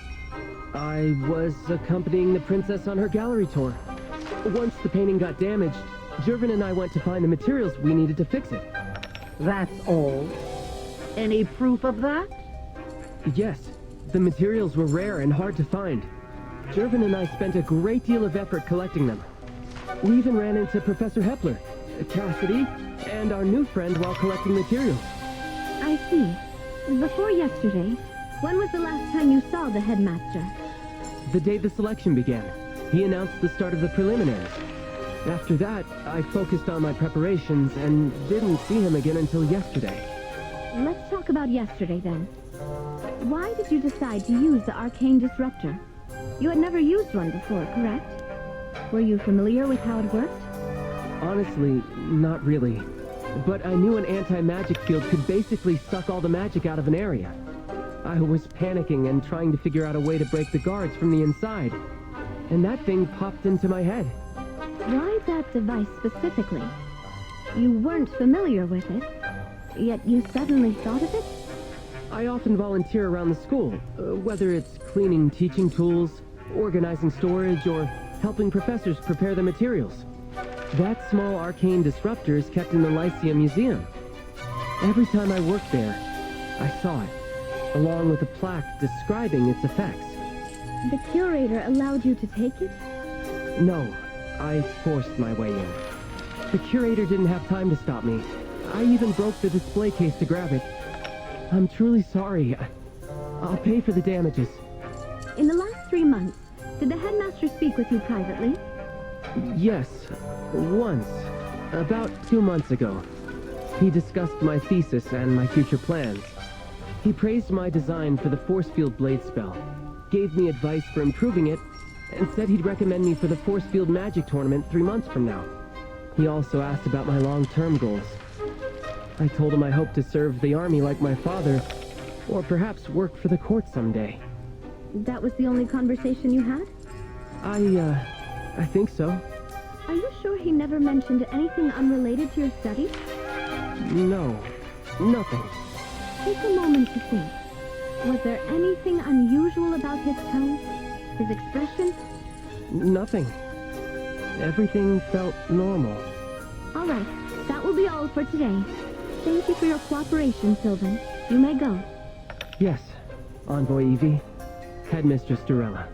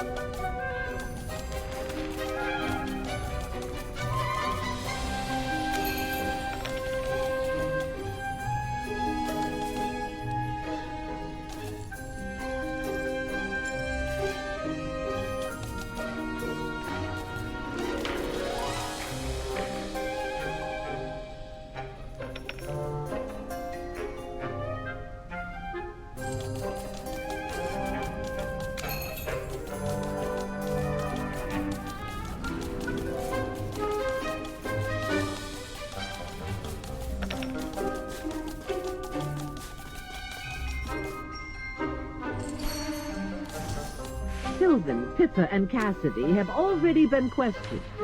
Jervin's interrogation is being handled separately. That means next up will be Anita or Ravendi. No. Given the circumstances, I would like to speak with Niall next. Niall? I don't think that's a good idea. He's lost all his mana. He's extremely weak and still recovering in the infirmary. I only have a few questions. He may have lost his magic, but I doubt he is too weak to walk or talk. Envoy Evie, this really isn't appropriate. As acting headmaster, I must prioritize his health. We should wait until Niall is fully recovered. I insist. Surely you want him to clear his name as soon as possible. Don't you, Headmistress Durella? Of course, but I still believe... Wait. Who's knocking on the door? Pardon me, Envoy Evie. The Noble Affairs Officer has submitted Jervin's interrogation report for your review. Ah, Jervin's report. We should look at that first. No, let's talk to Niall first. There are several questions I need him to answer. Intruder alarm. The interrogation can wait. I need to check the alarm first. Intruder, you say?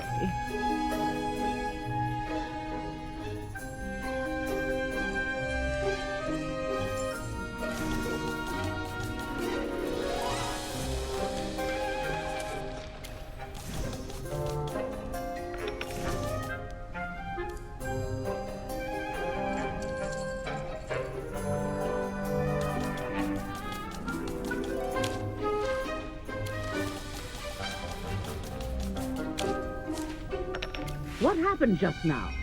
Why did the alarm go off? Oh, nothing serious. A cat snuck in from somewhere and triggered the alarm. A cat? What is it? Shouldn't we double check?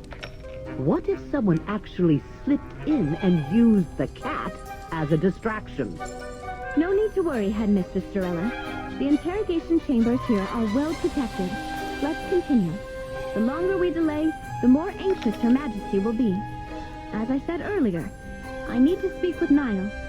If you insist that much, I suppose I can't be too concerned for a student's health.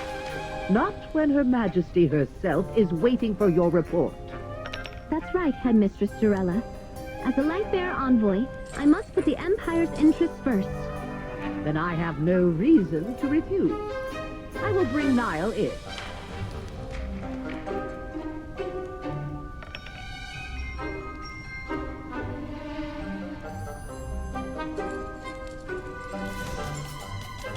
Niall, during the restoration exam, what were you responsible for? Pip and I were infusing magic into the portrait. I swear, the headmaster's death had nothing to do with me. Relax. Just tell me what you know. What spell did you use? And why did it cause your mana to vanish all at once? Okay. Listen to me, Niall.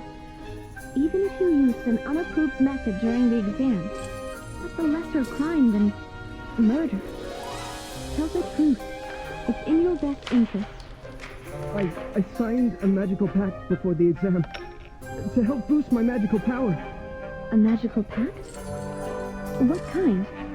That my power keep growing on its own. And if I needed a big burst of power, I could borrow it directly from a source. It really worked. My power started increasing day by day, all by itself. That's strange. Unnatural, even. And the power you borrowed, does it need to be repaid? Yes. After a month, the pact draws out my power to reclaim what I borrowed, plus a little extra. Like interest on a loan. I see. Who did you sign this pact with? A man in lavish attire. Looked rich.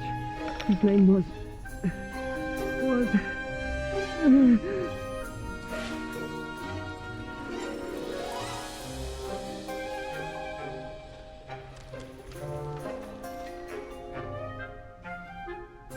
What is it? Tell me his name. I can't say it. Every time I try, it's like my tongue is pulled back down my throat. Try writing it down. There's a pen and paper on the desk. I can't. My hand freezes before I can write it down. Looks like some kind of secrecy spell. Headmistress Durella, can you break it? This type of magic is rather intricate. I'm going to need some time to analyze it Then consult with a few colleagues. Then I'll leave that to you. Niall, do you know how many students have signed this pact? No idea. No one talks about it. It's against school regulations and the Major Code. I thought no one would find out. Where did you learn about this pact? And how was it signed? I can't say it. Was it someone from the school? A student? A faculty member? No. He has never come to the school. An outsider. Where do the students hang out? Holt Street, right? Did you sign the pact here? You can't say it. And that must be the right answer. A shop there, perhaps. It's my favorite. A shop popular among students, huh? Say I find it. Is there some kind of code word or secret gesture I need to know to make contact? So that's a yes. All right, Headmistress Sorella. Please escort him out. Been listening long enough, haven't you? Quit looking around. I know you're here. The moment you climbed onto the table. Never thought the great Magister Merlin would sneak in like this. The headmaster's death must concern you deeply. Have you found any leads? I know I can trust you, but this isn't the place to talk. Technically, you're the next person on my list. I suggest you leave now. I'll call you back in for your interrogation in about 10 minutes. After we finish up in here, we'll talk somewhere private.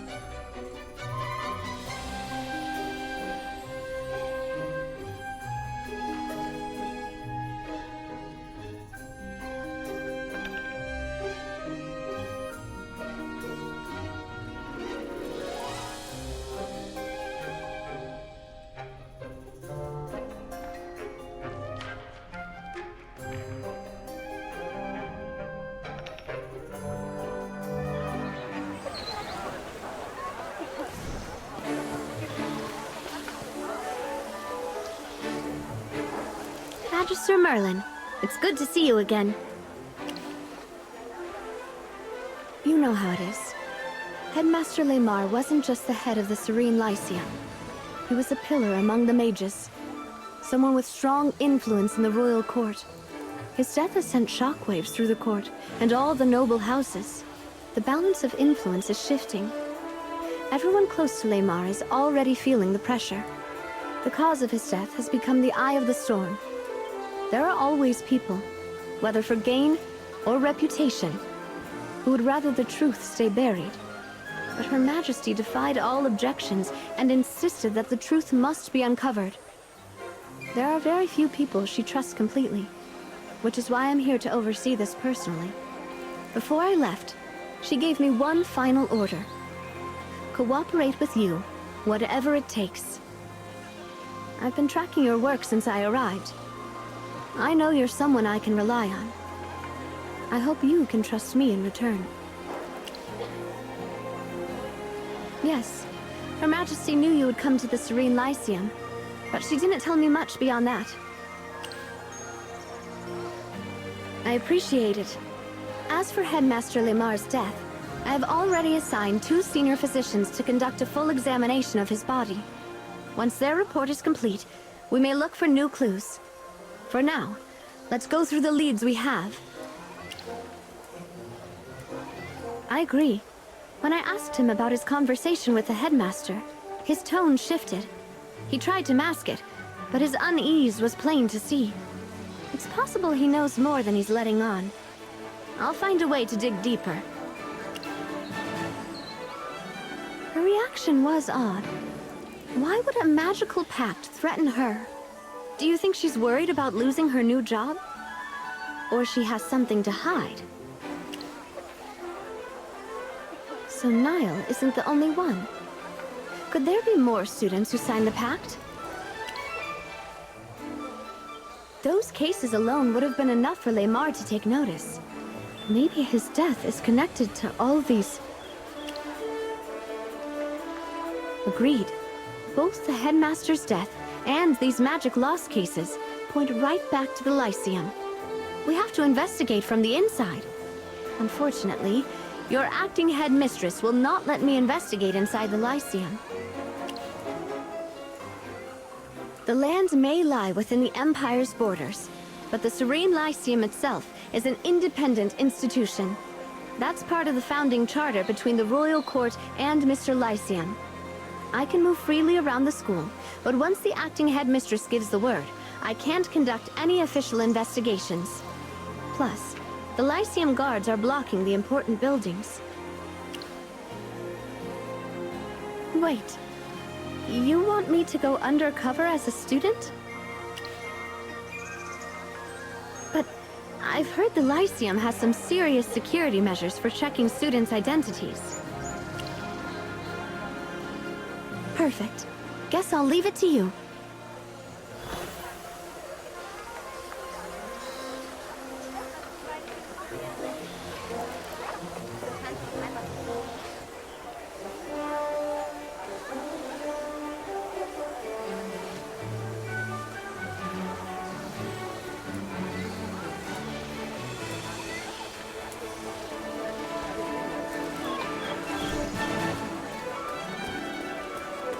Pippa, Sylvan, are you heading back to the Lyceum? Oh, Envoy Evie! We weren't doing anything wrong. We were just chatting here. You don't need to know details about that, do you? No, not exactly. It's just... Fine. Yes, I'm terrified. The last time I faced an interrogation, I was forced to withdraw from the Astral Academy. I didn't do anything wrong. My magic just went crazy and I accidentally blew up 137 artifacts in the museum. The inspectors thought I was corrupted by dark magic, so they locked me up in a cell. The headmaster was there too. It was a full day of non-stop questions. A few days later, they expelled me for repeated property damage resulting in irreversible loss. That's why I panic when someone interrogates me. I keep thinking about what happened, and I can't shake the fear of getting kicked out again. Really? You promise? As long as you had nothing to do with the headmaster's death, you have nothing to fear. Hear that, Pippa? Envoy Evie said you're fine. Come on, relax. They even dragged in Jervin for questioning, remember? If they expelled everyone they interrogated, they would have to kick out this year's top students. But... Don't worry, Pippa. Everything will be fine. Thanks. I feel a lot better now. All right, come on. Let's go find Professor Solis. A little chat with her will definitely calm you down. And we still have to get ready for the next selection exam.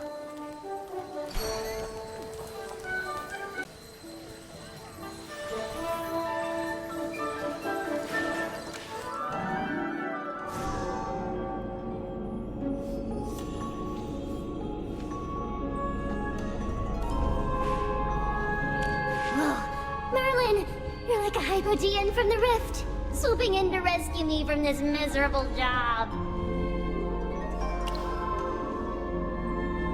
I'm exhausted, totally spent. Work, endless work. I'm dying here. I need a break, just one little break. Merlin, let me have one day off, just to breathe and to have some fun. You're so heartless. Since I signed that agreement with you, I haven't stepped out of the Lyceum once. Not even a single day of rest. A job with no days off. Why did I ever agree to this madness? Anyway, how's the investigation into Lamar going? You've been stuck here in the library. I've heard plenty of whispers. The whole school's been in a panic. So, oh wise Merlin. Have you uncovered the true culprit among the suspects? Oh, and just so you know, the board has already appointed an acting headmistress. According to the regulations, Lamar's authority has been transferred. That's right. And you don't look thrilled about it. Figures. Every time you come to me, it's either for gossip or you're begging me for something.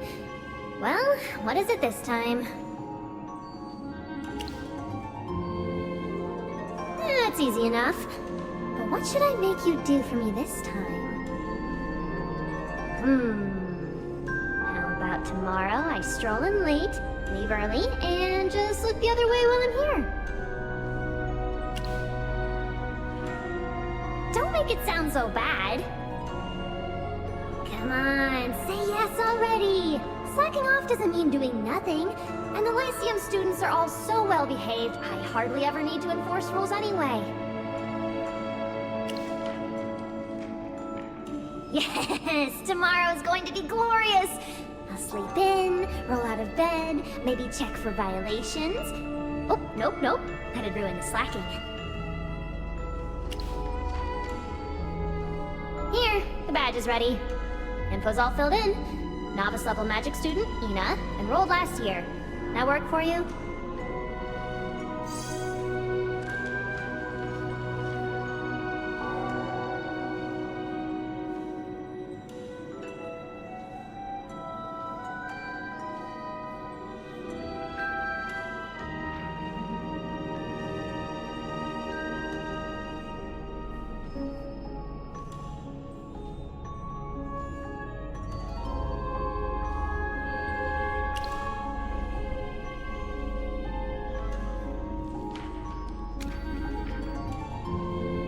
Oh, don't be dense. You don't go around using Merlin, do you?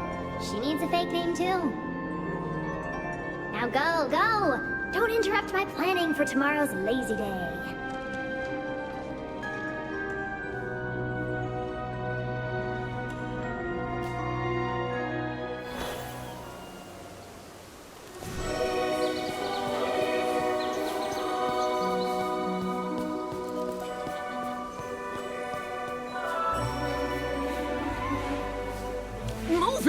If we're late, the daily special at the Enchanted Cup will be gone.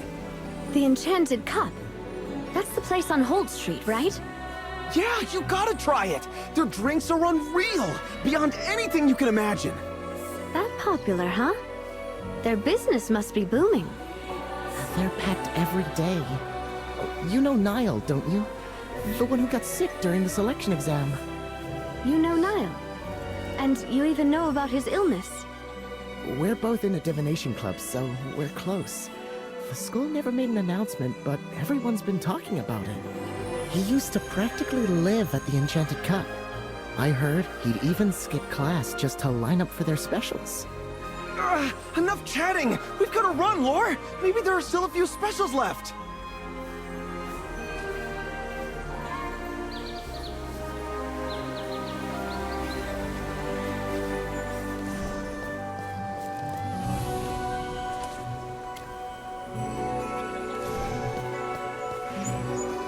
Betrayed us by acing it! Shouldn't you be happy your friend did well? You don't get it. Last year, all three of us flunked, and we swore we'd improve together. But Elvin, he spent all his time queuing at Holt Street or sneaking novels in class. Hadley and I warned him plenty of times, but he didn't care. And yet now he's got a perfect score, and his control of mana is better than ever. He must have been faking the whole time, lulling us into a false sense of security, and cramming like crazy at night! I hate people like that the most. You said he queued for drinks? At the Enchanted Cup, right? Of course! What other shop could it be? Sneaky guy. I've got to call him out on it. As expected, most of the investigation leads point back to Holt Street. If I'm right, we'll find our next clue there. Looks like another shopping trip then. I have to wonder what kind of shady deals are going on right under our noses.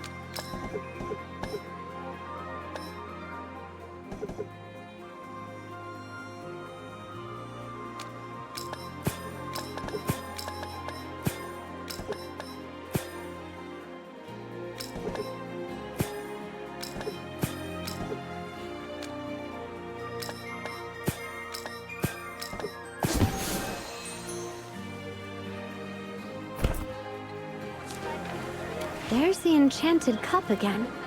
Their ads are everywhere. Looks like Niall was right. This place really is the student hotspot. We'll have to see it ourselves after gathering intel.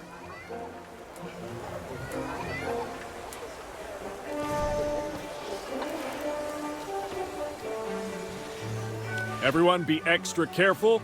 Get the accounts spotless. No mistakes this time. So, the rumors are true. Someone's coming for an inspection? Yeah, young Master Rowan himself. Rowan?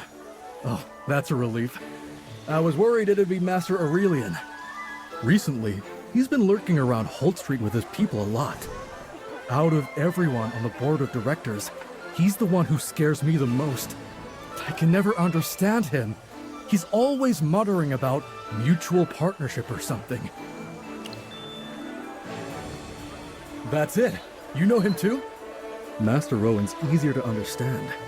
Plus, Braddock always loves the little walnuts I feed him. Ahem. Maybe don't gossip about the committee behind their backs. Anyways, make sure everything's perfect. We can't afford to mess up in front of Rowan. We've gathered enough intel. Between the consortium's inspection procedures and what we've learned about the committee, the enchanted cup still interests me more. Let's go grab a drink then. I've got to see what drink could possibly drive students this crazy.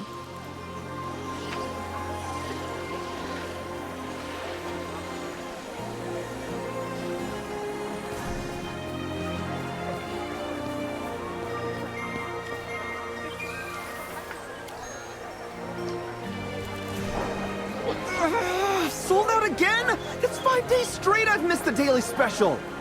I'm a loyal customer. Shouldn't I get priority?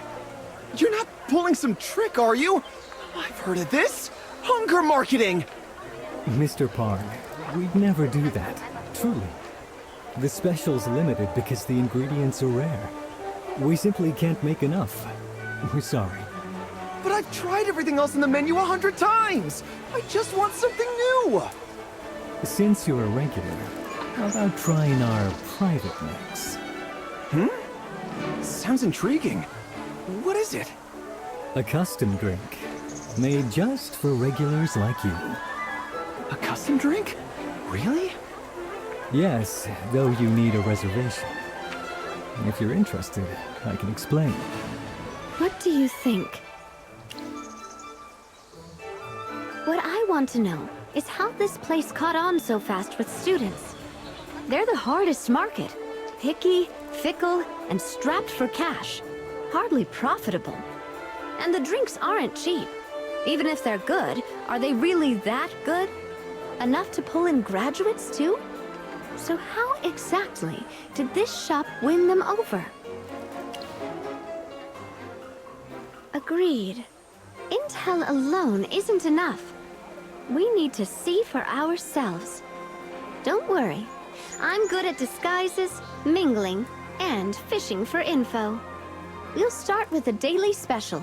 See what the barista says.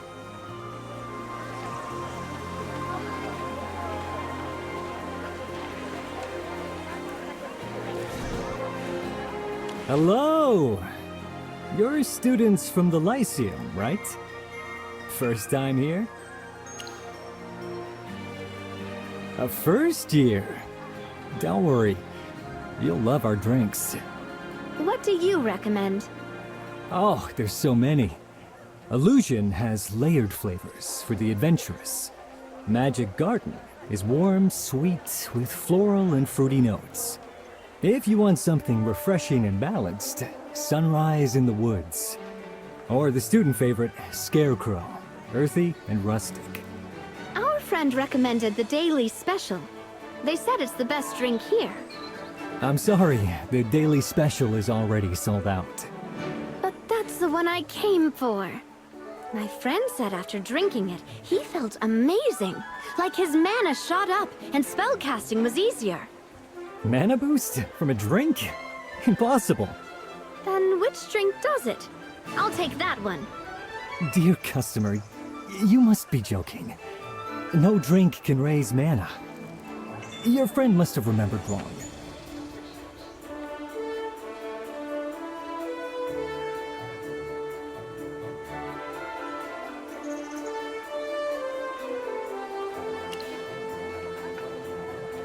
That's right. I may be a student, but I'm a noble from Savannah. I'm different from the others. Surely these coins will do. 2 cups. Name your price.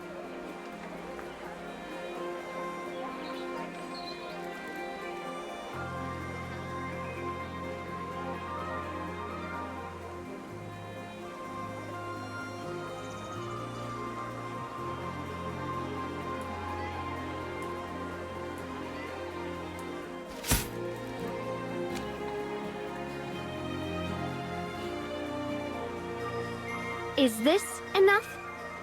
My father is a close aide to His Majesty himself. He always said that politeness is useful, but never necessary. I prefer being courteous. But if we can't buy 2 drinks, even with our status, then politeness ends here.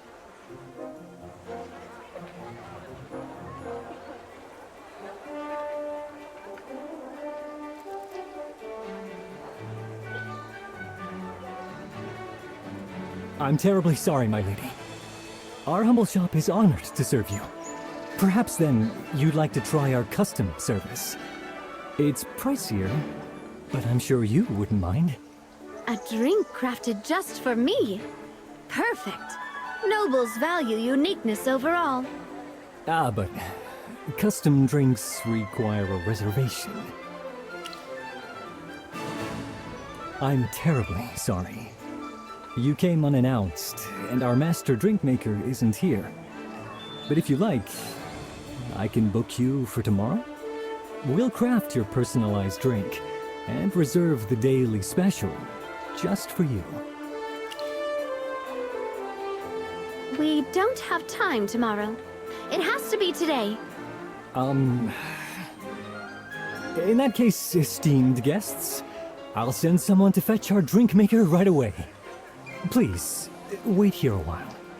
If you find waiting boring, the grove at the end of the Southern Avenue has lovely scenery. Perfect for a walk.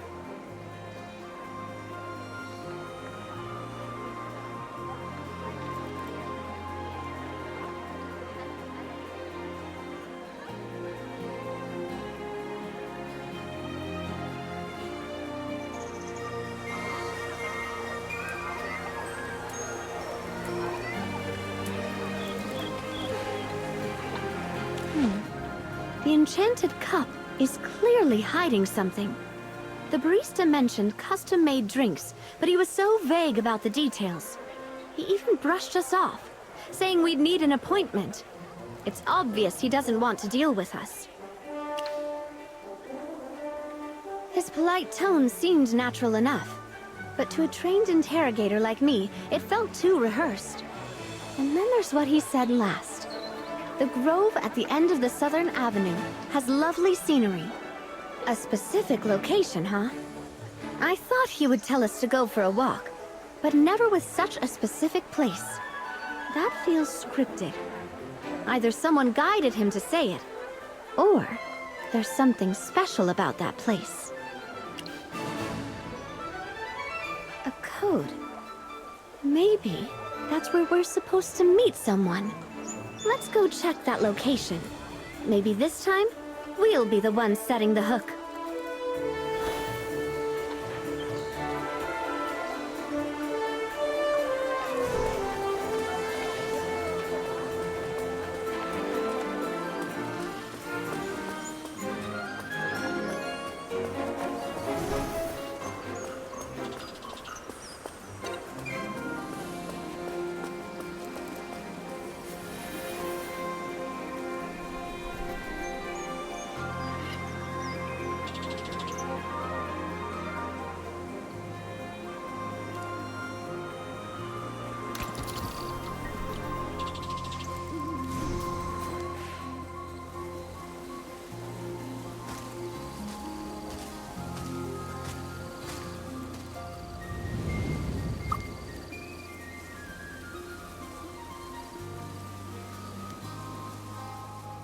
You're remarkably clever to make it all the way here.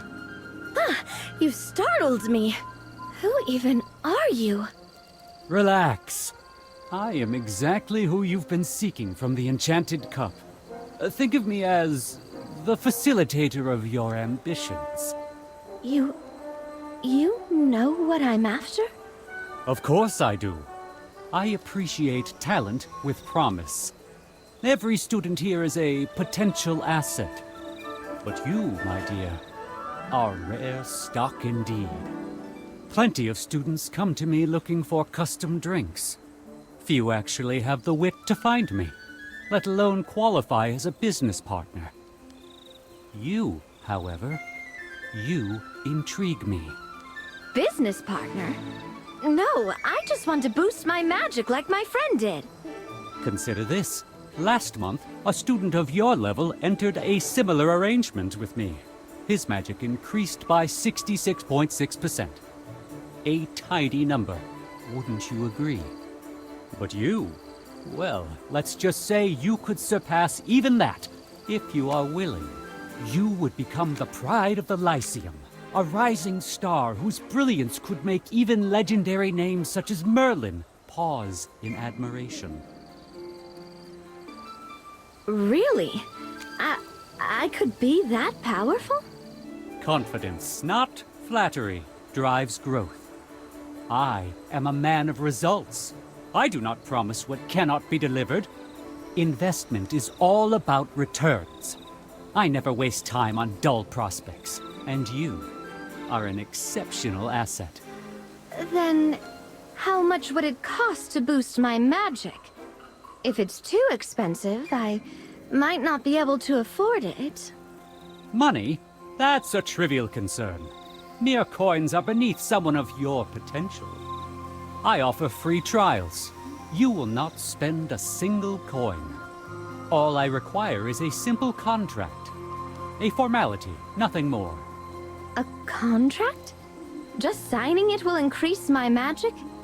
Oh, of course! Can't spill the exact method. That's my top trade secret. But I guarantee instant results. Sign, and you gain power while I gain your trust. A win-win partnership. Wouldn't you agree? If that's the case... Fine, I'll try it. Excellent! Prudence and courage in equal measure. Qualities of those who prosper. Together, we shall achieve results you will not regret. Tell me your name and hand me your student badge. Ina. One final confirmation, Ina. Are you sure you wish to enter this magic contract with me? I'm sure. Very good. Then...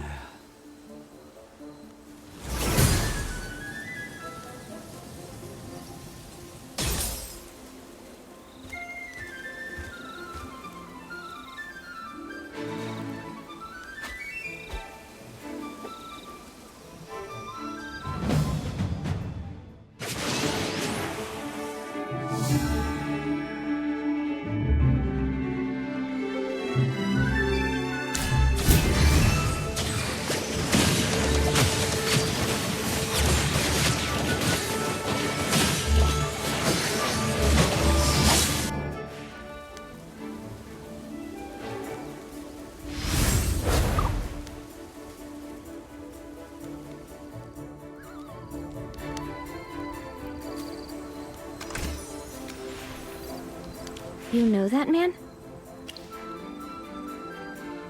I see. So he's with the Adamant Syndicate.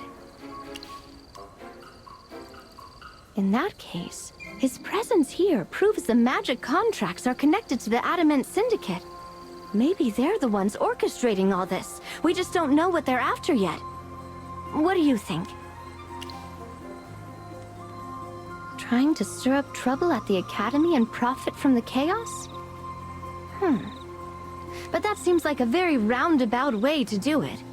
Could the headmaster's death be connected to them? We don't have enough information yet. I'll flag all of this as suspicious and dig deeper.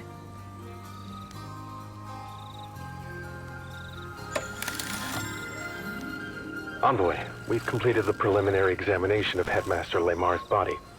Our findings show he died several days before the selection exam. Trace analysis points to his office as the likely place of death.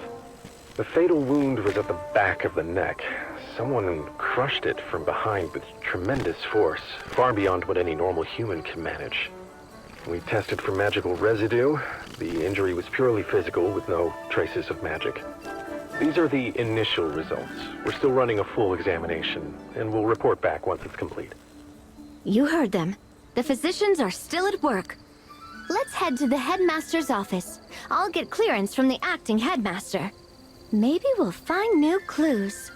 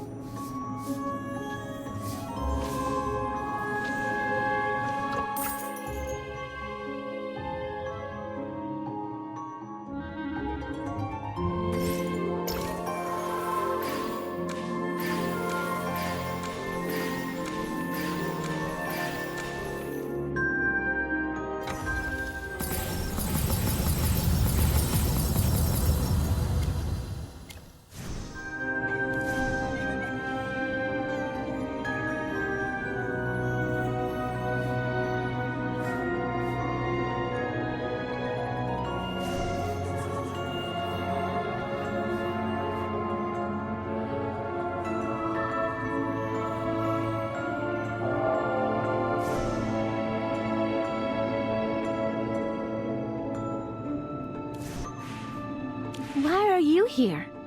I've been waiting for you. I know this is a sensitive time, but I have a bold request. I'd like to help investigate Headmaster Lemar's death. Anything at all, even the smallest task. I just want to help. You want to assist me? Why? I'm from the Grenvalden family. When Headmaster Lemar was young, he fought alongside my grandfather. They were close. My grades were mediocre when I took the entrance exam. The headmaster personally overrode objections and admitted me into the preparatory class, letting me study here and become who I am today.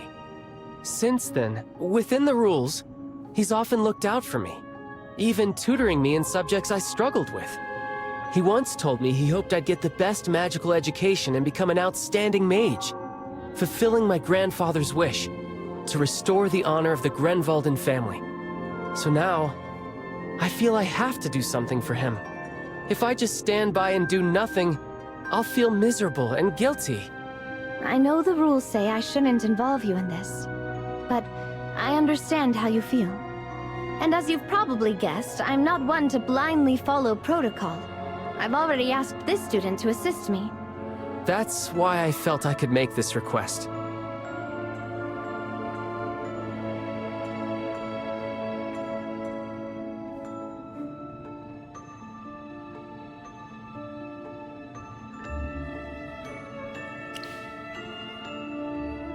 Very well. You may accompany us into the headmaster's office to collect clues. However, you will be under constant supervision.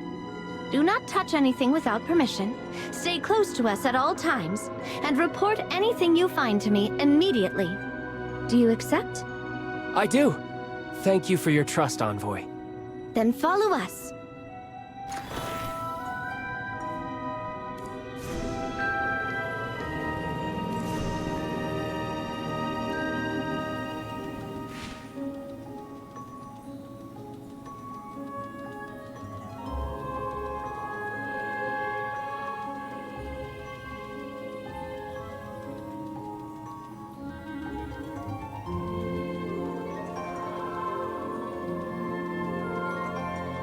What's wrong?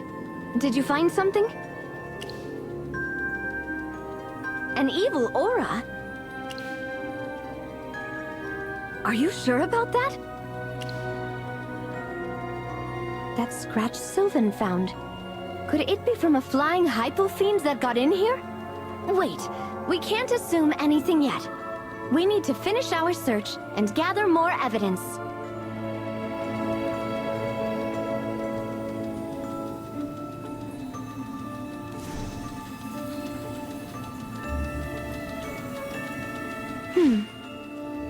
These marks are strange. Huh. But this wasn't here before. Are you sure, Sylvan? Positive. The last time I was here, the headmaster pulled some reference books from this very shelf. I was watching him, and this mark wasn't there. How odd. It's high up and deeper at the bottom. Almost as if something moved upward. Could it have been made by something that flies? Let's keep looking.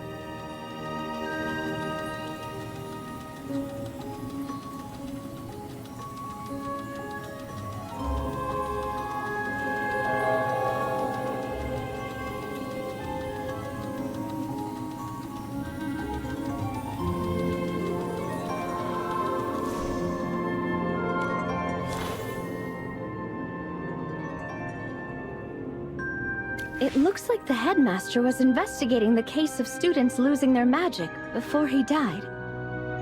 But these are only the initial files. There are no detailed follow-up records. Possibly. Or perhaps he didn't have time to follow up before.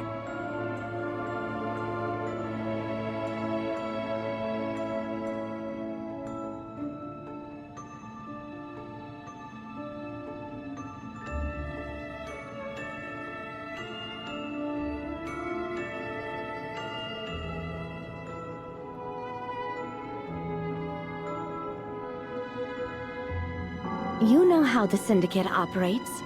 If the headmaster traced the magical disappearances back to them, they wouldn't hesitate to stage a tragedy to silence him. But let's not jump to conclusions. We need more evidence. Stop! Without my permission, you are not to touch anything. Sorry, my mistake. Envoy, could you come here for a moment? What did you find? I remember the headmaster once mentioned this hourglass. He called it the Echo Glass. It can record the images of its surroundings for a period of time. The Echo Glass? Then it could hold a record of everyone who came in here just before the headmaster died. This is a powerful artifact. It'll take a significant amount of magic to activate. I don't think I can manage it alone. All right, I'll leave it to you then.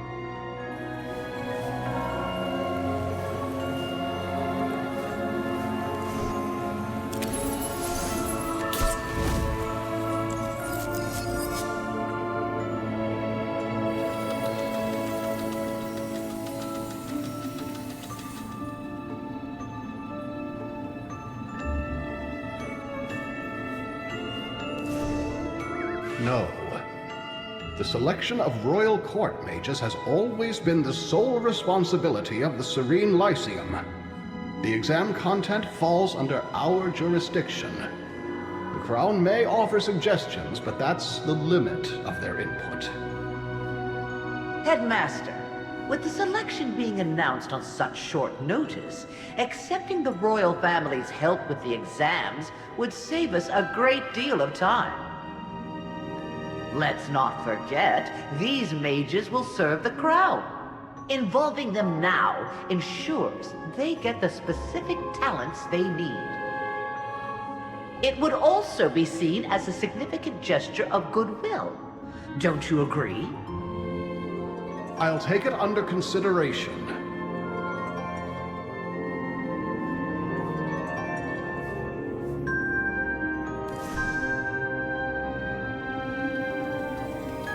Jervin, have you heard anything about students losing their magic lately? Just rumors. They say some students caught a strange illness that caused all their magic to vanish.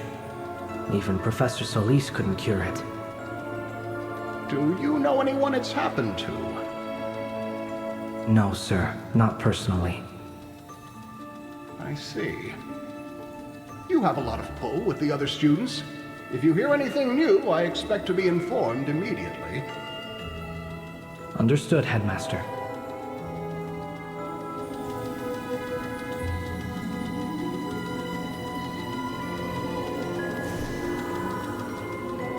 Headmaster Lemar. He's been dead for roughly 3 hours. Strange. He was caught completely off guard. Professor Zoria discovered the body? If the Echo Glass is to be trusted, then the headmaster was still alive when Dorella and Jervin were with him. That would make Zoria the first on the scene. It's suspicious. The timeline suggests someone else must have entered between Jervin and Zoria. Yet the Echo Glass shows nothing. Either someone erased the image, or the killer is one of them. You mean... Jervin, Dorella, Zoria. All three are suspects. But Jervin was with him when he was still alive. We don't have all the facts. I won't jump to conclusions. You should go, Sylvan. And you are not to speak a word of what you've seen here to anyone. Is that clear? I understand. Thank you for allowing me to assist. Based on the evidence, I'll be questioning all three of them again. I'm sorry, but protocol forbids anyone outside the task force from observing. You have my word. I will share the results as soon as I can. Let's meet tomorrow morning at Verity Plaza.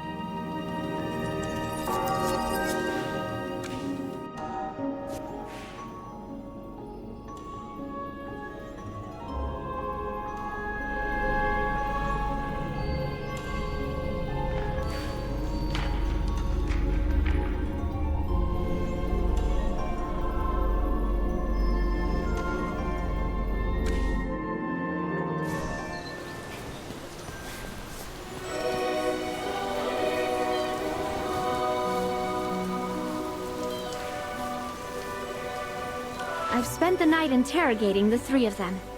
They're all suspicious, but the evidence pretty much clears Jervin. The headmaster died from severe physical trauma to the back of the neck. Jervin can't even stand. It would have been physically impossible for him to deliver that strike. As for Dorella, after the headmaster's death, she was made acting headmistress.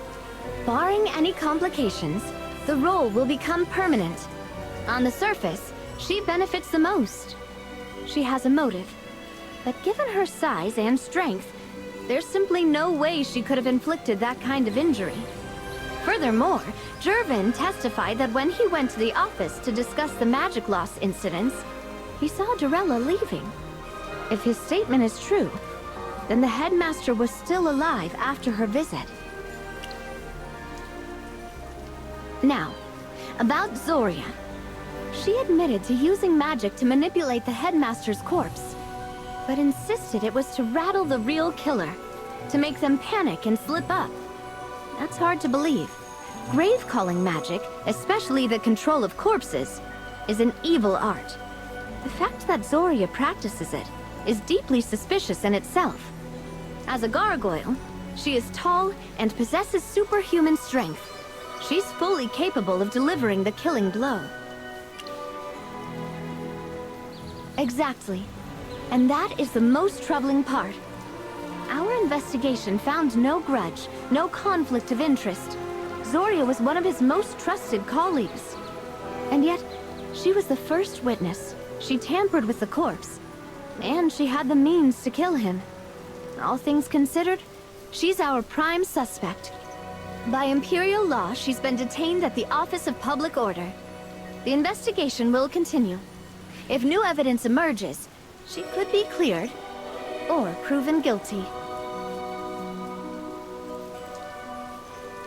Envoy Evie, emergency! A hypo-fiend is rampaging on Holt Street. The guards can't hold it. A hypo-fiend? Understood. Evacuate the civilians. I'm on my way.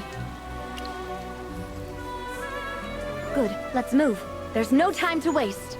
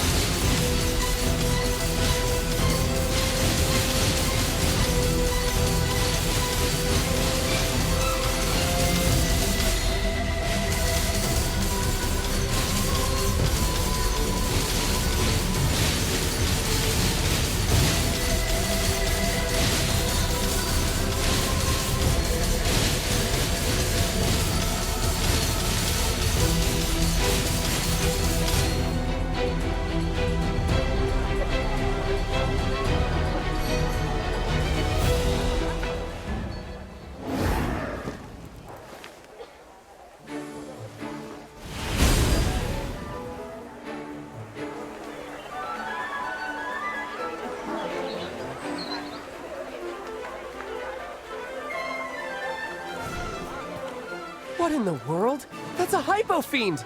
What's it doing here? What? A hypo fiend made it all the way to Holt Street? I was just picking up some magical supplies. I heard a huge commotion from the shipyard, but I never imagined it was an attack. What should we do with it? Should we report this to the acting headmistress?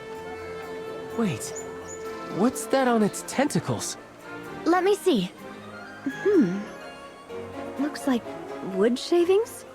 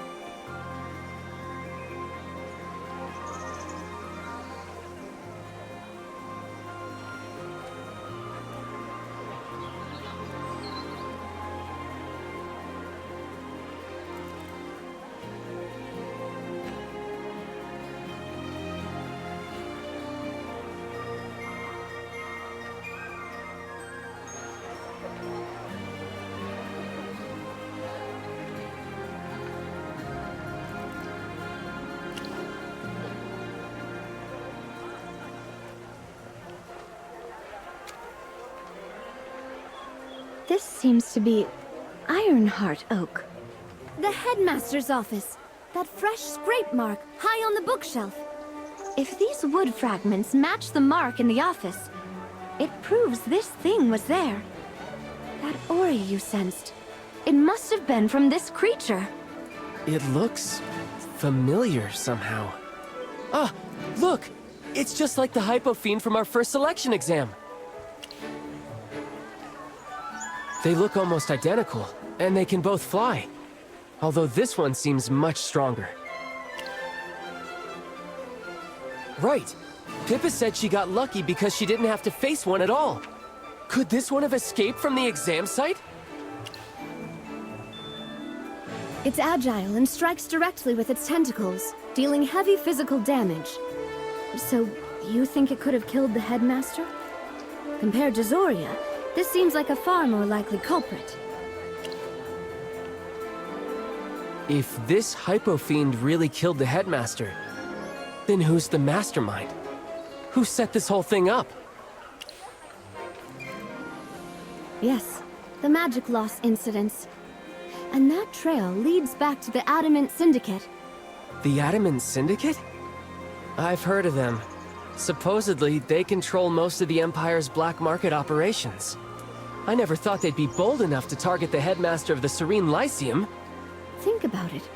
If the headmaster had continued his investigation, he would have traced the clues back to Franz, and then the Syndicate itself. To stop his investigation, the Syndicate might have taken desperate measures, and they certainly have the means to carry out an assassination. But what's their endgame? The headmaster's death was bound to cause an uproar. They had to know we'd investigate. I'll issue an Imperial warrant for Franz's arrest, and assign more investigators to track the Syndicate's movements. Putting all the clues together, it seems likely that the Syndicate sent this flying monster to attack the headmaster and stop his investigation into the magic loss cases. There are still some gaps in the story, but for now, this is the most logical conclusion. I'll have our experts examine that magical artifact in detail. It's possible the Syndicate tampered with it, erasing key fragments to mislead us. The exam monsters are all kept in a special storage facility for training. Checking the storage logs should tell us more about this Hypofiend. Understood. I'll send someone to inspect the storage room immediately. They're targeting students from a magical academy, so it must be magic-related. But their true purpose is still unclear. Don't worry, I'll continue investigating the magic loss incidents.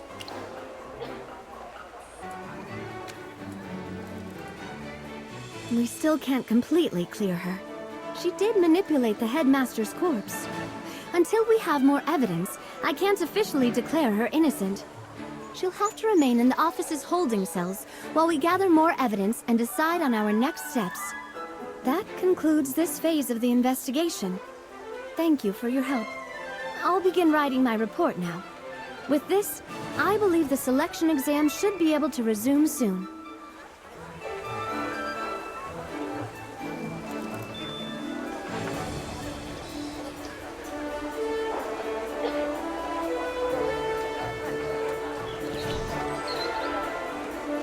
Thank you for everything.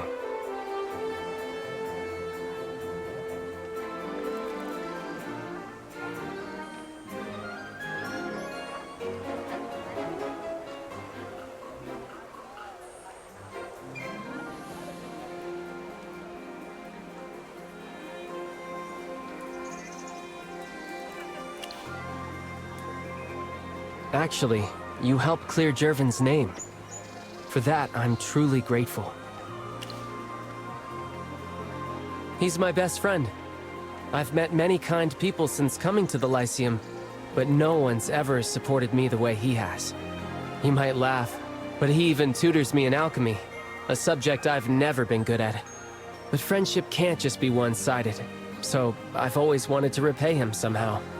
Jervin is the heir to a powerful house, brilliant and gifted in magic.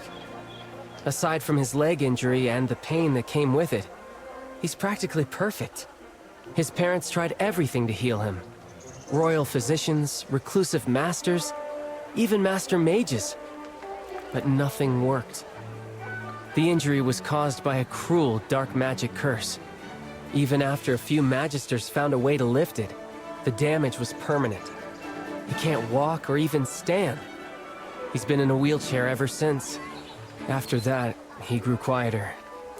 He used to be so lively. Still, he found the strength to move forward and return to the Lyceum, and rose again as one of its brightest stars. Despite everything, he only relies on himself. And as his friend, I've never been able to do much for him. That's why I was so determined to clear his name this time, even if it meant breaking my own code. Honestly, I lied during the interrogation. Envoy Evie asked me about the last time I spoke with the headmaster.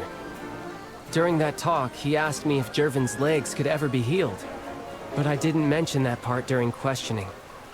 Please don't misunderstand. I didn't mean anything by it, I don't know. The headmaster only mentioned it in passing. I suppose I just forgot. Later, when I remembered, I thought it wasn't important enough to bring up. But it's been eating away at me. I was afraid that hiding it might cause trouble. But I was also worried that bringing it up might damage Jervin's reputation.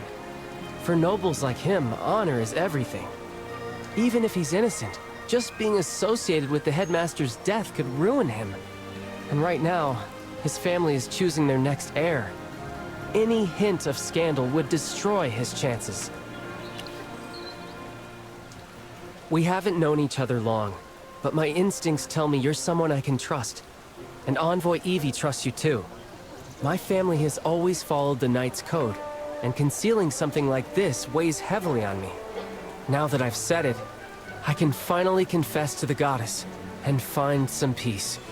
Either way, I'm grateful to both you and Envoy Evie. Truly, I can finally rest easy.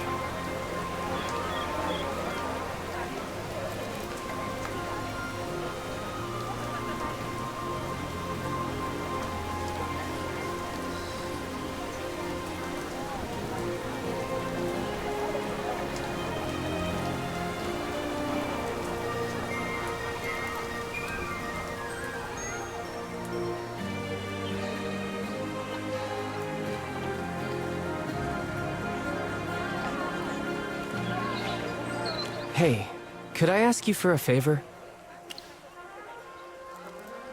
Thank you, truly. I was hoping you could take a look at my sword. You remember at the art gallery I used that small anti-magic device? Well, because of its side effects, my sword has been losing its magical power. I'm not very skilled with alchemy or forging magic. I've tried everything I can think of, but nothing's worked to restore it. Could you see what's wrong with it? Thank you. Here it is. Please be careful. This sword means a lot to me.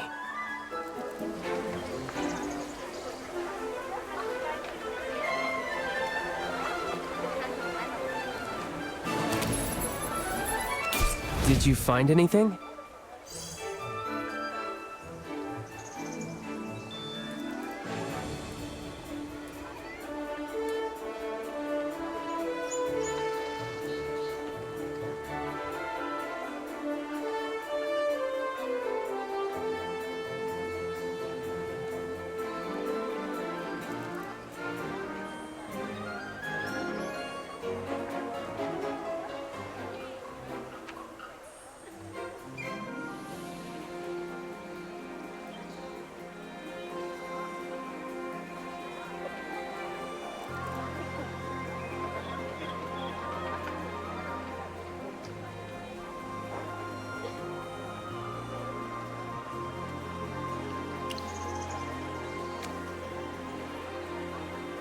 cracks? Dura above, I didn't even notice. Could that be why the magic's leaking out? Is there any way to fix them? I could try myself, but honestly, I'm hopeless at forging magic. What's wrong? Even so, I want to try. It means too much to me. This sword is called the Oath of Glory. It was reforged from the broken blade of my ancestor, who performed great deeds in the First Divine War. See here? When it was remade, he had our family oath inscribed right into the steel. Where the oath points, there glory returns. It's the most precious heirloom of House Grenvalden. More than a weapon, it's the symbol of our honor and knightly spirit. Yes, they say my ancestor Alistair Grenvalden was a mage knight without equal. He served alongside the gods themselves and achieved countless feats in the First Divine War. When the Lightbearer Empire was founded, he was granted the title of a count. The Grenvalden name was known across the realm, a proper knightly lineage. But that was then. Now, our house has fallen on hard times. We've lost our lands, our title, most of our fortune. All that's left is the name. I am. Before he passed, my father passed the Oath of Glory to me. He believed that as long as this symbol of our honor survived, our house could rise again someday. It's been nearly a century since a Grenvalden earned the crown's favor. All I have left is an empty title, baronet in name only. If I can't turn things around, in a generation or two, our family's glory will fade into nothing. The official reason? My magic talent was always stronger than my swordplay. You see how it is. Court mages have the crown's favor these days. I thought maybe, through the path of magic, I could attract royal attention faster. With a bit of luck, I could actually achieve it. Restore my family's honor. It's a bit calculating, isn't it? A far cry from the noble ideals my ancestors fought for.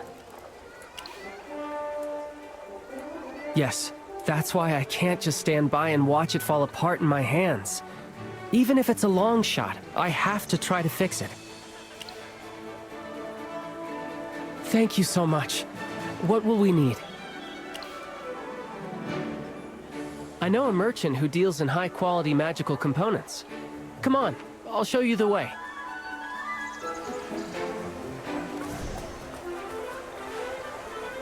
Well, well. If it isn't two future magisters. To what do I owe the pleasure? Let me see. Ah, yes.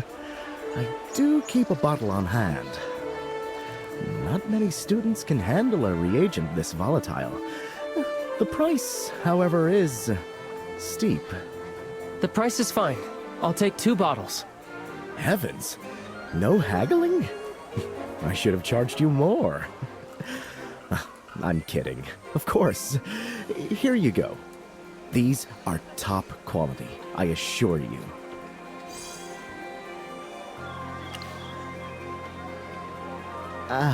Apologies, but that one's too hazardous to keep in the shop. I'd have to special order it. You'd be looking at about 20 working days. That's too long. Anywhere else we can get it? Well, if you're confident in your skills, you could try extracting some from a razor claw assassin. Oof, nasty creatures. What? You're using that for a magic experiment? I'm afraid the Empire has that one under strict lock and key. Without a trade license, I can't sell it. Sorry, I'm afraid I can't help there. The Fire Vein ore is a dead end for now. But the Razor Claw Assassin, I did hear a rumor that one was spotted in the nearby woods. Maybe we'll get lucky.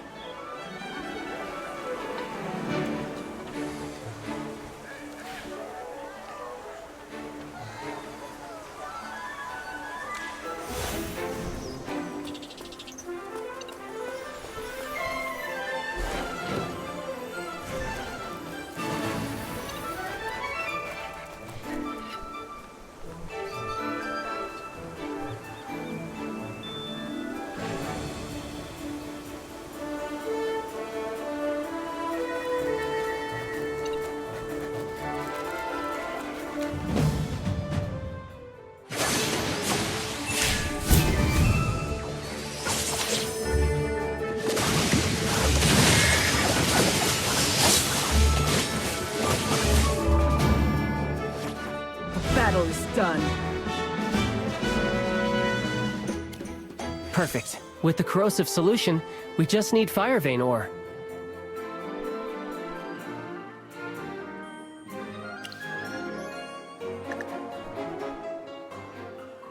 Maybe a professor would know? I know Professor Fernando, the one in charge of the alchemy lab. He might know where to get that ore. He should be in the alchemy classroom now, preparing for his lecture. Let's go.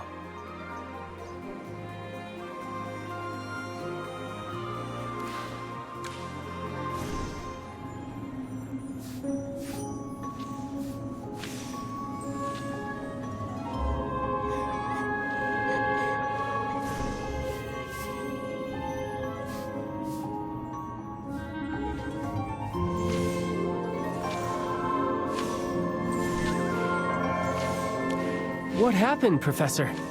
Another failure! My portable modular alchemy array is a pile of scrap! The lab exploded! My entire custom set of alchemy equipment, all gone! Do you have any idea how much gold I've literally burned through? Magic burns money, and alchemy explodes it! I'm filing for the triple research funding. There was an explosion? Are you okay? Me? I'm perfectly fine.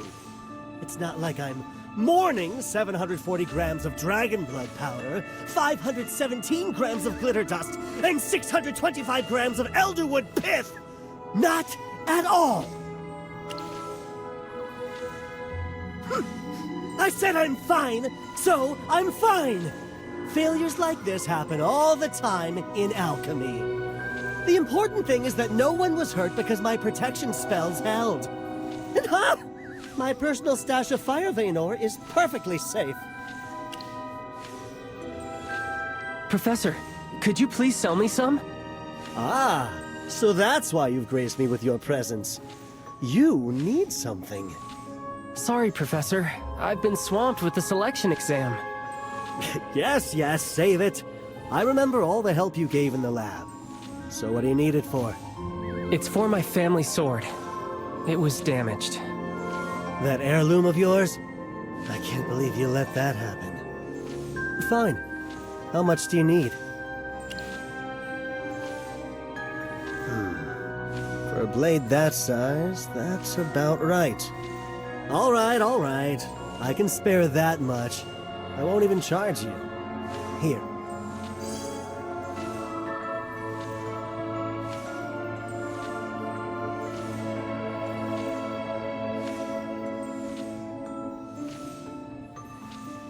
This is too generous. Aren't you in a hurry to fix that sword? Consider it your advanced alchemy assignment. Now, take your course materials and go. Thank you, Professor. Oh, don't look at me like that. Off with you both. Shoo!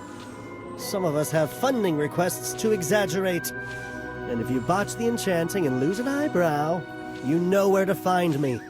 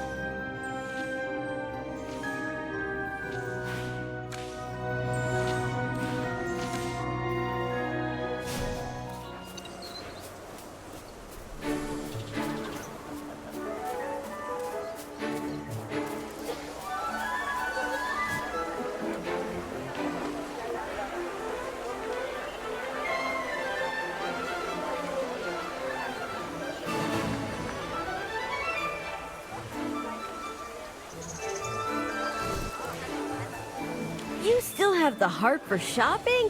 I heard the headmaster's incident shut down the entire selection exam.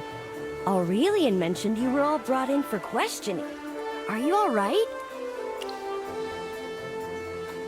Of course I know that. I see. Well, as long as you're safe. So, what are you looking for? Need a hand? High-grade gems, huh? The guild's local vaults keep a few in stock. Tell you what, if you find what you need, I'll give you a 20% discount. No, 30% just for you.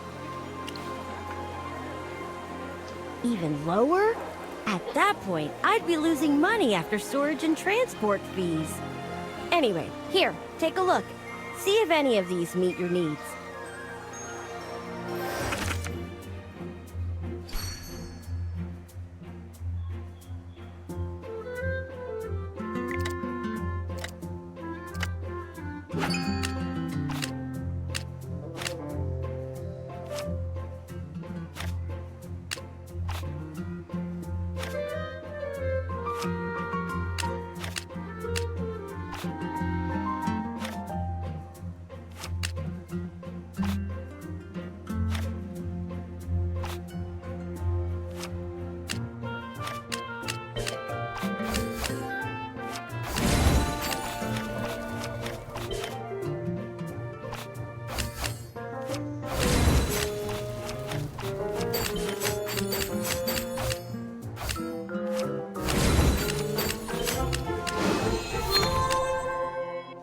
Nothing?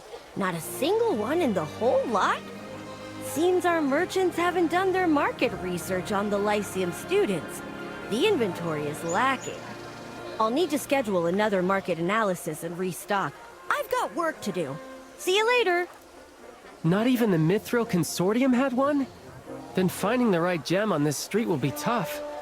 Will we have to go all the way to Savannah? A collection? Only nobles could afford something like that. Wait, you don't mean... Jervin? Yes, I suppose I am. I feel guilty even thinking about asking him. The truth is, when I first approached Jervin, it wasn't purely out of friendship. I had an ulterior motive. My family's long fallen into ruin. Jervin's a true noble with real influence. One of the few people of his status I could actually get to. After his injury, I deliberately grew closer to him. I thought that if I could earn his trust, I might attract royal attention, and maybe revive my family's name. It's been so long since anyone even remembered the Grenvalden house. At first, yes, but over time that changed. The more we talked, the more I realized he was genuinely worth knowing. He never looked down on me, never used his title to belittle others. Everyone knows he's kind, composed, and noble. He can be a bit commanding at times, but he's a true friend. He never once doubted my motives. He's helped me countless times without asking for anything in return. Yes, I'm ashamed of how I first saw him. I've been trying to make it up to him ever since, to protect him however I can. Hiding what I knew, clearing his name. I just wanted to shield him, even a little. Maybe I should just apologize to him directly. But I don't even know how to start. I'm not afraid I was wrong, just afraid of losing his friendship. You think so? Maybe you're right. Maybe I'm just overthinking it. Yes, I should just talk to him.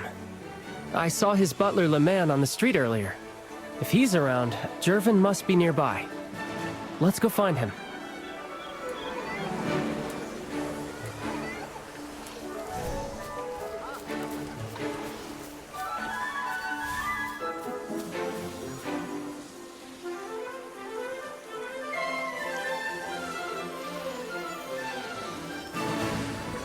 Jervin?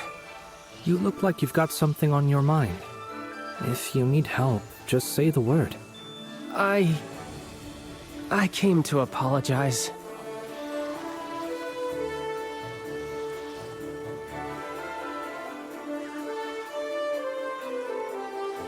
So that's how it was. I see.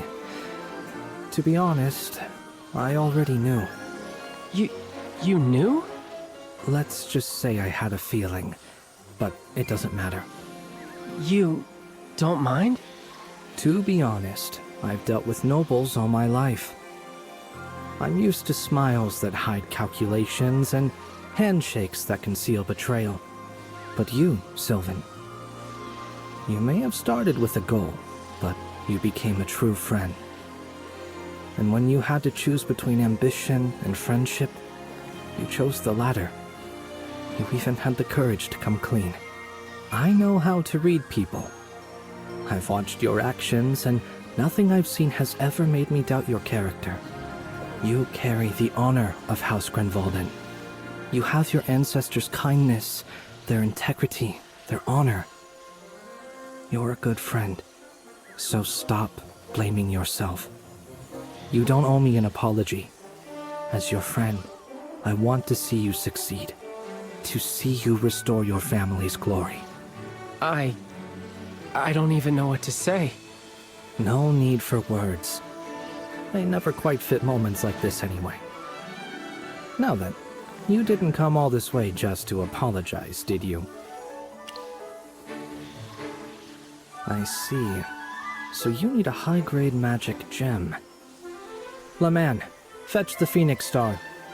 But young master, that gem was meant for your new staff. It's fine. I have other options. As you wish.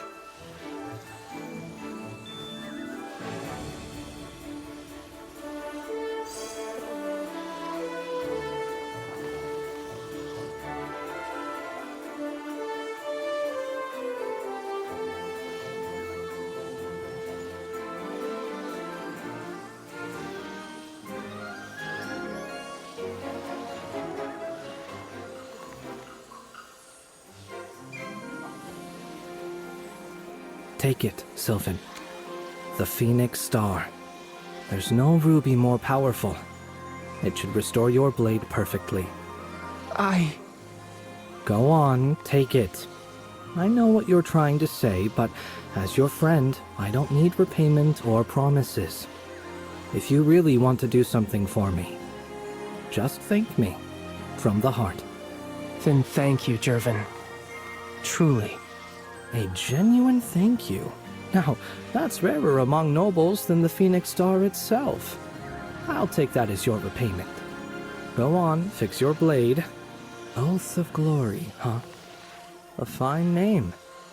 From now on, I suppose I get to share a little of that glory too.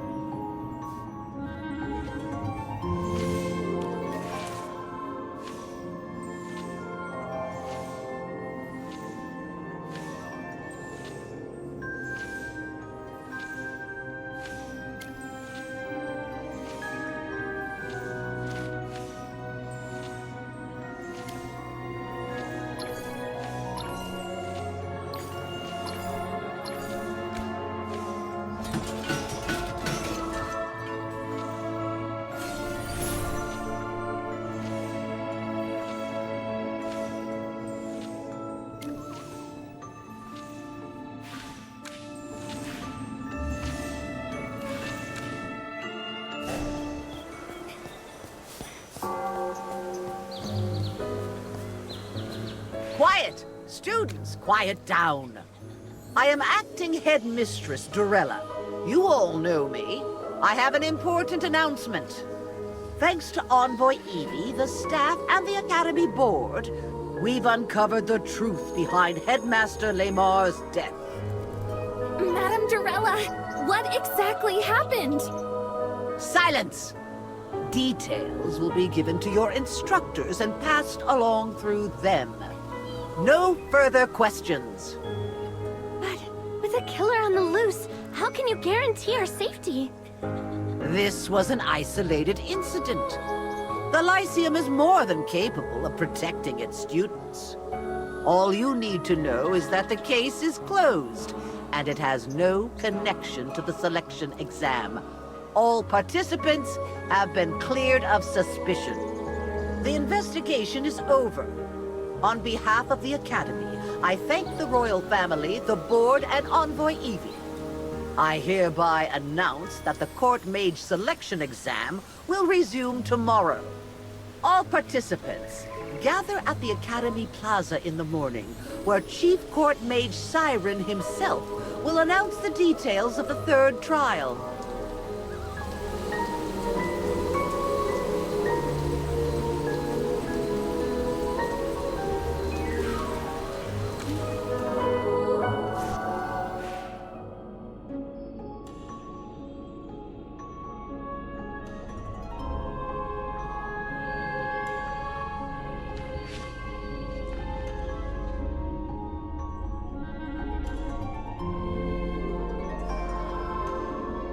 Relax. There are no enemies here.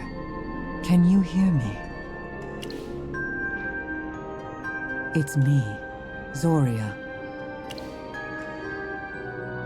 This is my true body. The gargoyle you're used to is just a vessel I use. This is what I really look like. If I wish, I can use almost anything as a vessel. Technically, she imprisoned my statue, not me. The headmaster's death has drawn attention. Those behind it won't stay idle. What have you discovered? The Syndicate has been a thorn in the Arcane Council's side for a long time. You must be careful. Even though the case seems resolved, things don't feel finished. Good. My spell making the gargoyle move independently will wear off in a bit. I must return soon. And reveal the Arcane Council's existence. No.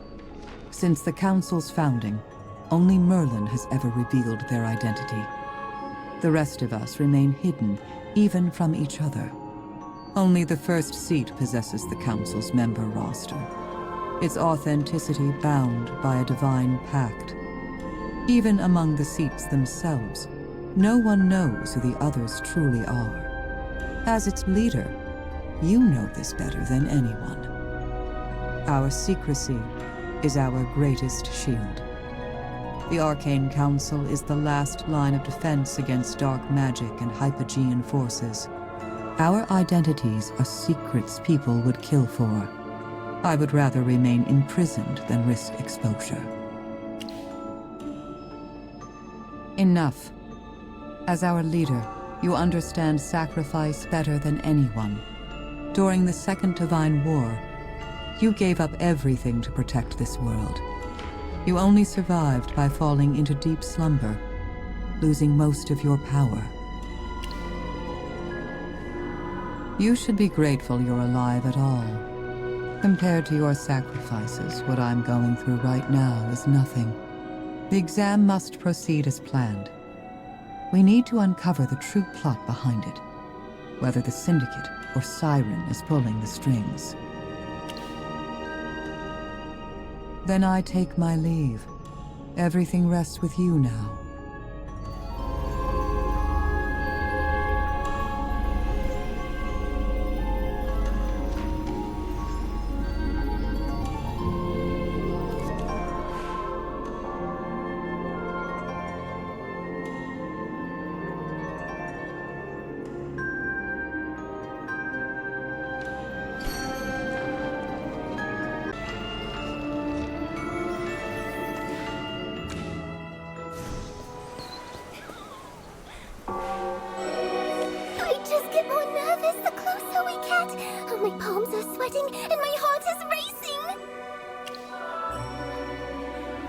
Pippa, just breathe.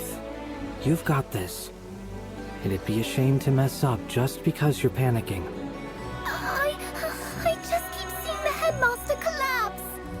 And that interrogation with Envoy Evie, she was polite, but I was still terrified. I get it. I was right there when the headmaster fell. It's alright, guys. Nothing to worry about. Envoy Evie confirmed it had nothing to do with you. Just put it out of your mind. Don't get stuck being scared. Focus on today's exam. This is the last round of the preliminaries. Get through this, and you're in the finals. Don't lose your focus now. Hey, I heard a rumor today's test involves transfiguration. Transfiguration? What does a court mage need that for? Everyone, sorry to interrupt. The judges will be arriving shortly, so please gather over here first.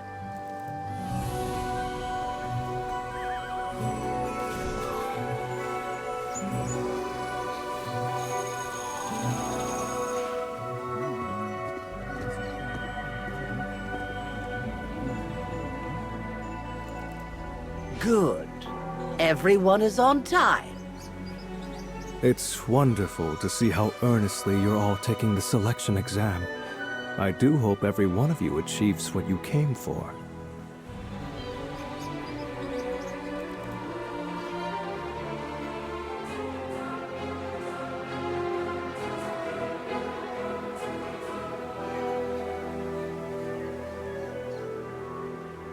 As you know, court mages stand at the Empire's very core.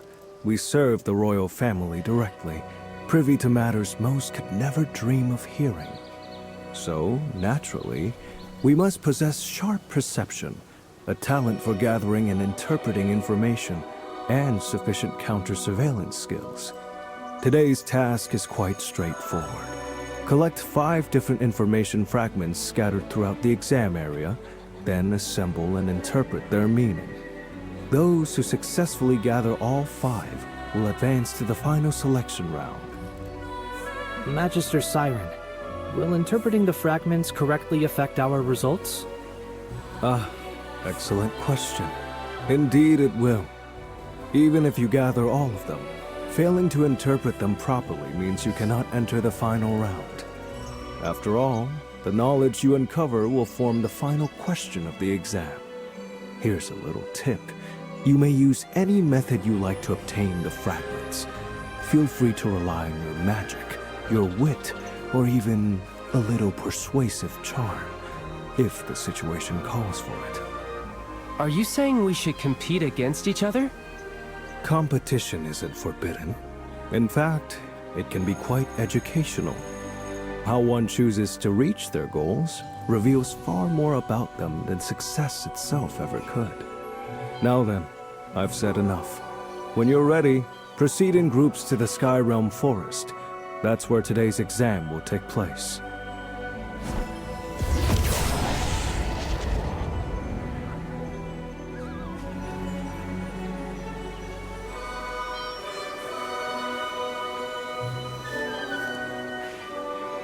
Pippa? Sylvan? You two are probably the most familiar with the forest out of all of us, right? Huh? Oh, I don't know about that, but I do love going there. I help Professor Celise weed and water the magical plants. She always has the best hazelnuts.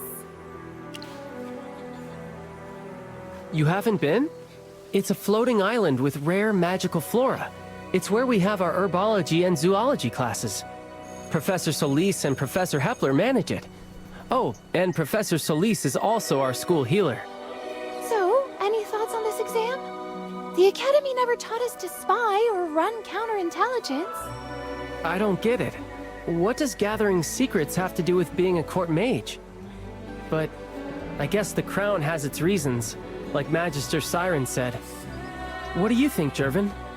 Probably to weed out spies. The royal court can't afford a security breach. The school and the royal family designed this test for a reason. Let's not overthink it and just do our best. Yeah, you're right. Come on, let's head to the Sky Realm Forest.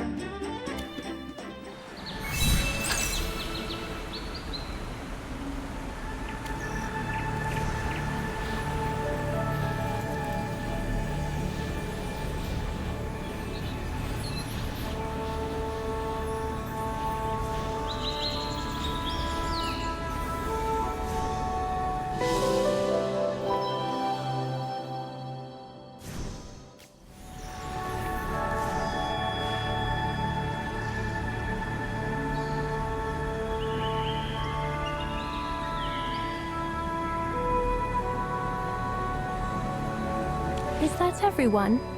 Professor, are you judging the exam today? Oh no, not this time. The judges are Magister Siren and Headmistress Turella. Professor Hepler and I are just here to keep things running smoothly. And to make sure everyone follows the rules, of course. Is the exam location right here? That's right. The entire forest is part of the exam grounds. We've even set up a little surprise for you all out there. You'll see what I mean soon enough. If you have questions later, come find me after the exam. I'll be happy to explain everything then. For now, I'm afraid I can't spoil the surprise. All right, before we begin, there's a small magical aptitude test. Think of it as a warm-up. Pass this, and you'll move on to the real thing. Don't worry, it's nothing too demanding. We just need to confirm that everyone's basic magic is stable and ready. You've all worked so hard to get here. This is simply to make sure you can show your best selves. Professor Hepler will explain the details. He's waiting just ahead.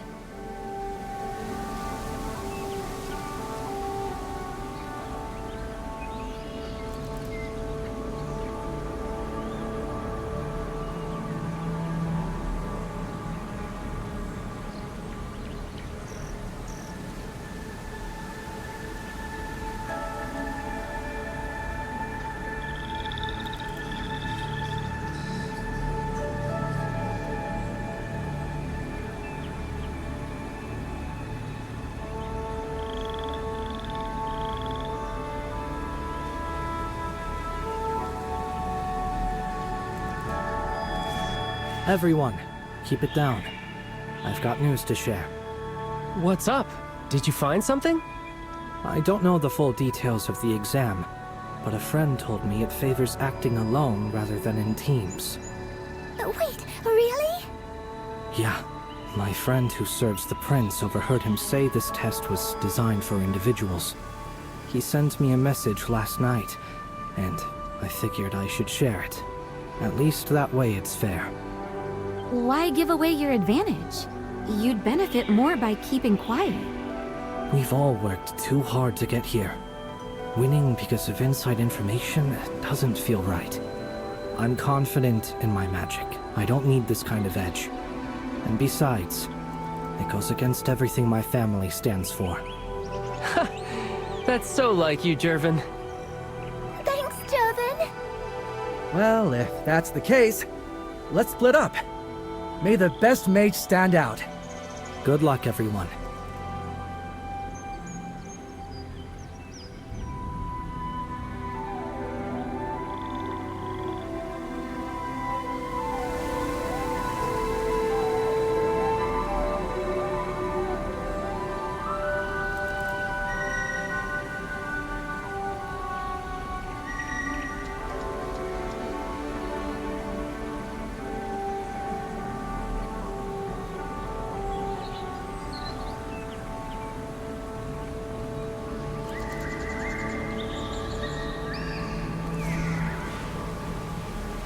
I heard your chatter. You're right, this test will use transfiguration. I'm going to teach you an advanced technique that might help you during the test. But before I show you this new transfiguration technique, I need to see where you're at skill-wise. A good candidate needs both learning ability and adaptability. Follow me.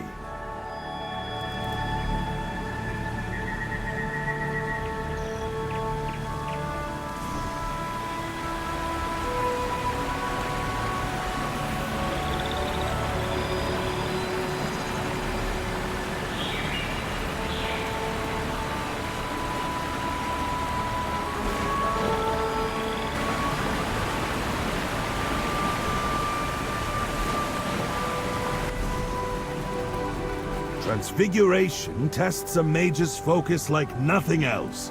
Many graduates still shudder at the mention of it. But I have to say, your skills are already well beyond your classmates. Impressive. So I'll teach you something special. Ancestral Sense. Master this, and it's like gaining a second pair of ears, or a third eye. Ancestral Sense lets you tap into deeper magical energies. Simply put, a form of necromantic perception within Transfiguration that lets you sense echoes of the past. It's like stepping from bright sunlight into a shadowy graveyard. Your senses sharpen and you'll awaken special abilities. If you use Ancestral Sense while in animal form, you can detect spirits within a certain range that normal eyes can't see. Oh, I read about this in a journal. It's based on advanced theories of mental energy tides, right? Your theoretical knowledge is good, but don't forget practical application. Some of the best shapeshifters know theory, but fail in execution. True mastery means making magic instinctive, like a chameleon changing colors, or a lizard becoming an owlbear. Professor Hepler's transfiguration is second nature to him. All right, let's see it in action. Up ahead, shift to your wolf form, then activate the Ancestral Sense. Let's see what you can find.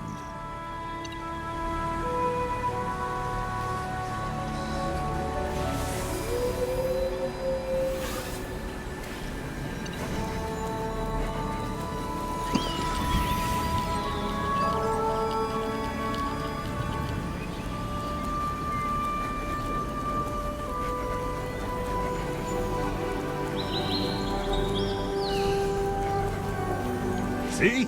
That bridge was invisible before. Now it's clear as day. You've got a third eye now, a second pair of ears, another nose. Feel more, analyze less. Most secrets work the same way. They're hidden until revealed by the right method. Take these ruins. They look ordinary. With Ancestral Sense, they'll show you all their secrets. Go on. Use the spell to study the ruins and solve their mystery.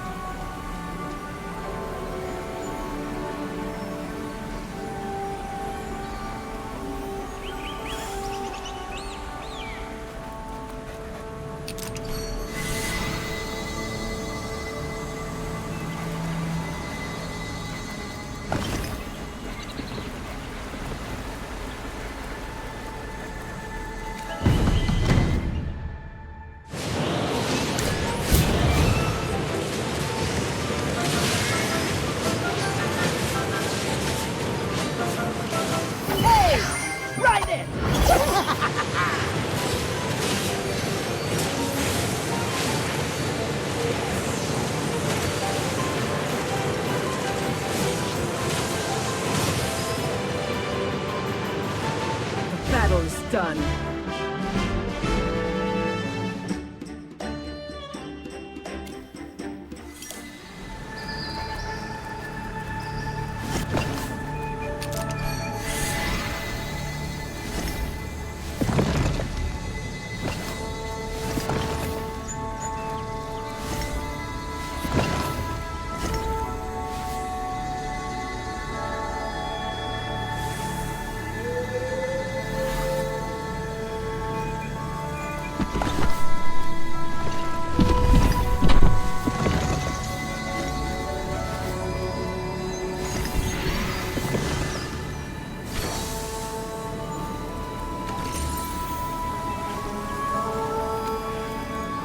I'd say you've passed this little test with flying colors.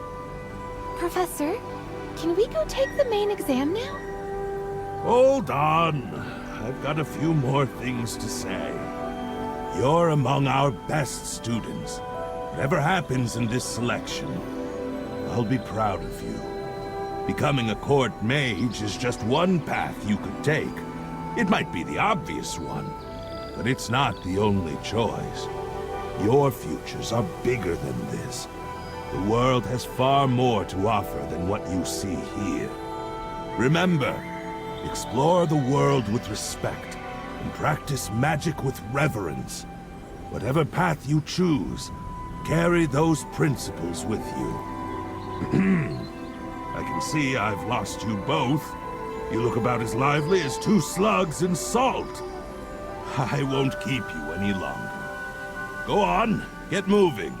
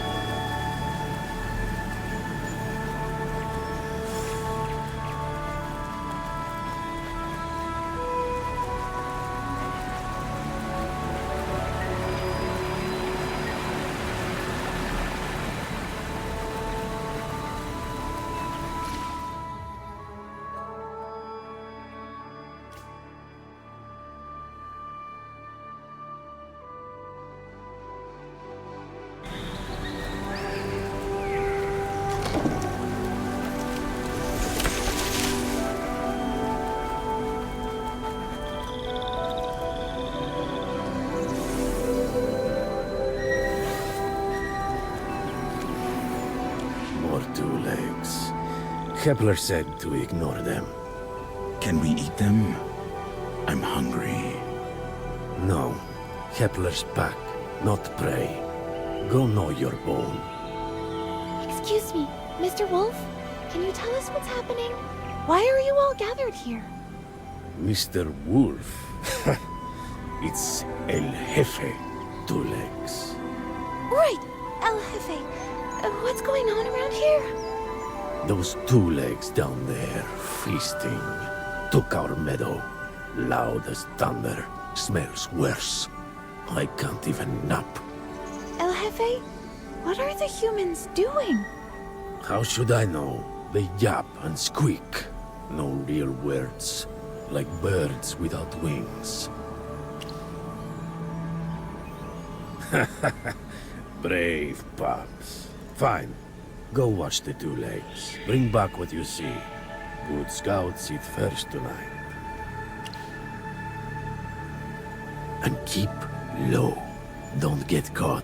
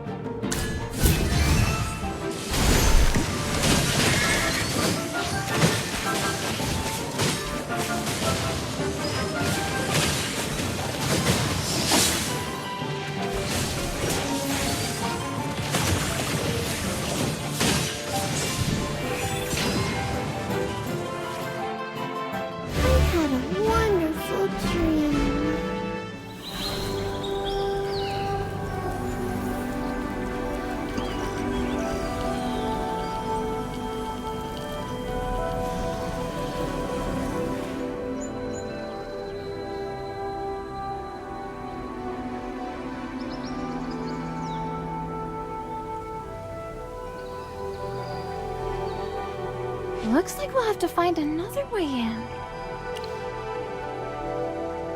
The staff count is probably fixed.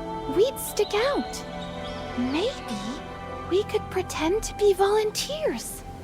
Let's change into our uniforms and try going in.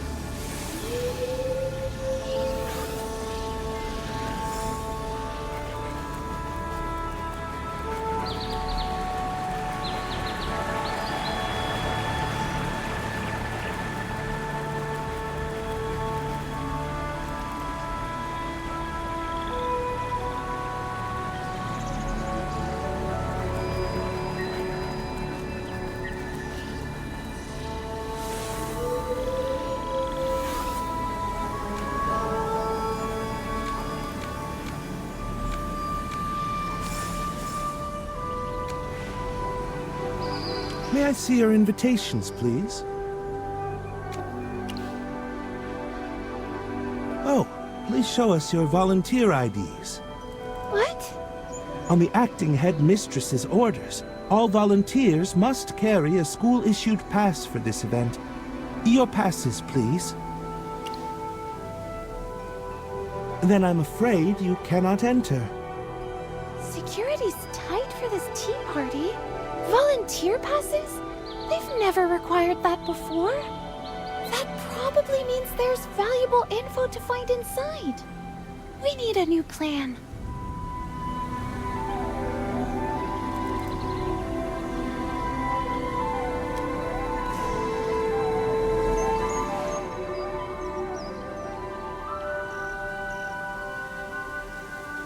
Do you have any ideas? Yeah, but even pushing a cart, we can't pass for real servers. That's it. We can turn into hamsters, small enough to sneak in with the food. Hiding under a serving plate would work perfectly. Turning into hamsters. Honestly, that sounds kind of fun.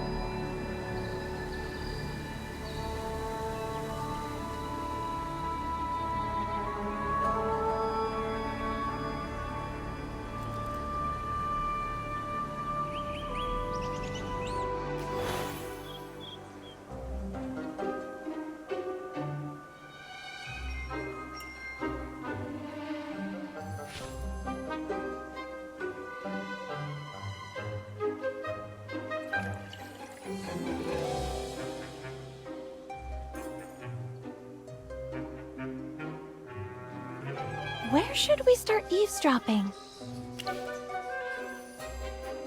Perfect!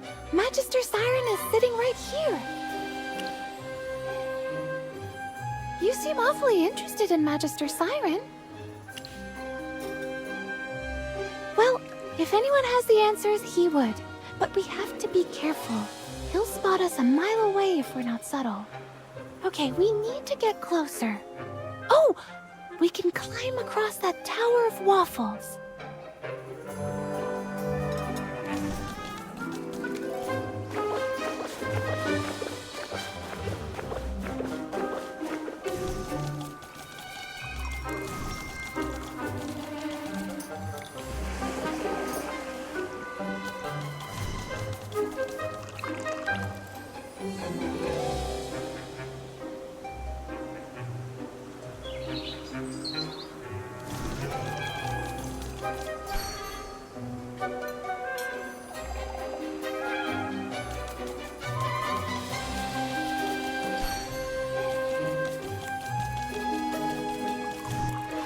When it comes to the Lyceum's famous alumni, the most legendary has to be Magister Merlin, right?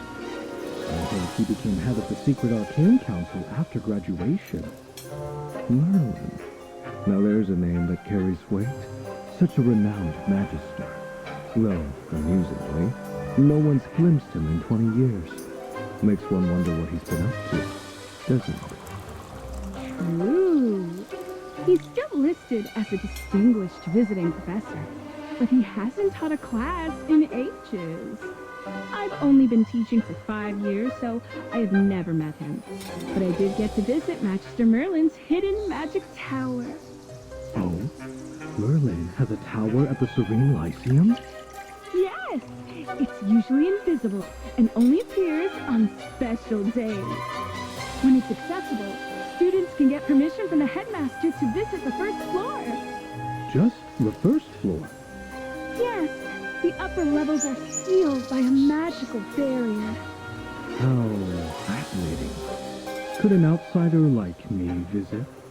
I'm not Sure, you'd have to ask the headmaster. Or, I suppose, acting headmistress Durella now.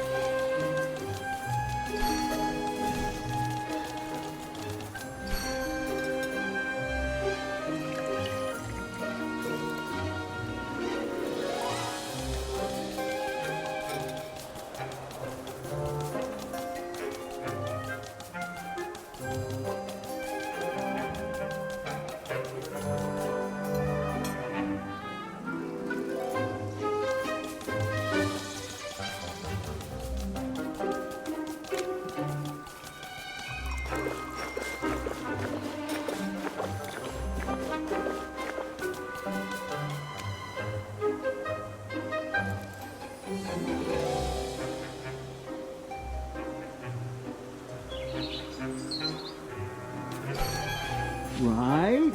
A meteor shower is the absolute best time for star chart divination. The readings are supposedly far more accurate than on a normal night. I wanted to try a reading during the Astro-Throne meteor shower, but that's not for another year. I can't wait that long. Speaking of meteor showers, remember the very first time we learned here? Of course. Star shower. Pretty, but not very practical. Well, it makes a lovely backdrop for a marriage proposal. Star shower! Sorry, I just got so excited. Star shower was the very first spell you taught after becoming a professor at the Lyceum. You said magic should bring people joy, and you wanted every student to remember that. So you picked this spell. Simple, beautiful, and it always leaves them in awe. You think this could be an information fragment?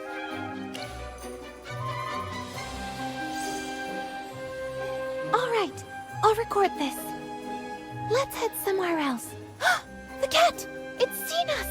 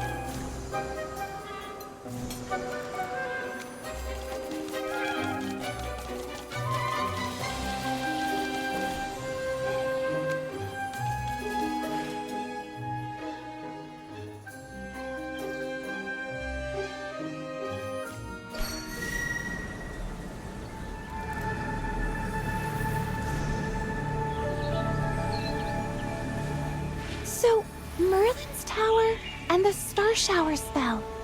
If my hunch is right, these are definitely 2 of the fragments we're looking for. But that's only 2. Magister Siren said we need 5 fragments to piece this whole puzzle together. Looks like we still need to track down 3 more. You know, Jervin had a point. This exam really seems designed for people working alone. Maybe we should split up to gather intel. How about we meet near where Professor Solis is before the exam ends to share what we found? And let's not waste any more time.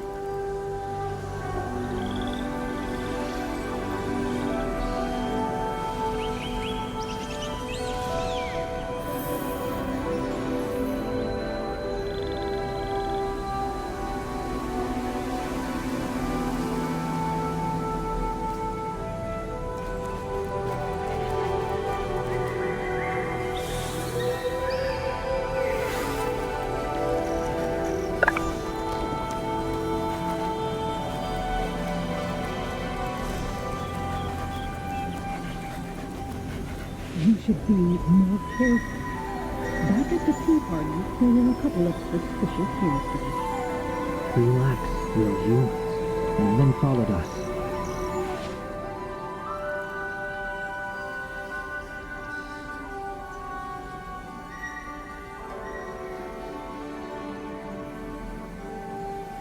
Ladies and gentlemen, welcome to the final act. How do you like my new little pet?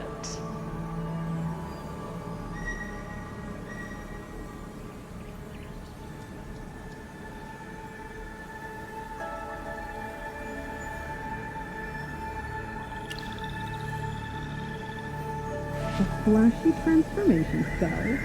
You never could resist the drama. If anyone remembers the spell's restrictions, you'll be exposed instantly. Do you want the first act of your little play to end in disaster? With so many students using transformation magic, I'm safe for now. But I'll be careful. Now, madam, what's this about? Ah, I see. You like the spotlight.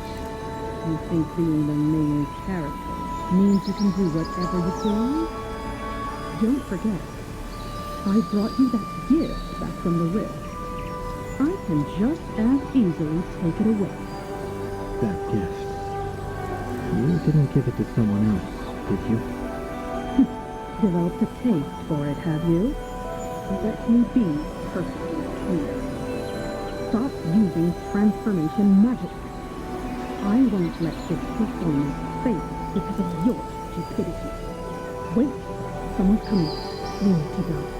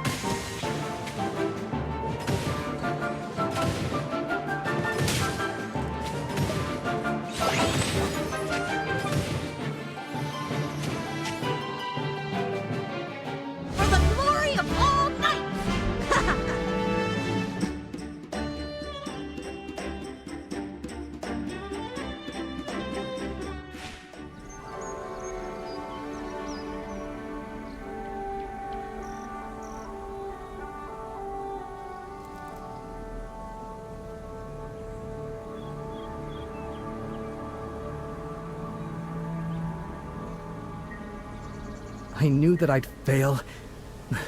Whatever. I never stood a chance against Cassidy or Jervin anyway. Losing to you isn't too much of a surprise. But if I don't challenge you, I won't get enough fragments, and I'll fail either way. So I might as well try, right? You never know. Thanks for saying that. Here, you can have my fragment.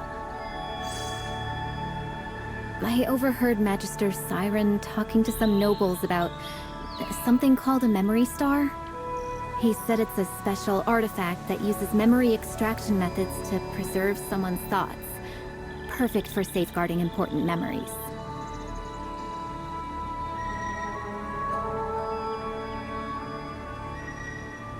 Well, I'm out anyway. Might as well make this fragment useful for someone. Some of the professors were talking about a magic door that appears under certain conditions, leading to some hidden place. You know, I'm actually curious now. You, Jervin, Cassidy, I wonder who'll win. Well, as a defeated contestant, I'm heading out. Good luck.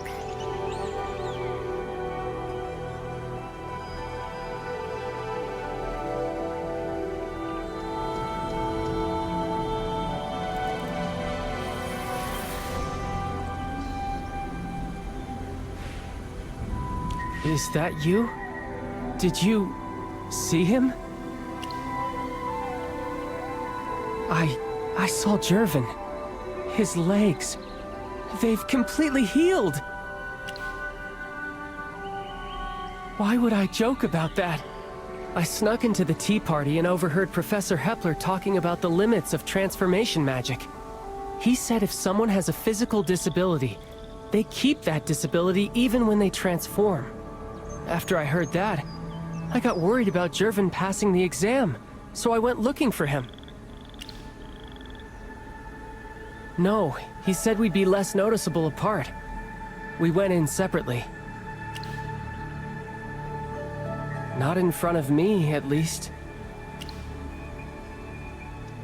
I transformed into a wolf and tried to track his scent. Yeah, he drinks this tea made from sunfire blossoms for his leg pain. It leaves a very faint, distinctive smell. Easy to miss if you don't know it. It took me a while, but I finally found the wolf he turned into. And then I saw...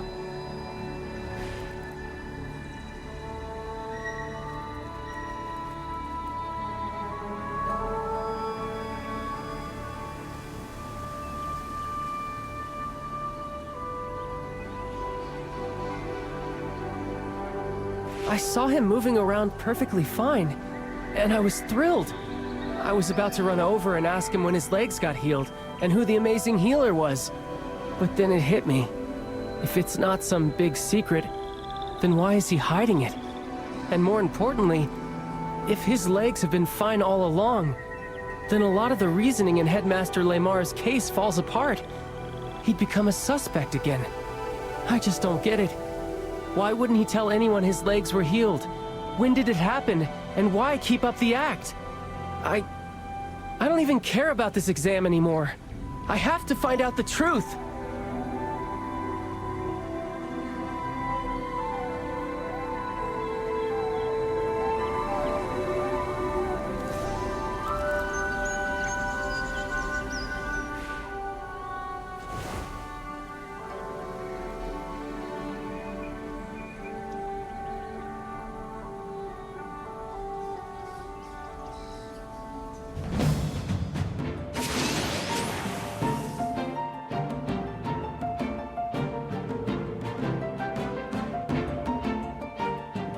By the title of the swordsman.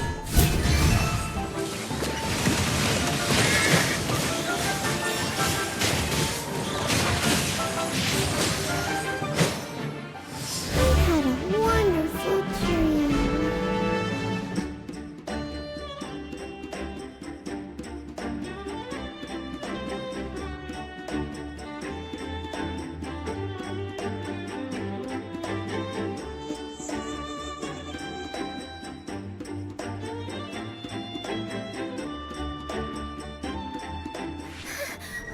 second there, I really thought I had a chance.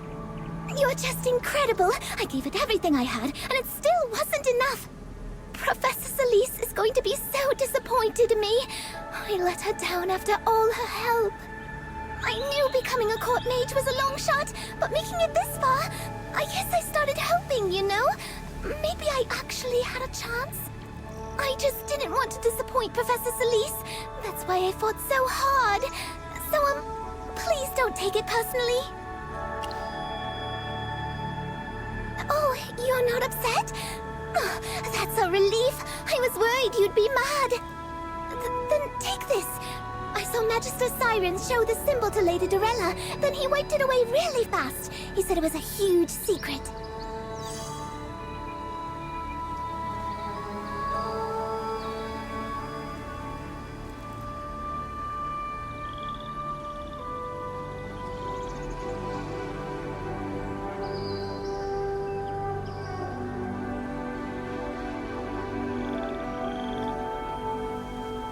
I have no idea what the symbol means, but you probably do.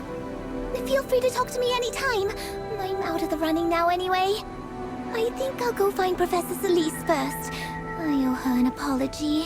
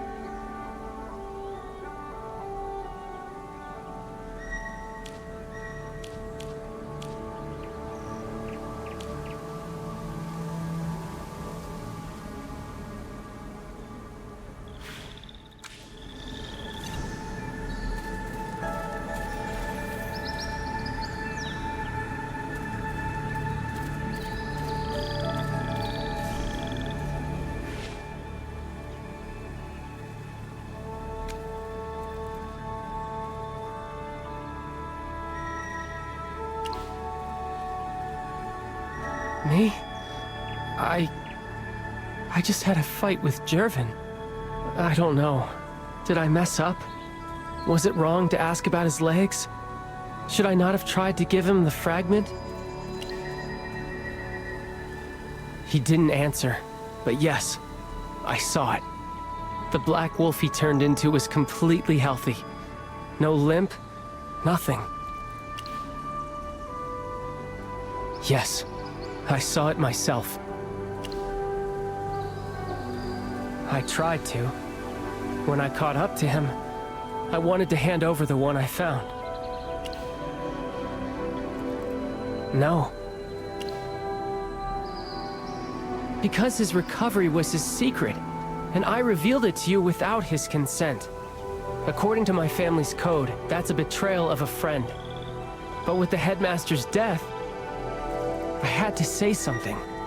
I meant it as an apology. I don't even know why I did it. Maybe I just made everything worse. He was really angry.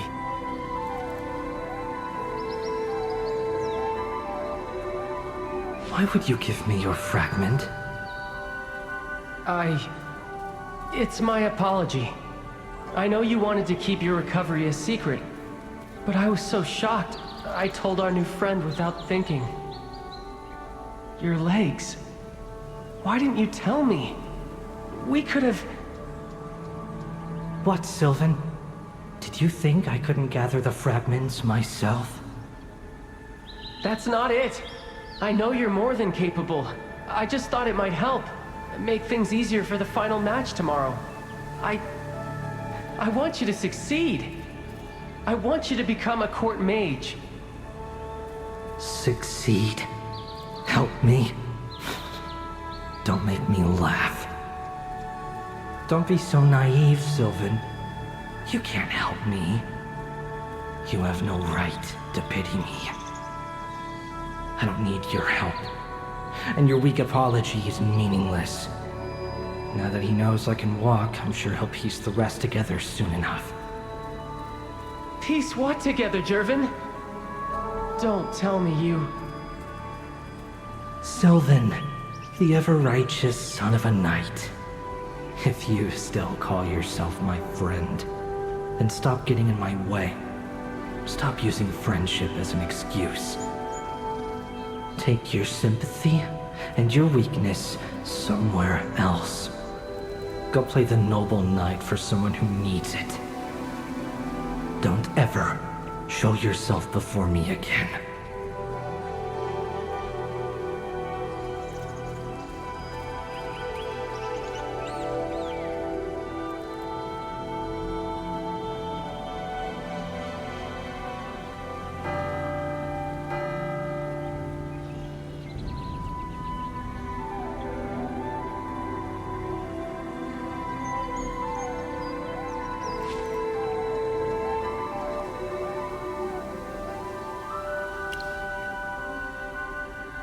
The Arcane Council?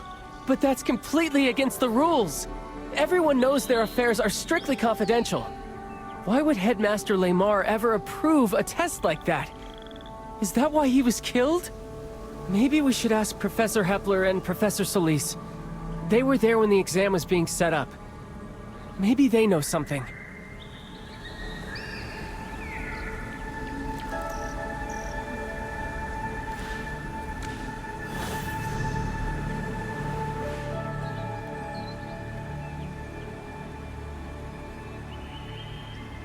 I didn't make it! I didn't even reach the final round! Everyone's going to laugh at you! They'll say you were wrong to recommend me! People will question your judgment for picking me! I know I'm not good enough, but I never wanted to embarrass you! Is that what you think? Well, I see it differently. You have a unique and wonderful magical gift, Pippa. You're creative and imaginative. You just need a little more faith in yourself. This was an incredibly difficult exam, and you made it to the 3rd round. Only 9 students in the entire academy managed that. You should be proud. Maybe I just got lucky. Luck's part of talent too, Pippa. Don't underestimate it. And more importantly, your magic is special. It's wilder and harder to control than most. But that's often how it works. The greatest power is usually the hardest to master. You need to trust your gift. I truly believe you will become a remarkable Magister one day. Magister? I've never dreamed that big. No professor has ever believed in me like you do. You really think I could?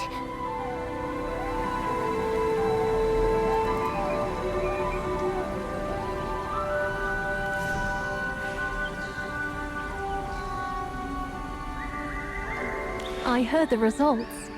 You made it to the finals. Congratulations.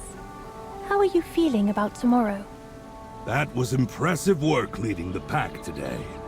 Well done on making the finals.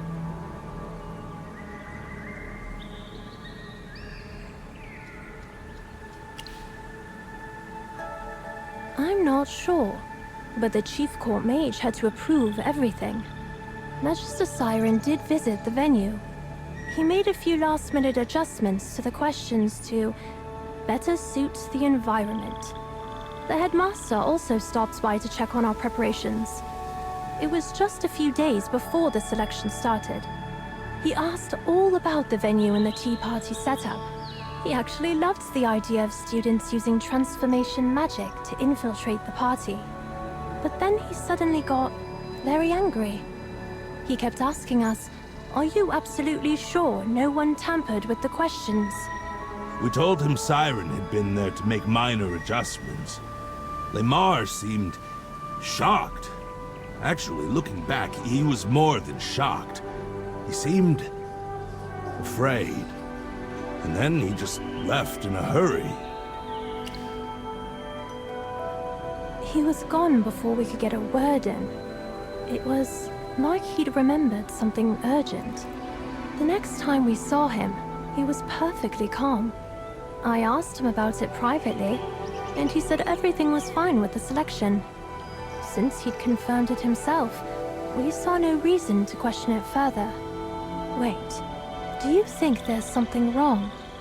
Is the headmaster's death connected to all this?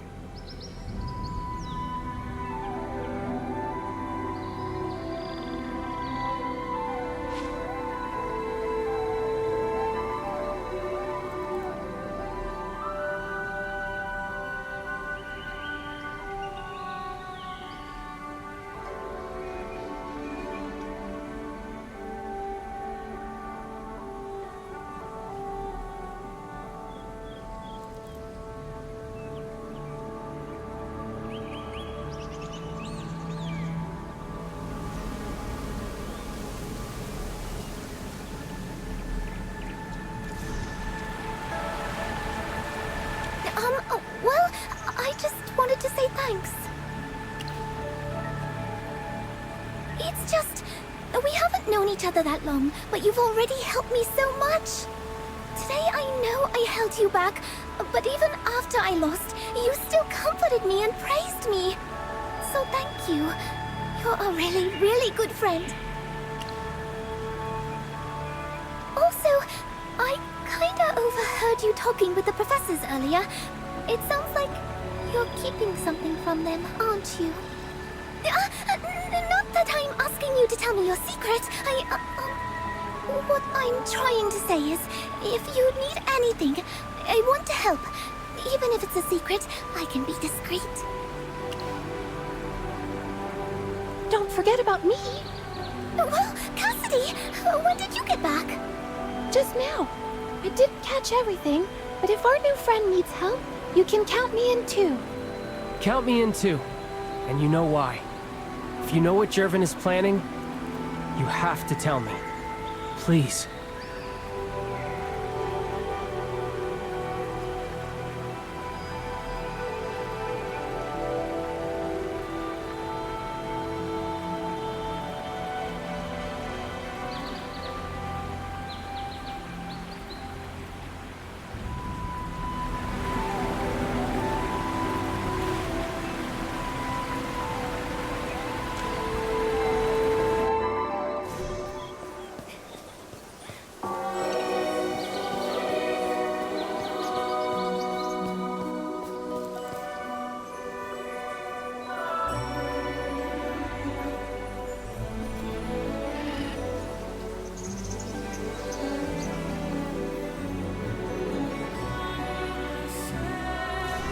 You came to find me in a hurry. What's going on? What? That's a serious accusation. Tell me everything you know.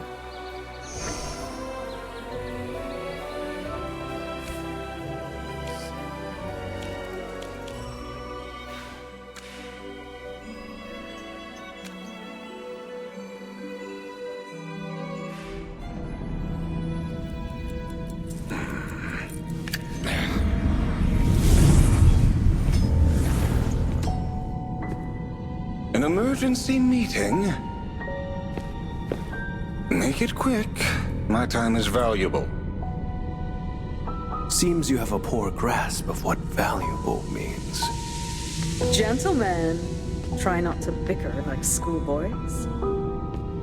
Everyone, the exam has taken an unexpected turn.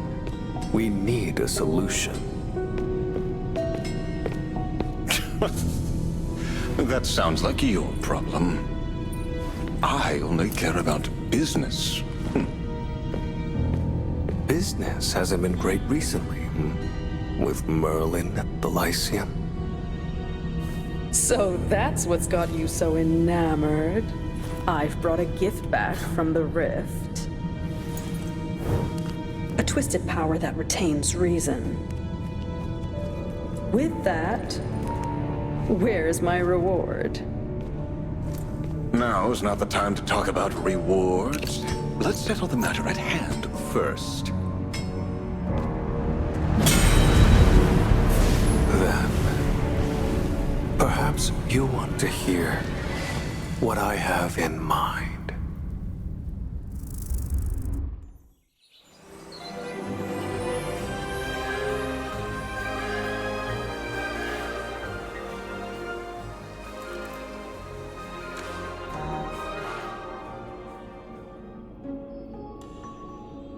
Merlin, you contacted me.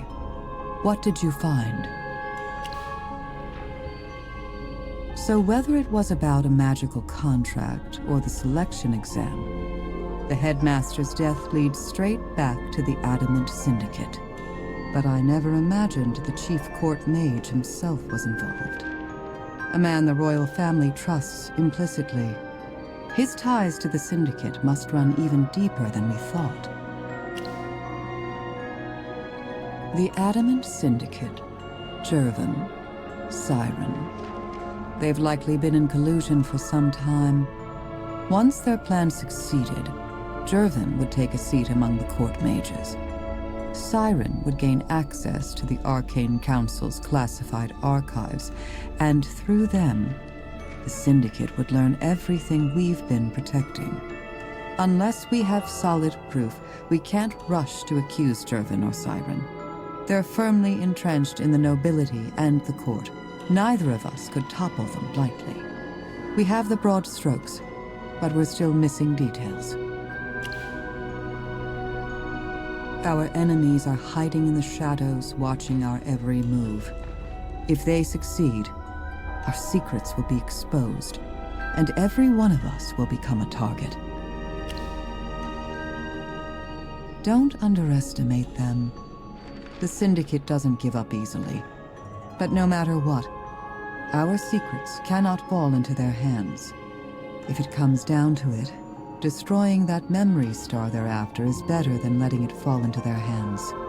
I trust you'll make the right call. First seat.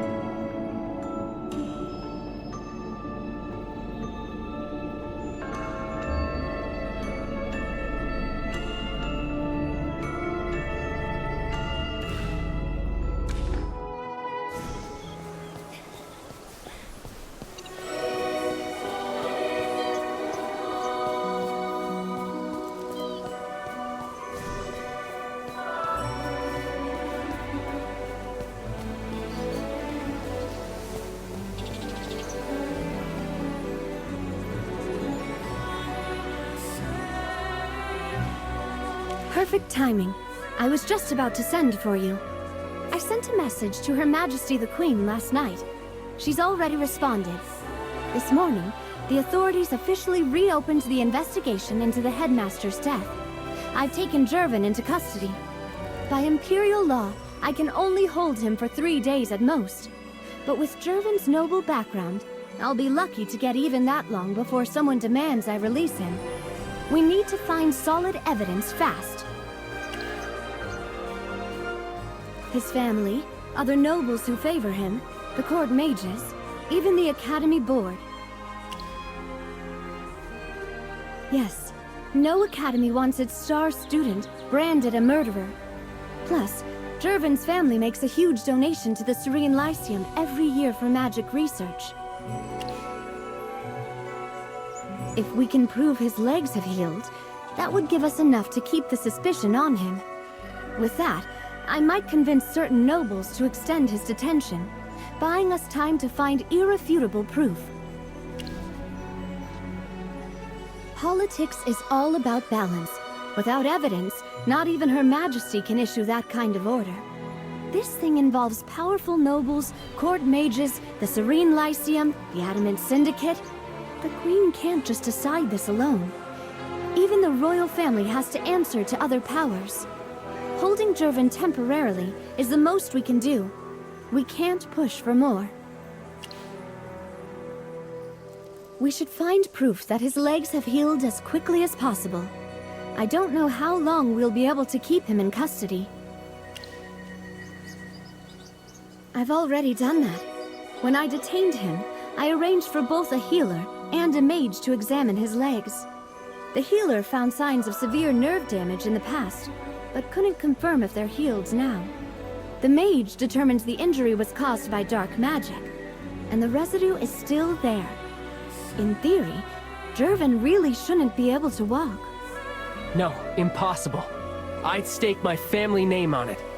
I saw the wolf he turned into running freely. There's no way he's crippled. Sylvan, you're here.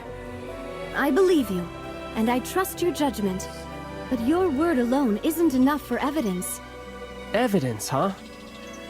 Maybe I can try something. Envoy Evie, could I speak with Jervin alone? I'm sorry. I can't tell you that right now, but I promise I won't give anything away. Maybe I can provoke him into standing and walking on his own. That would be all the proof we need. If it's just the two of us, he might let his guard down enough to slip up and show his true colors. A proud person wouldn't be wary of someone he looks down upon. After sunset, I can arrange for you to meet in the headmaster's office. But meeting him alone is too dangerous. Here's the plan. You hide somewhere in the office beforehand. Only show yourself if absolutely necessary. Sylvan, you need to be ready for anything. I hate to say it, but Jervin might be more dangerous than we think. This stays between us. I'll guard the office entrance myself. Understood.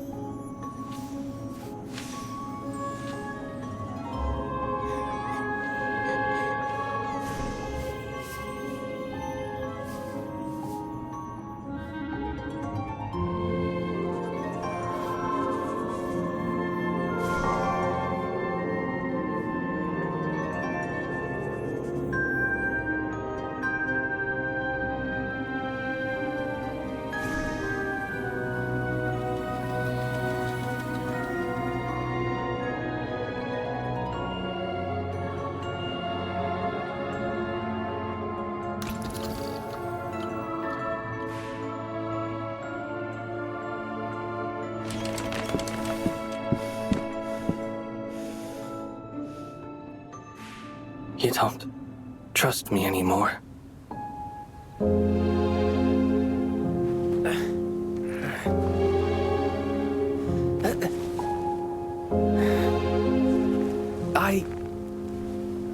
I did once.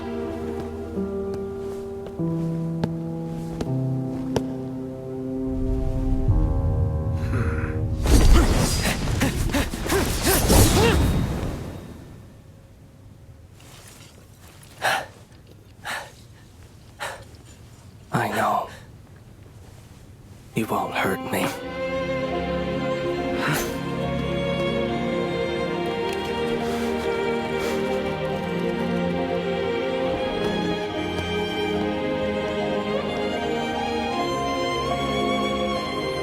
That's enough.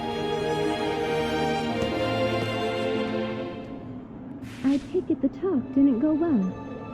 Jervin, it's time to go back to the holding cell. You're still under detention. For now. But you can't keep me much longer, Envoy Evie. That's not your decision to make. No. And it's not yours either. Envoy Evie, as Chief Court Mage, I must insist you release young Jordan. As one of the top contenders in the selection exam, he's already made it to the finals, and I dare say, he has every chance of becoming the next court mage, serving the royal family directly. Now, detaining him without solid evidence? That would be a breach of Imperial law, and let's be honest, Not the kind of impression you'd want to leave, would it? Who gave that order? Oh, no one's issuing orders. Merely the advice of a humble servant of the Empire. And a gentle reminder of what the law demands. As Magister Siren said, you lack evidence for your accusations. The Lyceum Board is deeply concerned about this matter. I'm here, representing them, asking for Jervin's immediate release. I've also received a personal letter from Marquis Guard, Jervin's grandfather. The Marquis requests that you follow the law rather than personal whims. So you're forcing my hand. Force is such an ugly word, don't you think? Let's say it's a friendly suggestion with the Empire's best interests at heart. And do trust me, Her Majesty would hardly hold it against you. Siren, mind your tongue. Her Majesty has nothing to do with it. Ah, is that so? Then I must have been misinformed. My mistake entirely. Now, as for Jervin's detention... It seems I have no choice. Jervin, you're free to go. I told you, Envoy Evie. Some things are beyond your control. Master Siren, Headmistress Jarella, shall we?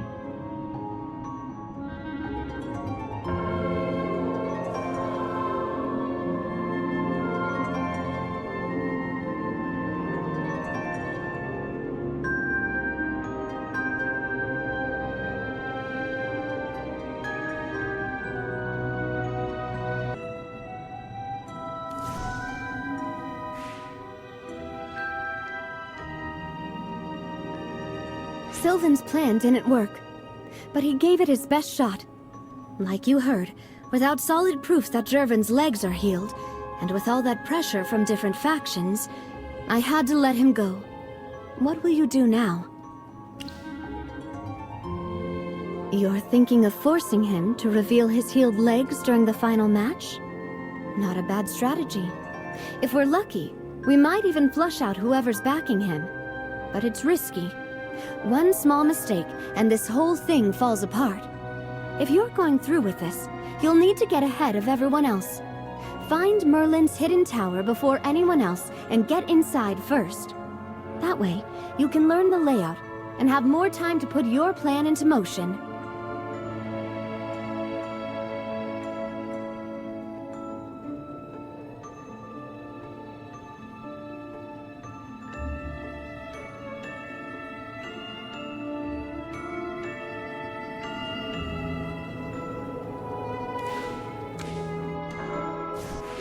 Look who it is! The great Magister Merlin gracing us with his presence after hours. And looking so serious, too. What, you don't like my warm welcome? Yeah, forget it. Let's just get this over with.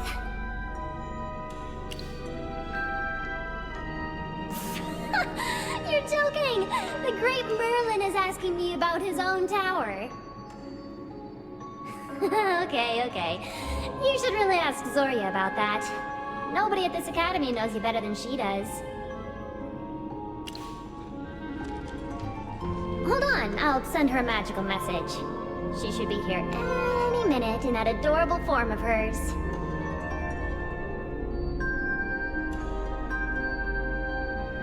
You wanted to see me? That was your personal space when you taught here. It's where you lived and did your research. You kept all your personal collections and research notes there. You even allowed students to visit and borrow certain rare tomes. Oh, pretending to be a magic book to scare students when they borrowed them was the best! Ah, those are the days.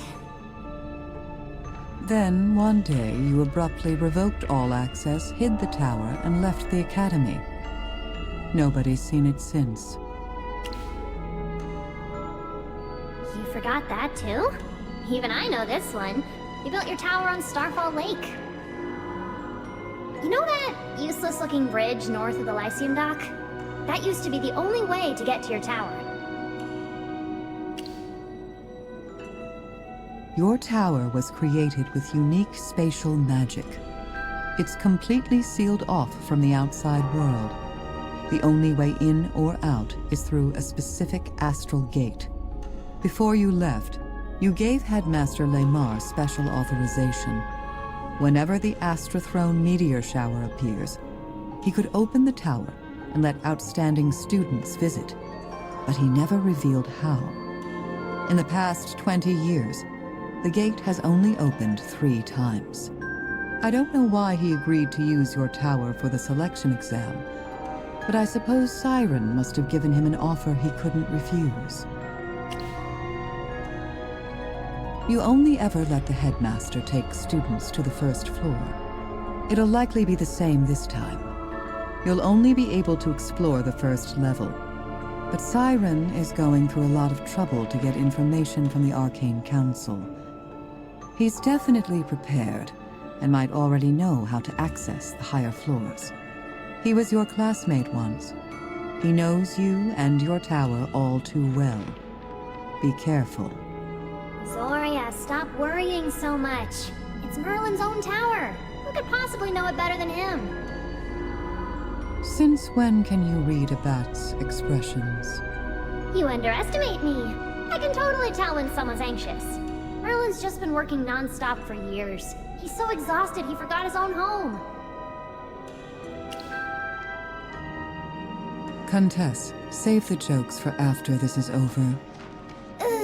Even as an adorable bat, you're still as stiff as a stone. Why am I not surprised? Merlin, that's all the information I can give. You and I both know the true purpose of this selection exam, but we can't let that truth show. The event must go on under the royal families and the Academy's watch. I don't want you walking into this alone. If there are people you trust, let them help. They're good students. I can't move openly. Once you're inside the tower, it'll be up to all of you. For that reason, your friends shouldn't be under strict surveillance. Right, Countess? Fine. If they bend a few rules, I'll look the other way. Happy? I'll handle things outside the tower. You just focus on what's inside. Stay safe. Oh, and before I forget, your studious friend is still here in the library. Go get her out, will you? I'm trying to clock out.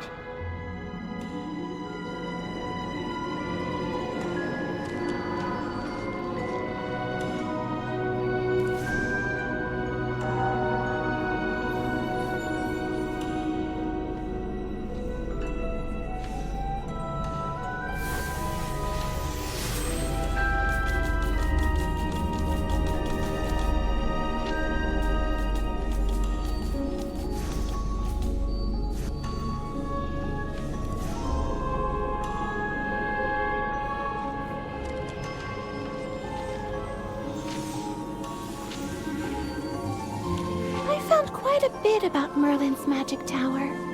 Look, here's what I discovered. I found some notes from past graduates saying that for the last 20 years, Merlin's tower only opened during Astrathrone meteor showers. But when I check the star calendar, the next meteor shower won't appear until next year. That can't be right, though. The final round of the selection exam is supposed to be inside that tower. And there's no way they're delaying the finals until next year. I'm confused. Did we misunderstand the fragment? You're right.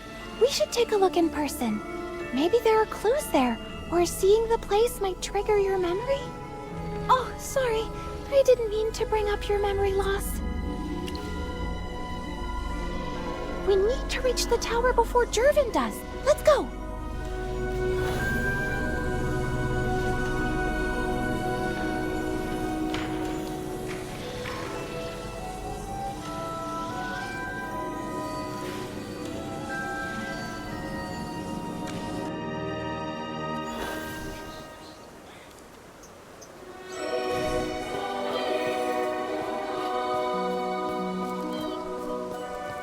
Sylvan? What are you doing here? Ah, perfect timing. I was hoping I'd find you guys. After I left the headmaster's office, I stayed hidden outside the building like we planned. I saw Siren and Durella show up and take Jervin away. I tailed them. Durella left. I overheard her saying something about meeting a friend in the shopping district.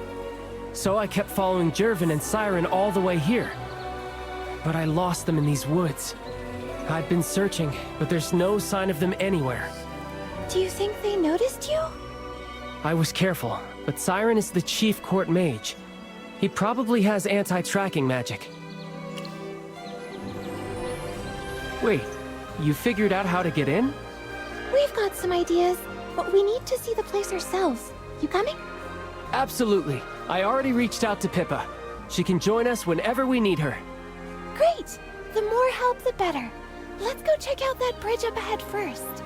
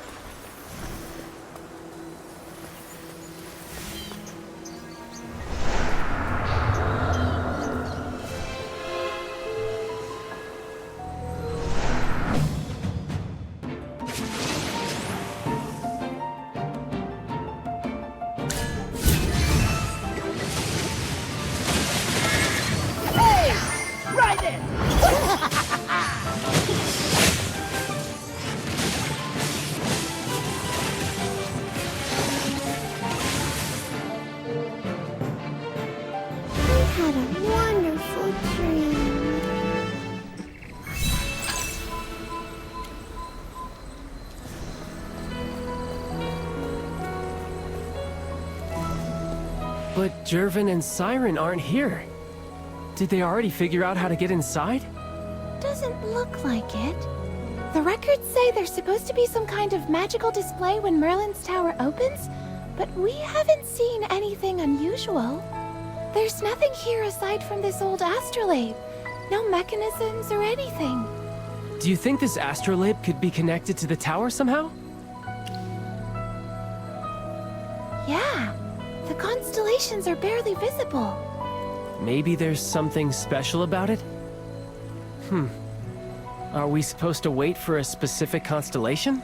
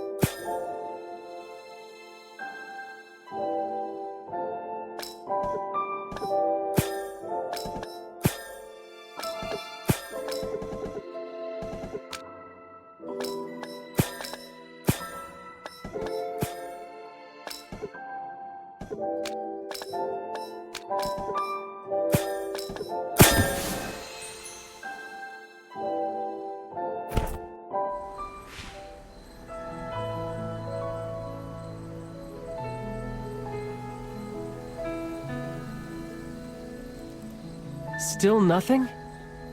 That's strange. The records say that the tower's astral gate opens when the Astro-Throne meteor shower appears. We've already aligned the stars. Why isn't anything happening? A meteor shower? But it isn't until... Oh! I see what you mean! The Star Shower spell! The very first spell we learned at the Lyceum. One of Magister Merlin's own creations. It creates a shower of magical light. That must be the key.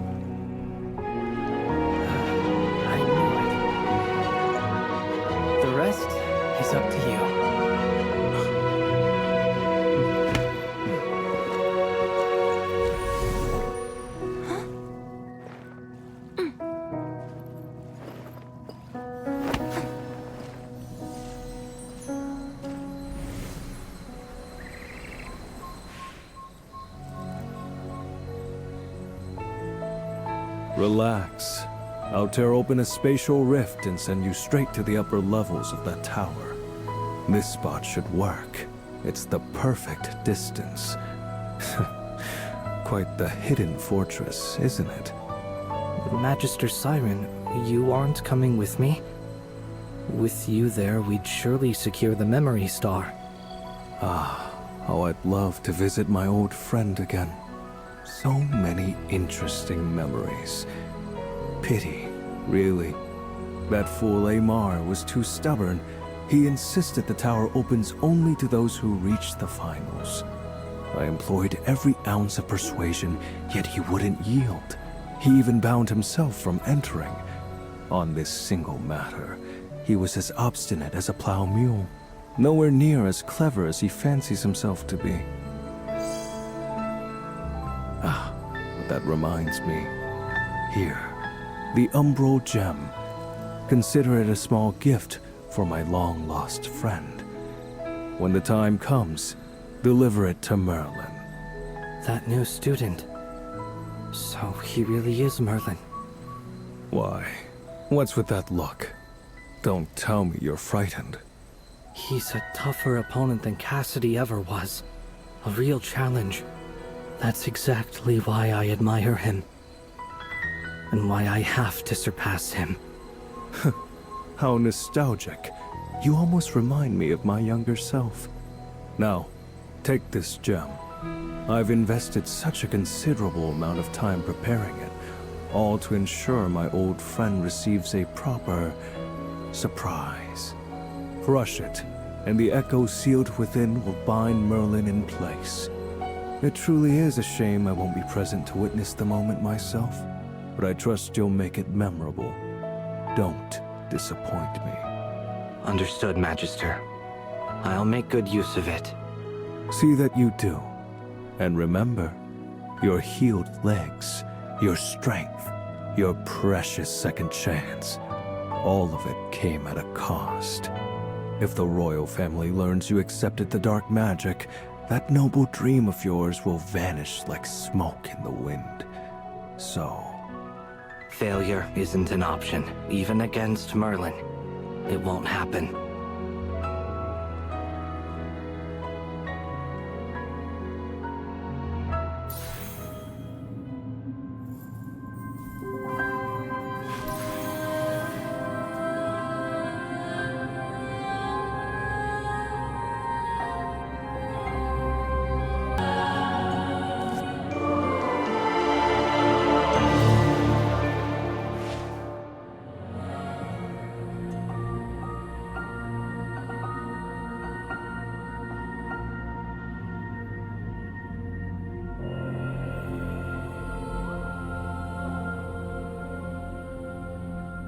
I can't believe it. Jura above. I'm actually standing in Merlin's tower? Since we're here now, would you mind if I just call you Merlin? It's so beautiful.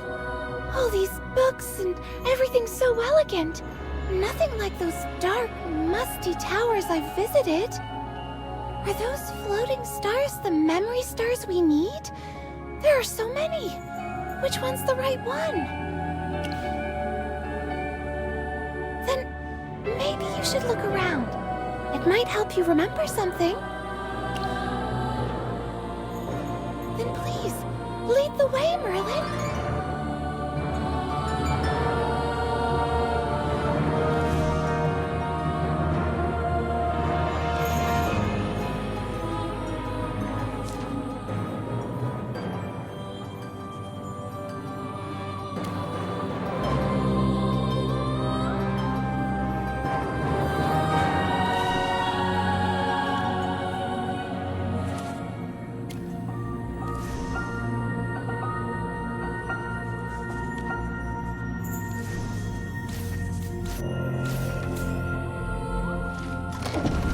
This whole floor is covered with your teaching materials. There's just so much here. What should we do now? Do we really have to check them all one by one? Right. There doesn't seem to be any alternative. After this is over, you should ask the librarian for organizing tips. The school library has one of the largest collections in the Empire, yet everything's perfectly organized. They must know all the tricks. I heard your tower has many upper floors. You used to let students visit the first level. You probably wouldn't keep anything important where students could access it. What we need is likely upstairs. Then let's finish here and find a way up.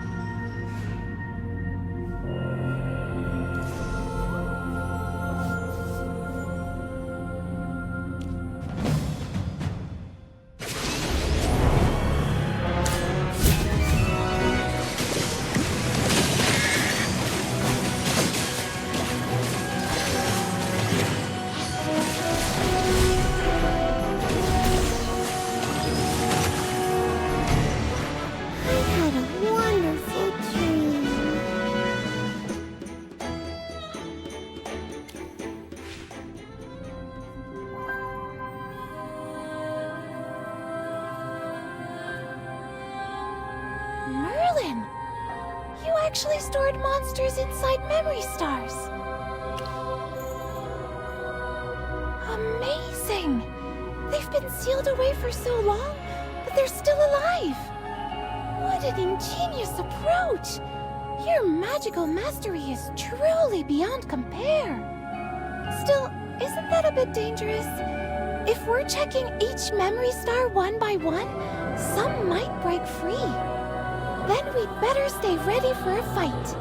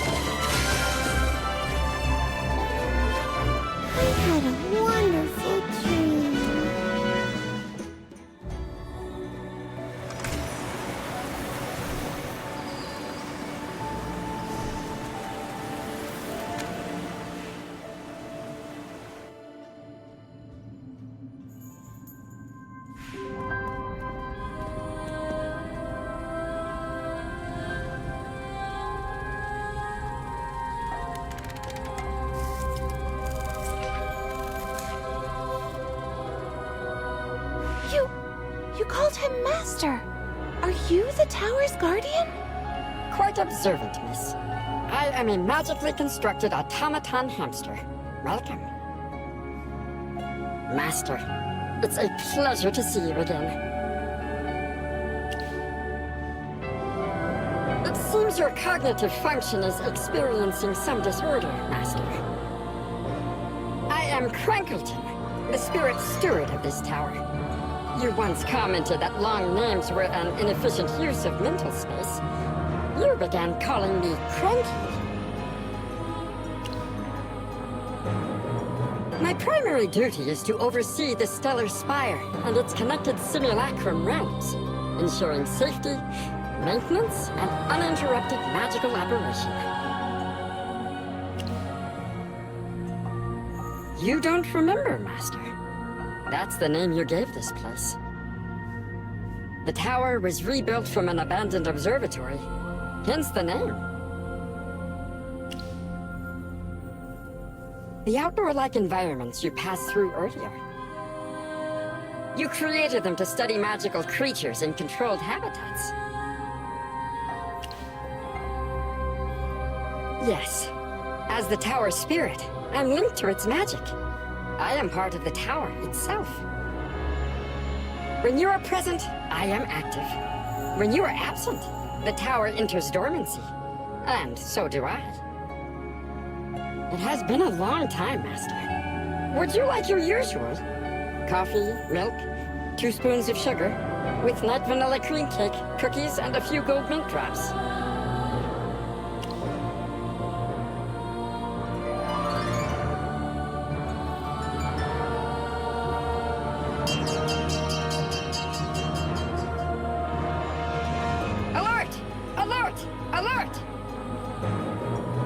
Intruder attempting to breach the mechanism protecting the stellar chamber.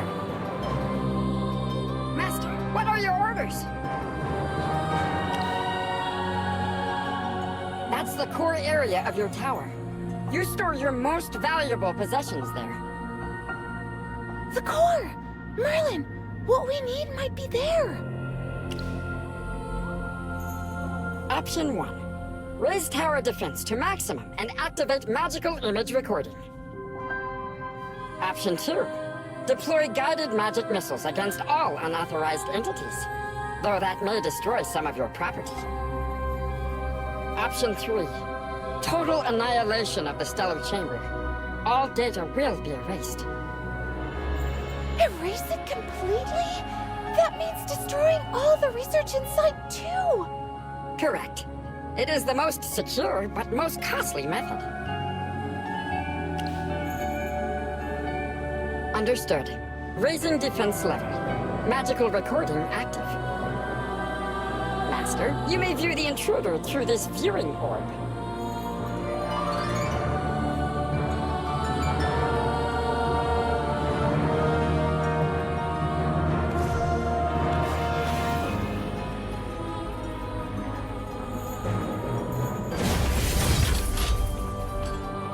It's Jervin! How did he get in? How does he know the layout of the tower so well? The intruder entered through spatial magic.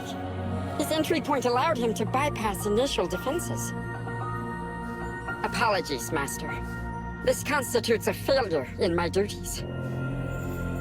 So someone who knows the tower well and is skilled in spatial magic must be helping him.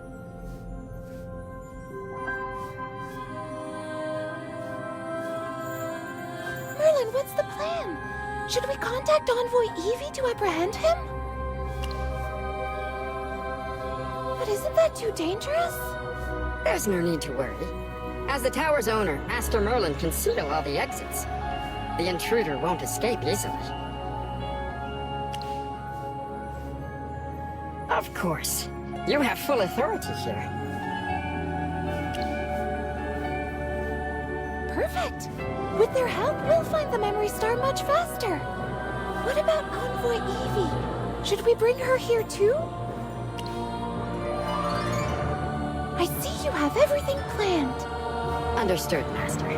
Please, come here. You need to personally authorize your friends to enter the tower.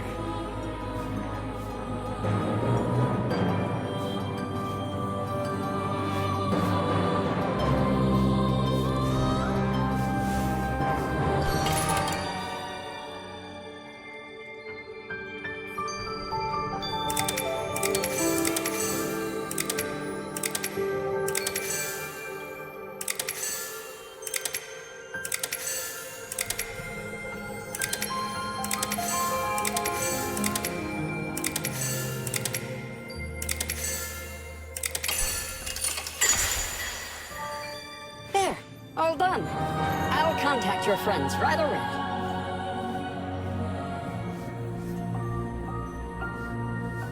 Dura above. So this is Merlin's hidden tower. I can't believe it. How did you even find a way to let us in? The tower spirit? But why would Merlin's tower spirit listen to you? Respected guests, this is no joke. May I present the master of the Stellar Spire, Magister Merlin. You're actually Merlin? The hero who fought the Hypogeans? The legendary Magister himself? I can't believe this! I know how you feel.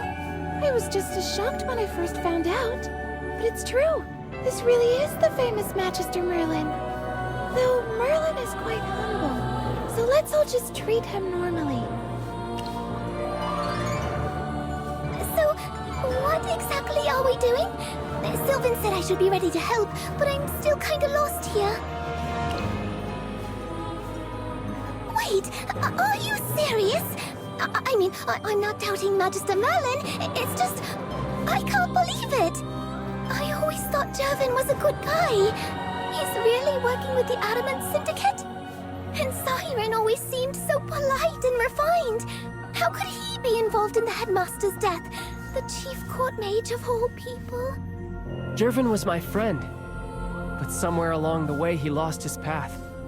That's exactly why I have to stop him before he makes things worse. Let's help Merlin and put an end to Siren's plans. Yeah, we've got to beat Jervin to the Memory Star.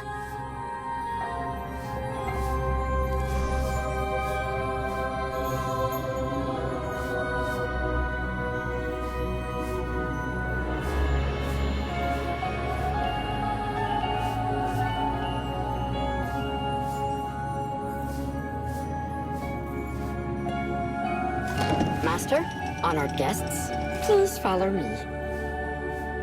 I've unlocked the central lift. It'll take us to the upper level of the Stellar Spire.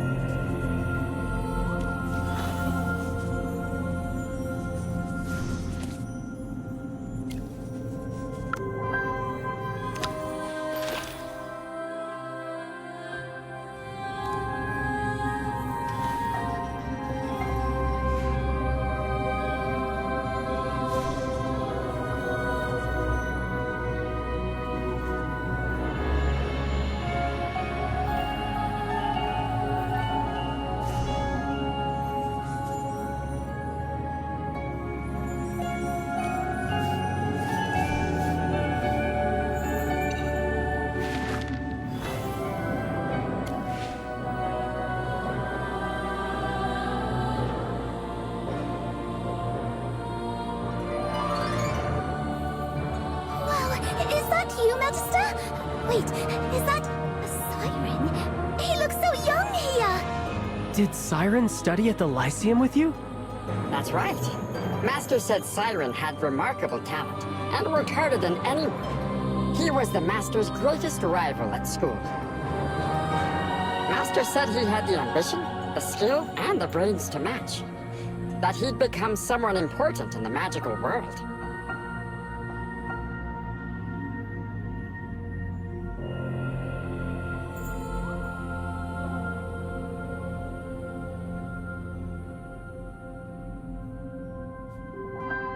Siren, you're going the wrong way. The closing ceremony is in Solstice Hall. My greetings, Envoy Evie. Don't tell me Her Majesty sent you just to admire the view. Let's be direct. The tower's owner invited me here. Besides the view, I'm also here to deal with anyone who damages it. As one of the exam judges, you should be in the hall awaiting the results. If you're lost, I can escort you. Ah, the master of this tower is nothing if not meticulous. The view is beautiful, but it's all so terribly familiar. Then I can hardly refuse your invitation. Lead on, Envoy.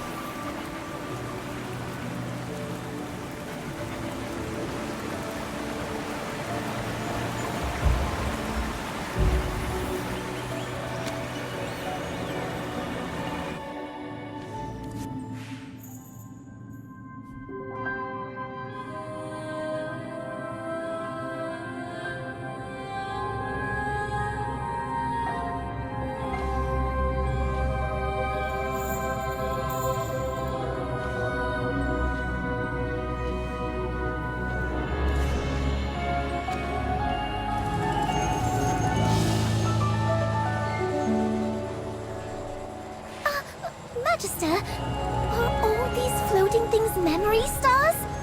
Just how much stuff did you have in your head back then? These must all be important memories. There are so many. Finding the right one will be like finding a needle in a haystack. Magister, you must have organized these in some system, right? Otherwise, how would you ever find anything? You forgot?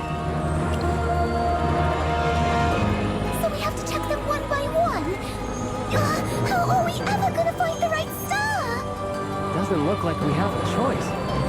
Don't worry, Pippa. With your luck, you'll probably find it right away. Forget the stars. Where's Jervin? He beat the Hypofiend guarding this place, so why is no one here? You think he's setting up an ambush? My guess is he's waiting for us to do the hard work and find the star, and then he'll jump out and take it! We've got the numbers. Let's just focus on finding the memory star first.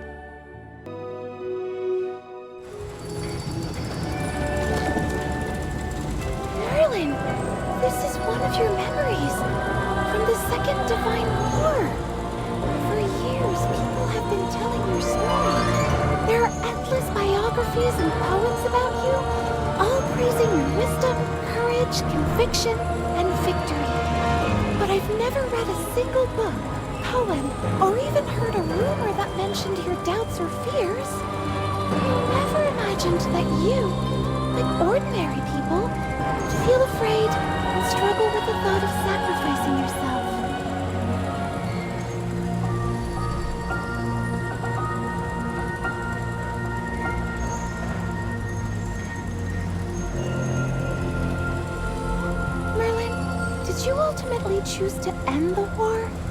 Is that why you disappeared for so long? And why you were injured and lost your memories? Do you regret it? I understand. If it were me, I might not have had the courage to make that choice. If you could do it over, would you make the same choice? But why do you have to carry everything on your own shoulders? Maybe, Merlin, you are a good person. I see. No matter how many times, you would always choose to sacrifice yourself for this world. People say you shouldn't meet your heroes, but you're different. The more I learn about you, the more I respect you. I still don't know what I would do if I faced that choice. But Merlin, I hope I can walk the same path as you one day. Oh, sorry. I got carried away and said too much. I should get back to helping you find the memory star.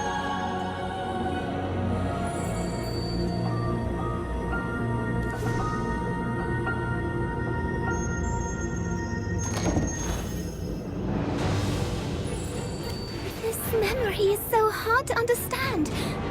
What's the Sea of Stars?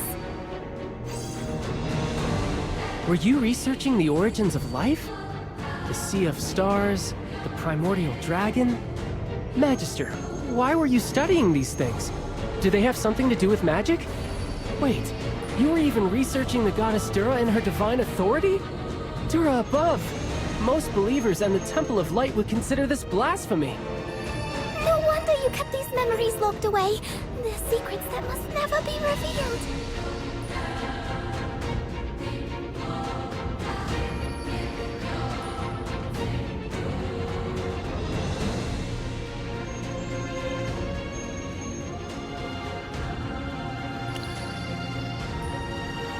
Don't worry. We won't tell a soul.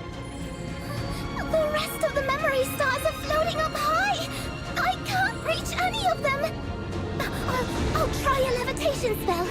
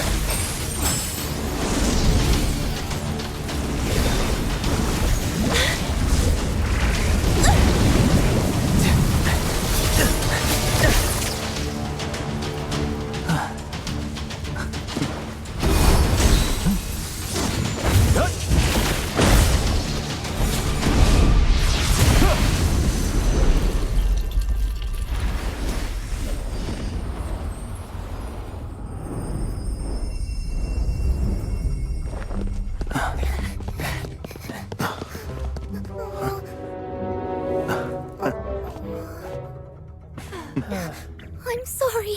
It should be fine now, alright?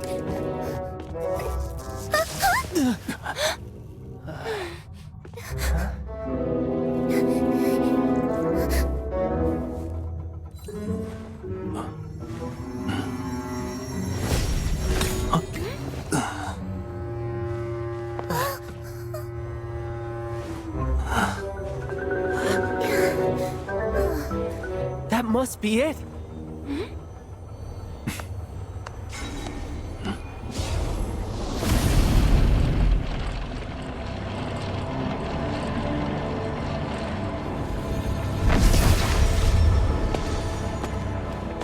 As expected of Merlin, the legendary Magister. Jervin!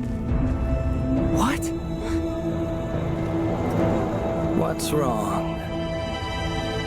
Isn't this what you all wanted? To see me as I truly am!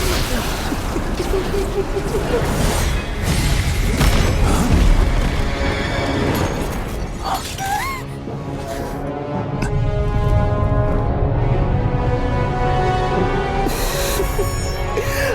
you satisfied now?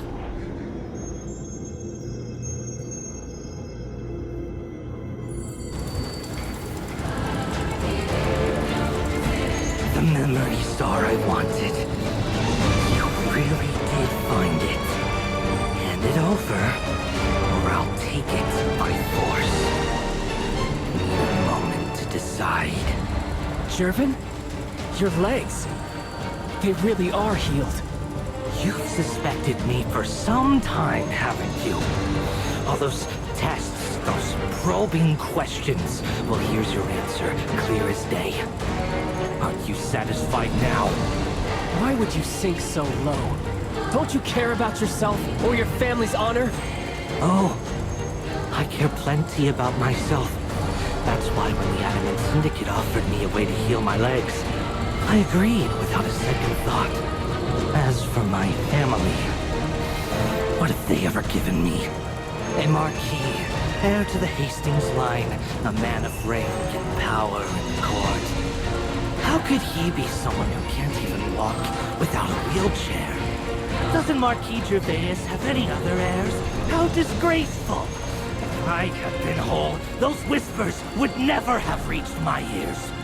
My family was watching me, testing me. They wanted to see if I could live up to the Hastings name. They weighed my worth, judged me, and looked for a place to set me down like a cracked piece of porcelain. But I'm not porcelain. I healed myself! If you had just talked to someone, your friends. Friends? What good would that do? Could they make me the next Marquis? But the Adamant Syndicate was different. They promised to restore my legs, to give me everything a Marquis should possess. All I have to do is take the memory star from your hands. Don't even think about it! Jervin, this is the real Magister Merlin. You can't possibly win! The Adamant Syndicate is just using you as a pawn! Once they get what they want, they'll throw you away! It's too late for that, Sylvan. You know me. Once I choose a path, I don't turn back. And I can't now. I know you're Merlin. The one I once looked up to, the one I could never catch up to. My greatest rival. But I've made my choice.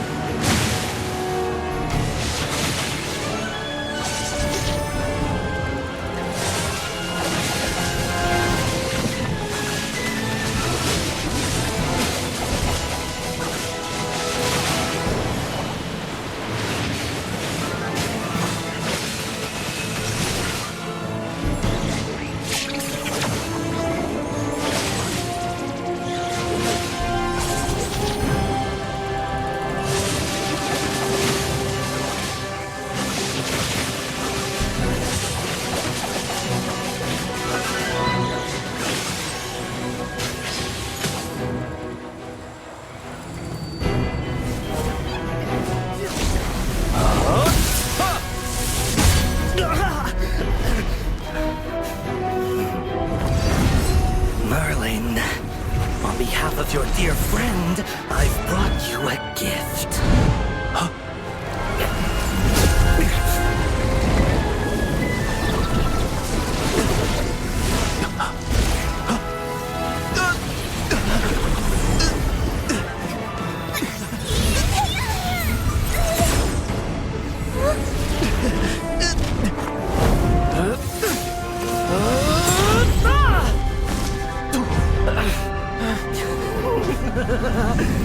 He said you'd love it.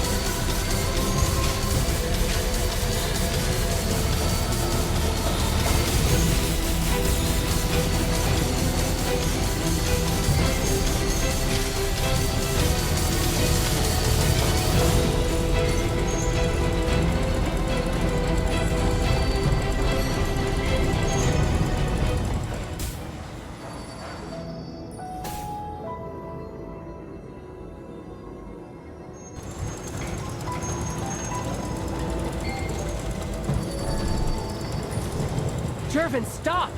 You set all of this in motion, and now you don't have the stomach to see it through? See it through. To my failure. Again. Why? Why can't I ever win? I've given everything I had, but someone always stands in my way. First, Cassidy. And now you. Why should one accident make me lose everything? I fought so hard to prove myself, yet I can never surpass the natural prodigy.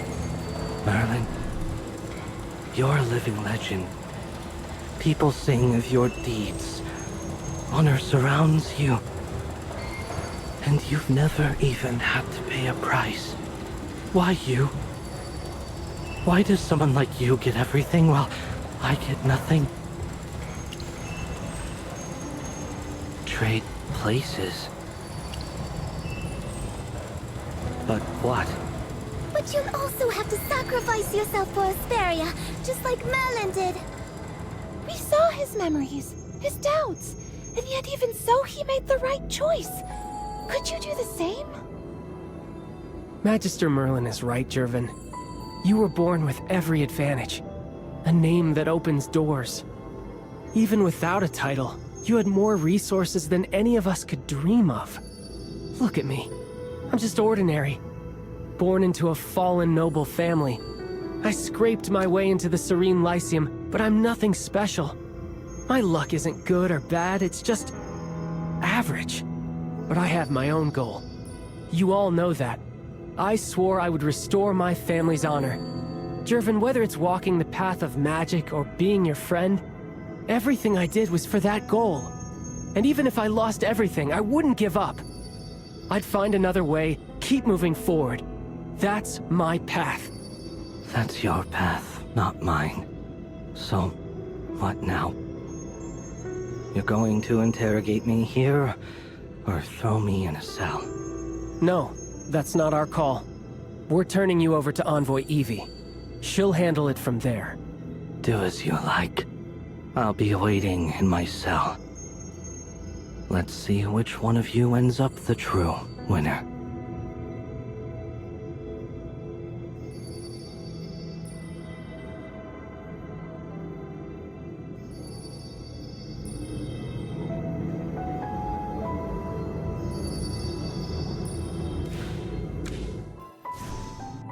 Merlin, at this point, with Siren as the mastermind, will the royal court even recognize the new court mage?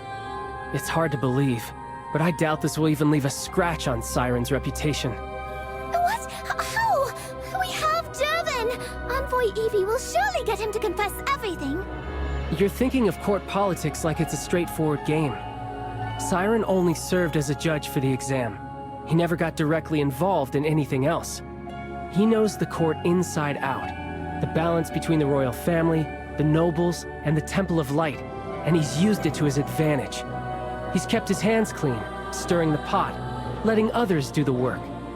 The headmaster's death, the corruption in the exam, none of it can be tied to him.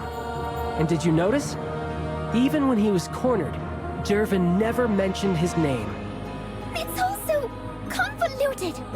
A man as sharp as Siren has surely already destroyed every shred of evidence linking him to Jervin. And as for him knowing dark magic, if that gets out, it'll be a minor scandal, nothing more. So, we're still going through the process of choosing a new court mage today? It seems so.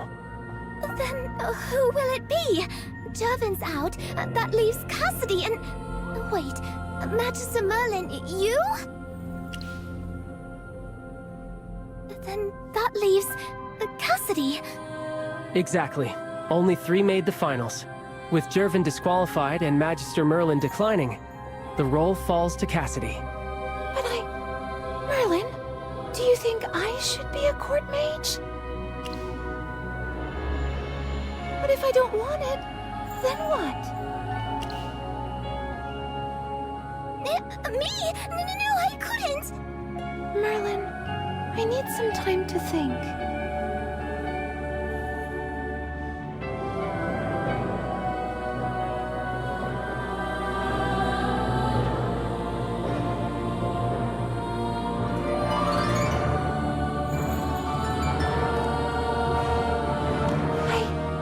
I've decided. I want to become a court mage. Magister Merlin, you know me. I'm bad with people.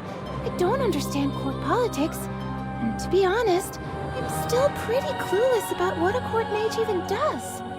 But I want to become one. Not for the prestige, not because I'm especially talented, but because I've decided to take on the responsibility. All this time, I've had my head buried in my research, dreaming of becoming a scholar. Partly because I loved it, but also perhaps without realizing it. I was hiding. Hiding? But you're not like me. There's no way you'd get expelled. At the Lyceum, there's nothing you need to be afraid of. From everything I wasn't good at. I built myself a perfect, pristine world of magic in those pages. A place no one else could bother. But I forgot that even then, you can't run from everything forever.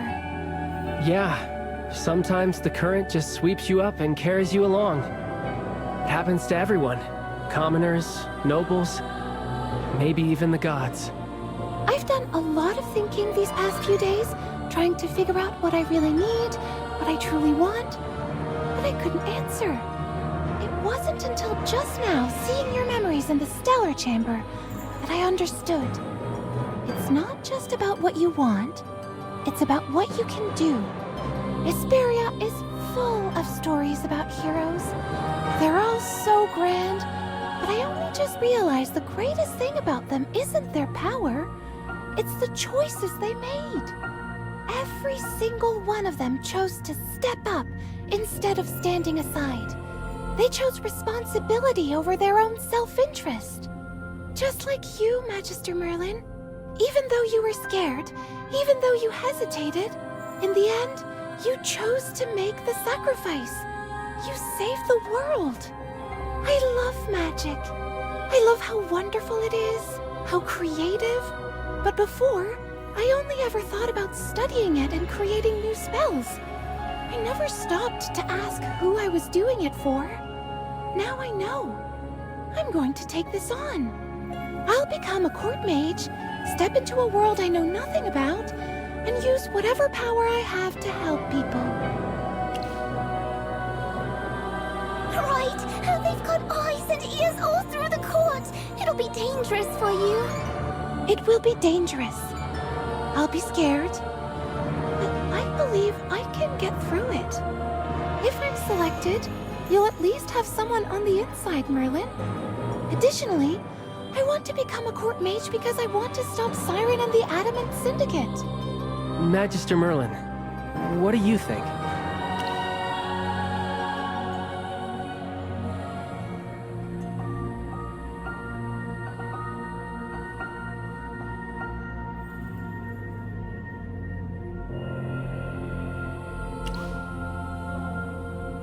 But if we don't turn in the Memory Star, Cassidy technically fails the final exam.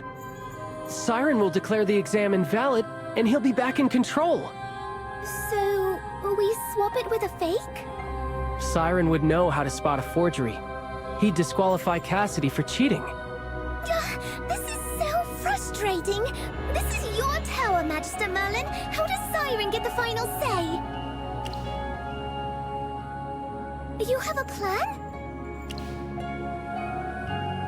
Huh?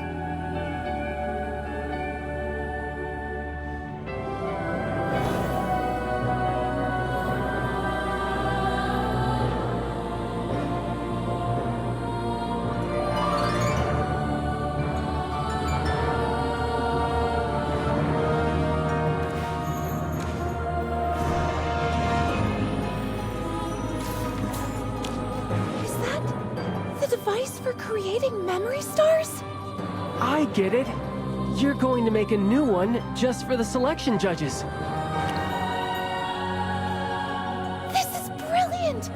And he can't even complain about it. It's your property, Merlin. You get to decide what's in it.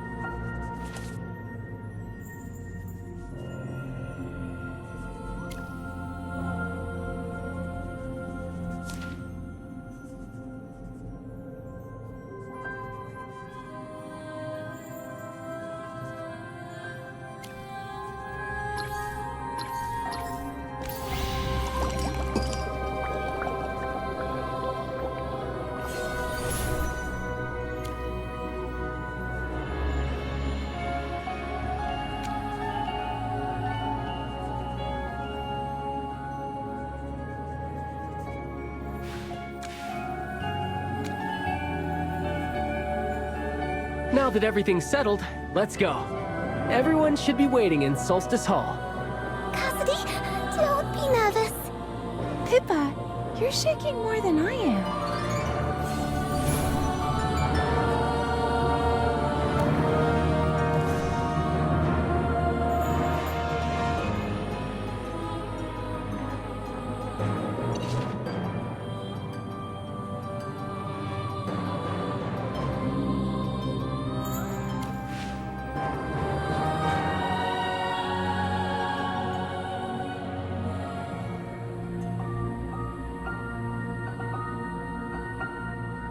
We're ready, Magister Merlin.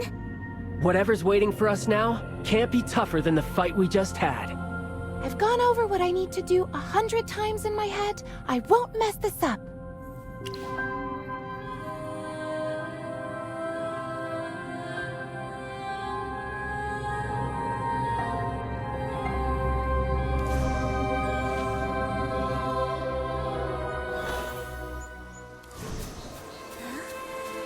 So, only the two of you made it this far? That would mean Jervin's out of the picture then. How curious. Let's see which of you has what it takes to claim the title of Court Mage. Magister Siren, as the exam instructed, I retrieved this memory star from Merlin's hidden tower. Oh, how impressive. Truly, the serene Lyceum still produces the occasional prodigy. But I wonder, does this particular memory star really meet the exam's criteria? I'll need to examine it closely.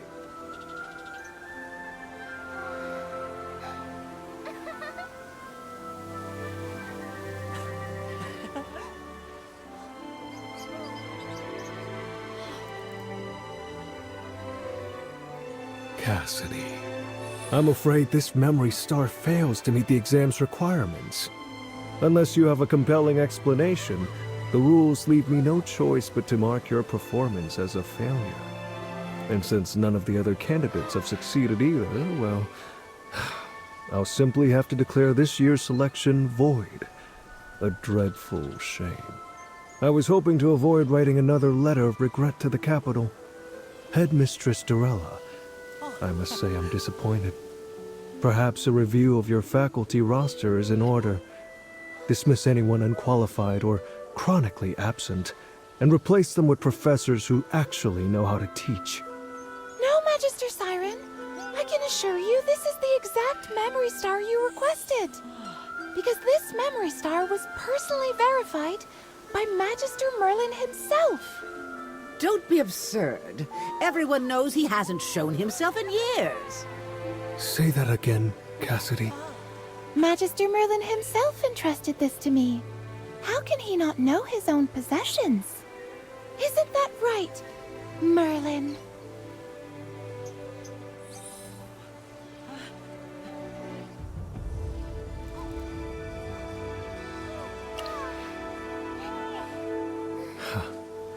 Fascinating. And yet, as Merlin's old friend, I'm not so easily convinced.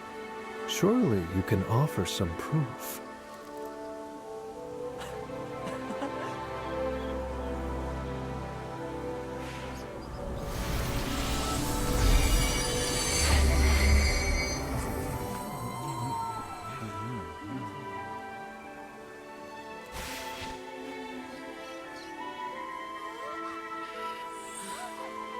Merlin, that mark. It really is you.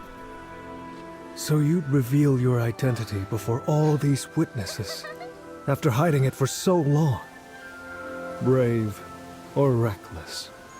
Aren't you afraid it might backfire? Such boldness. As expected of Merlin. Either way, I'm glad to see your return. I can't imagine living in obscurity suited you. Magister Siren, with Magister Merlin's personal verification, there should be no question about this memory star, right? Since Merlin himself says so, How could I possibly disagree? Cassidy, congratulations. You've officially passed the court mage selection exam. The seat is yours. The formal appointment will follow once the palace has been notified. I do hope you're ready for the responsibility. As chief court mage, I will be watching your career with great interest. I understand, Magister Siren. And thank you, Magister Merlin.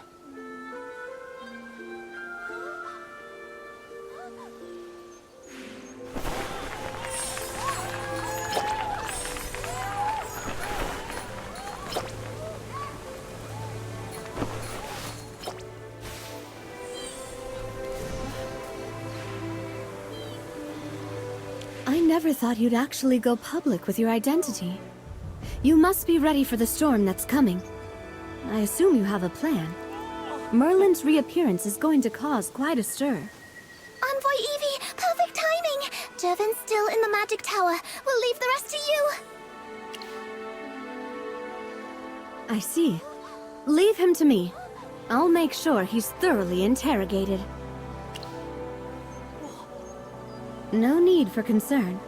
I specifically had someone make a trip back to Savannah to retrieve this. A pair of shackles? Magic suppression shackles. They're forged from a rare anti-magic alloy. Once they're on, the wearer's magic is completely blocked. Anti-magic alloy? Where does it come from? How does it nullify magical energy? Is it related to anti-magic rays? I really want to study it. You actually want to study that thing? Just the name sounds terrifying. Magister, my work here at the Lyceum is temporarily complete. Will you be staying here? In that case, there's a matter I'd like to ask for your help with. After repeated investigation, we believe the flying monster, the one that escaped the exam grounds, its appearance in a restricted area was most likely orchestrated by Dorella. I suspect she has long-standing ties to the Adamant Syndicate. She might even be a member. But we don't have concrete evidence yet. And regarding the magic contracts, while we exposed Franz and the Syndicate, we still haven't found the one truly orchestrating everything. Siren's target was your tower, but I don't believe the magic contracts were merely a diversion. In short, I believe there are still hidden threats within the Academy that we haven't uncovered. Once Jervin's interrogation is over, I'll request immediate reassignment here to continue investigating the magic contract case. In the meantime, could I ask you to remain here and keep watch over the situation? Thank you. I'll begin the interrogation right away. If all goes well, Professor Zoria should be cleared of all charges soon.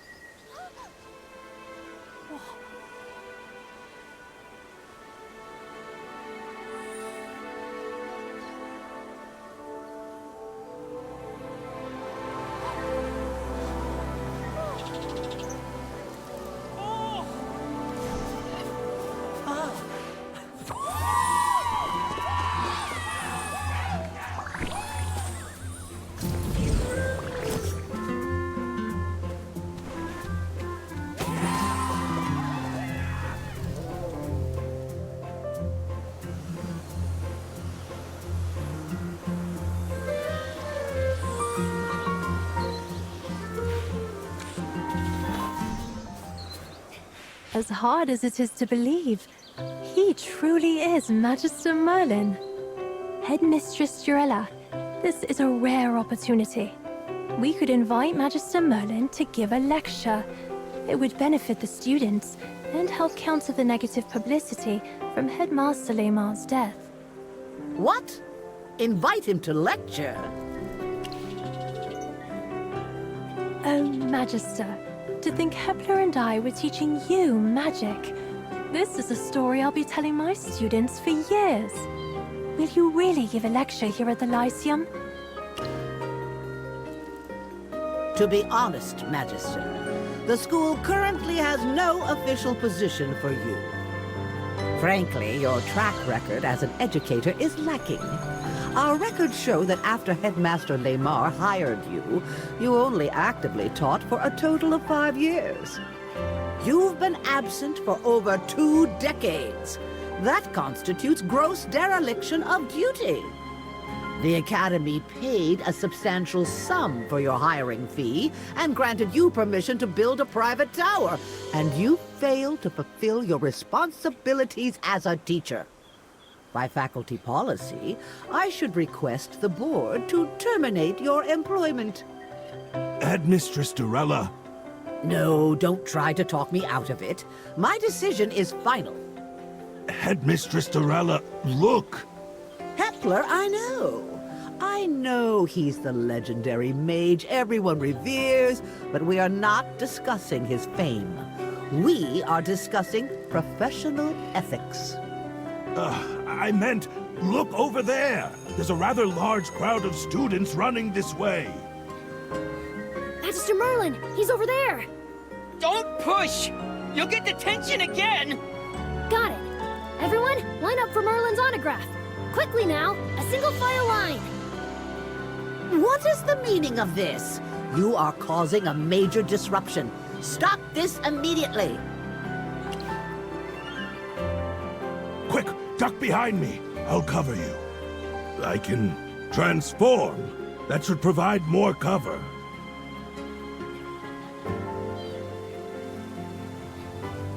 You should go first. We can speak again when things have settled down. See you next time, Magister Merlin.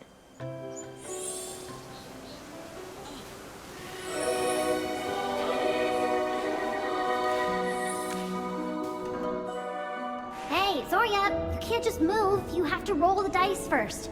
No, not that one. The other dice. This is needlessly complicated. By the Abyss, the rules are simple enough. It's a new game I'm developing. Once I fine-tune the rules, it's going to revolutionize tabletop gaming. I'm having Zoria help me test it. By the way, what an honor to have you here. Ever since your big reveal, have you noticed the difference? Surrounded by admirers, fawning over your every word. Awash in devotion, perhaps.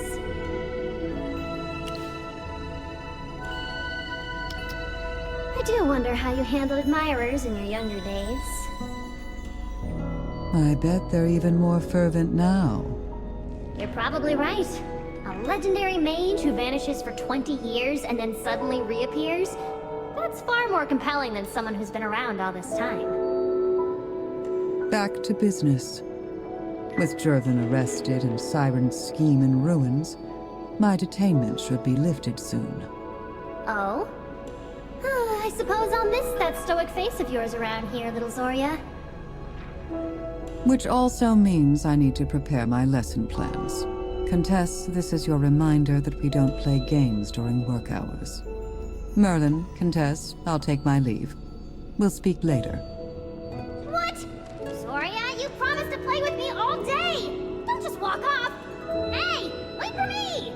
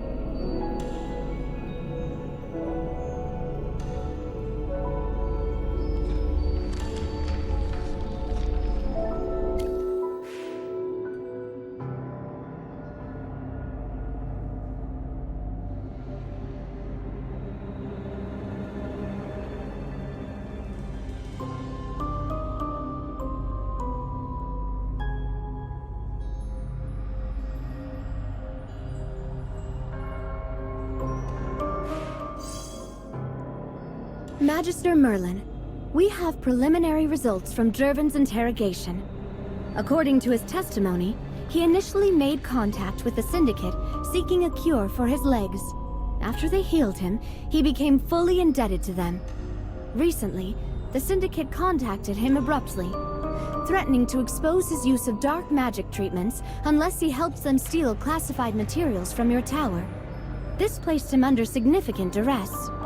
We believe Headmaster Lamar discovered the altered selection exam and noticed Jervin's miraculous recovery.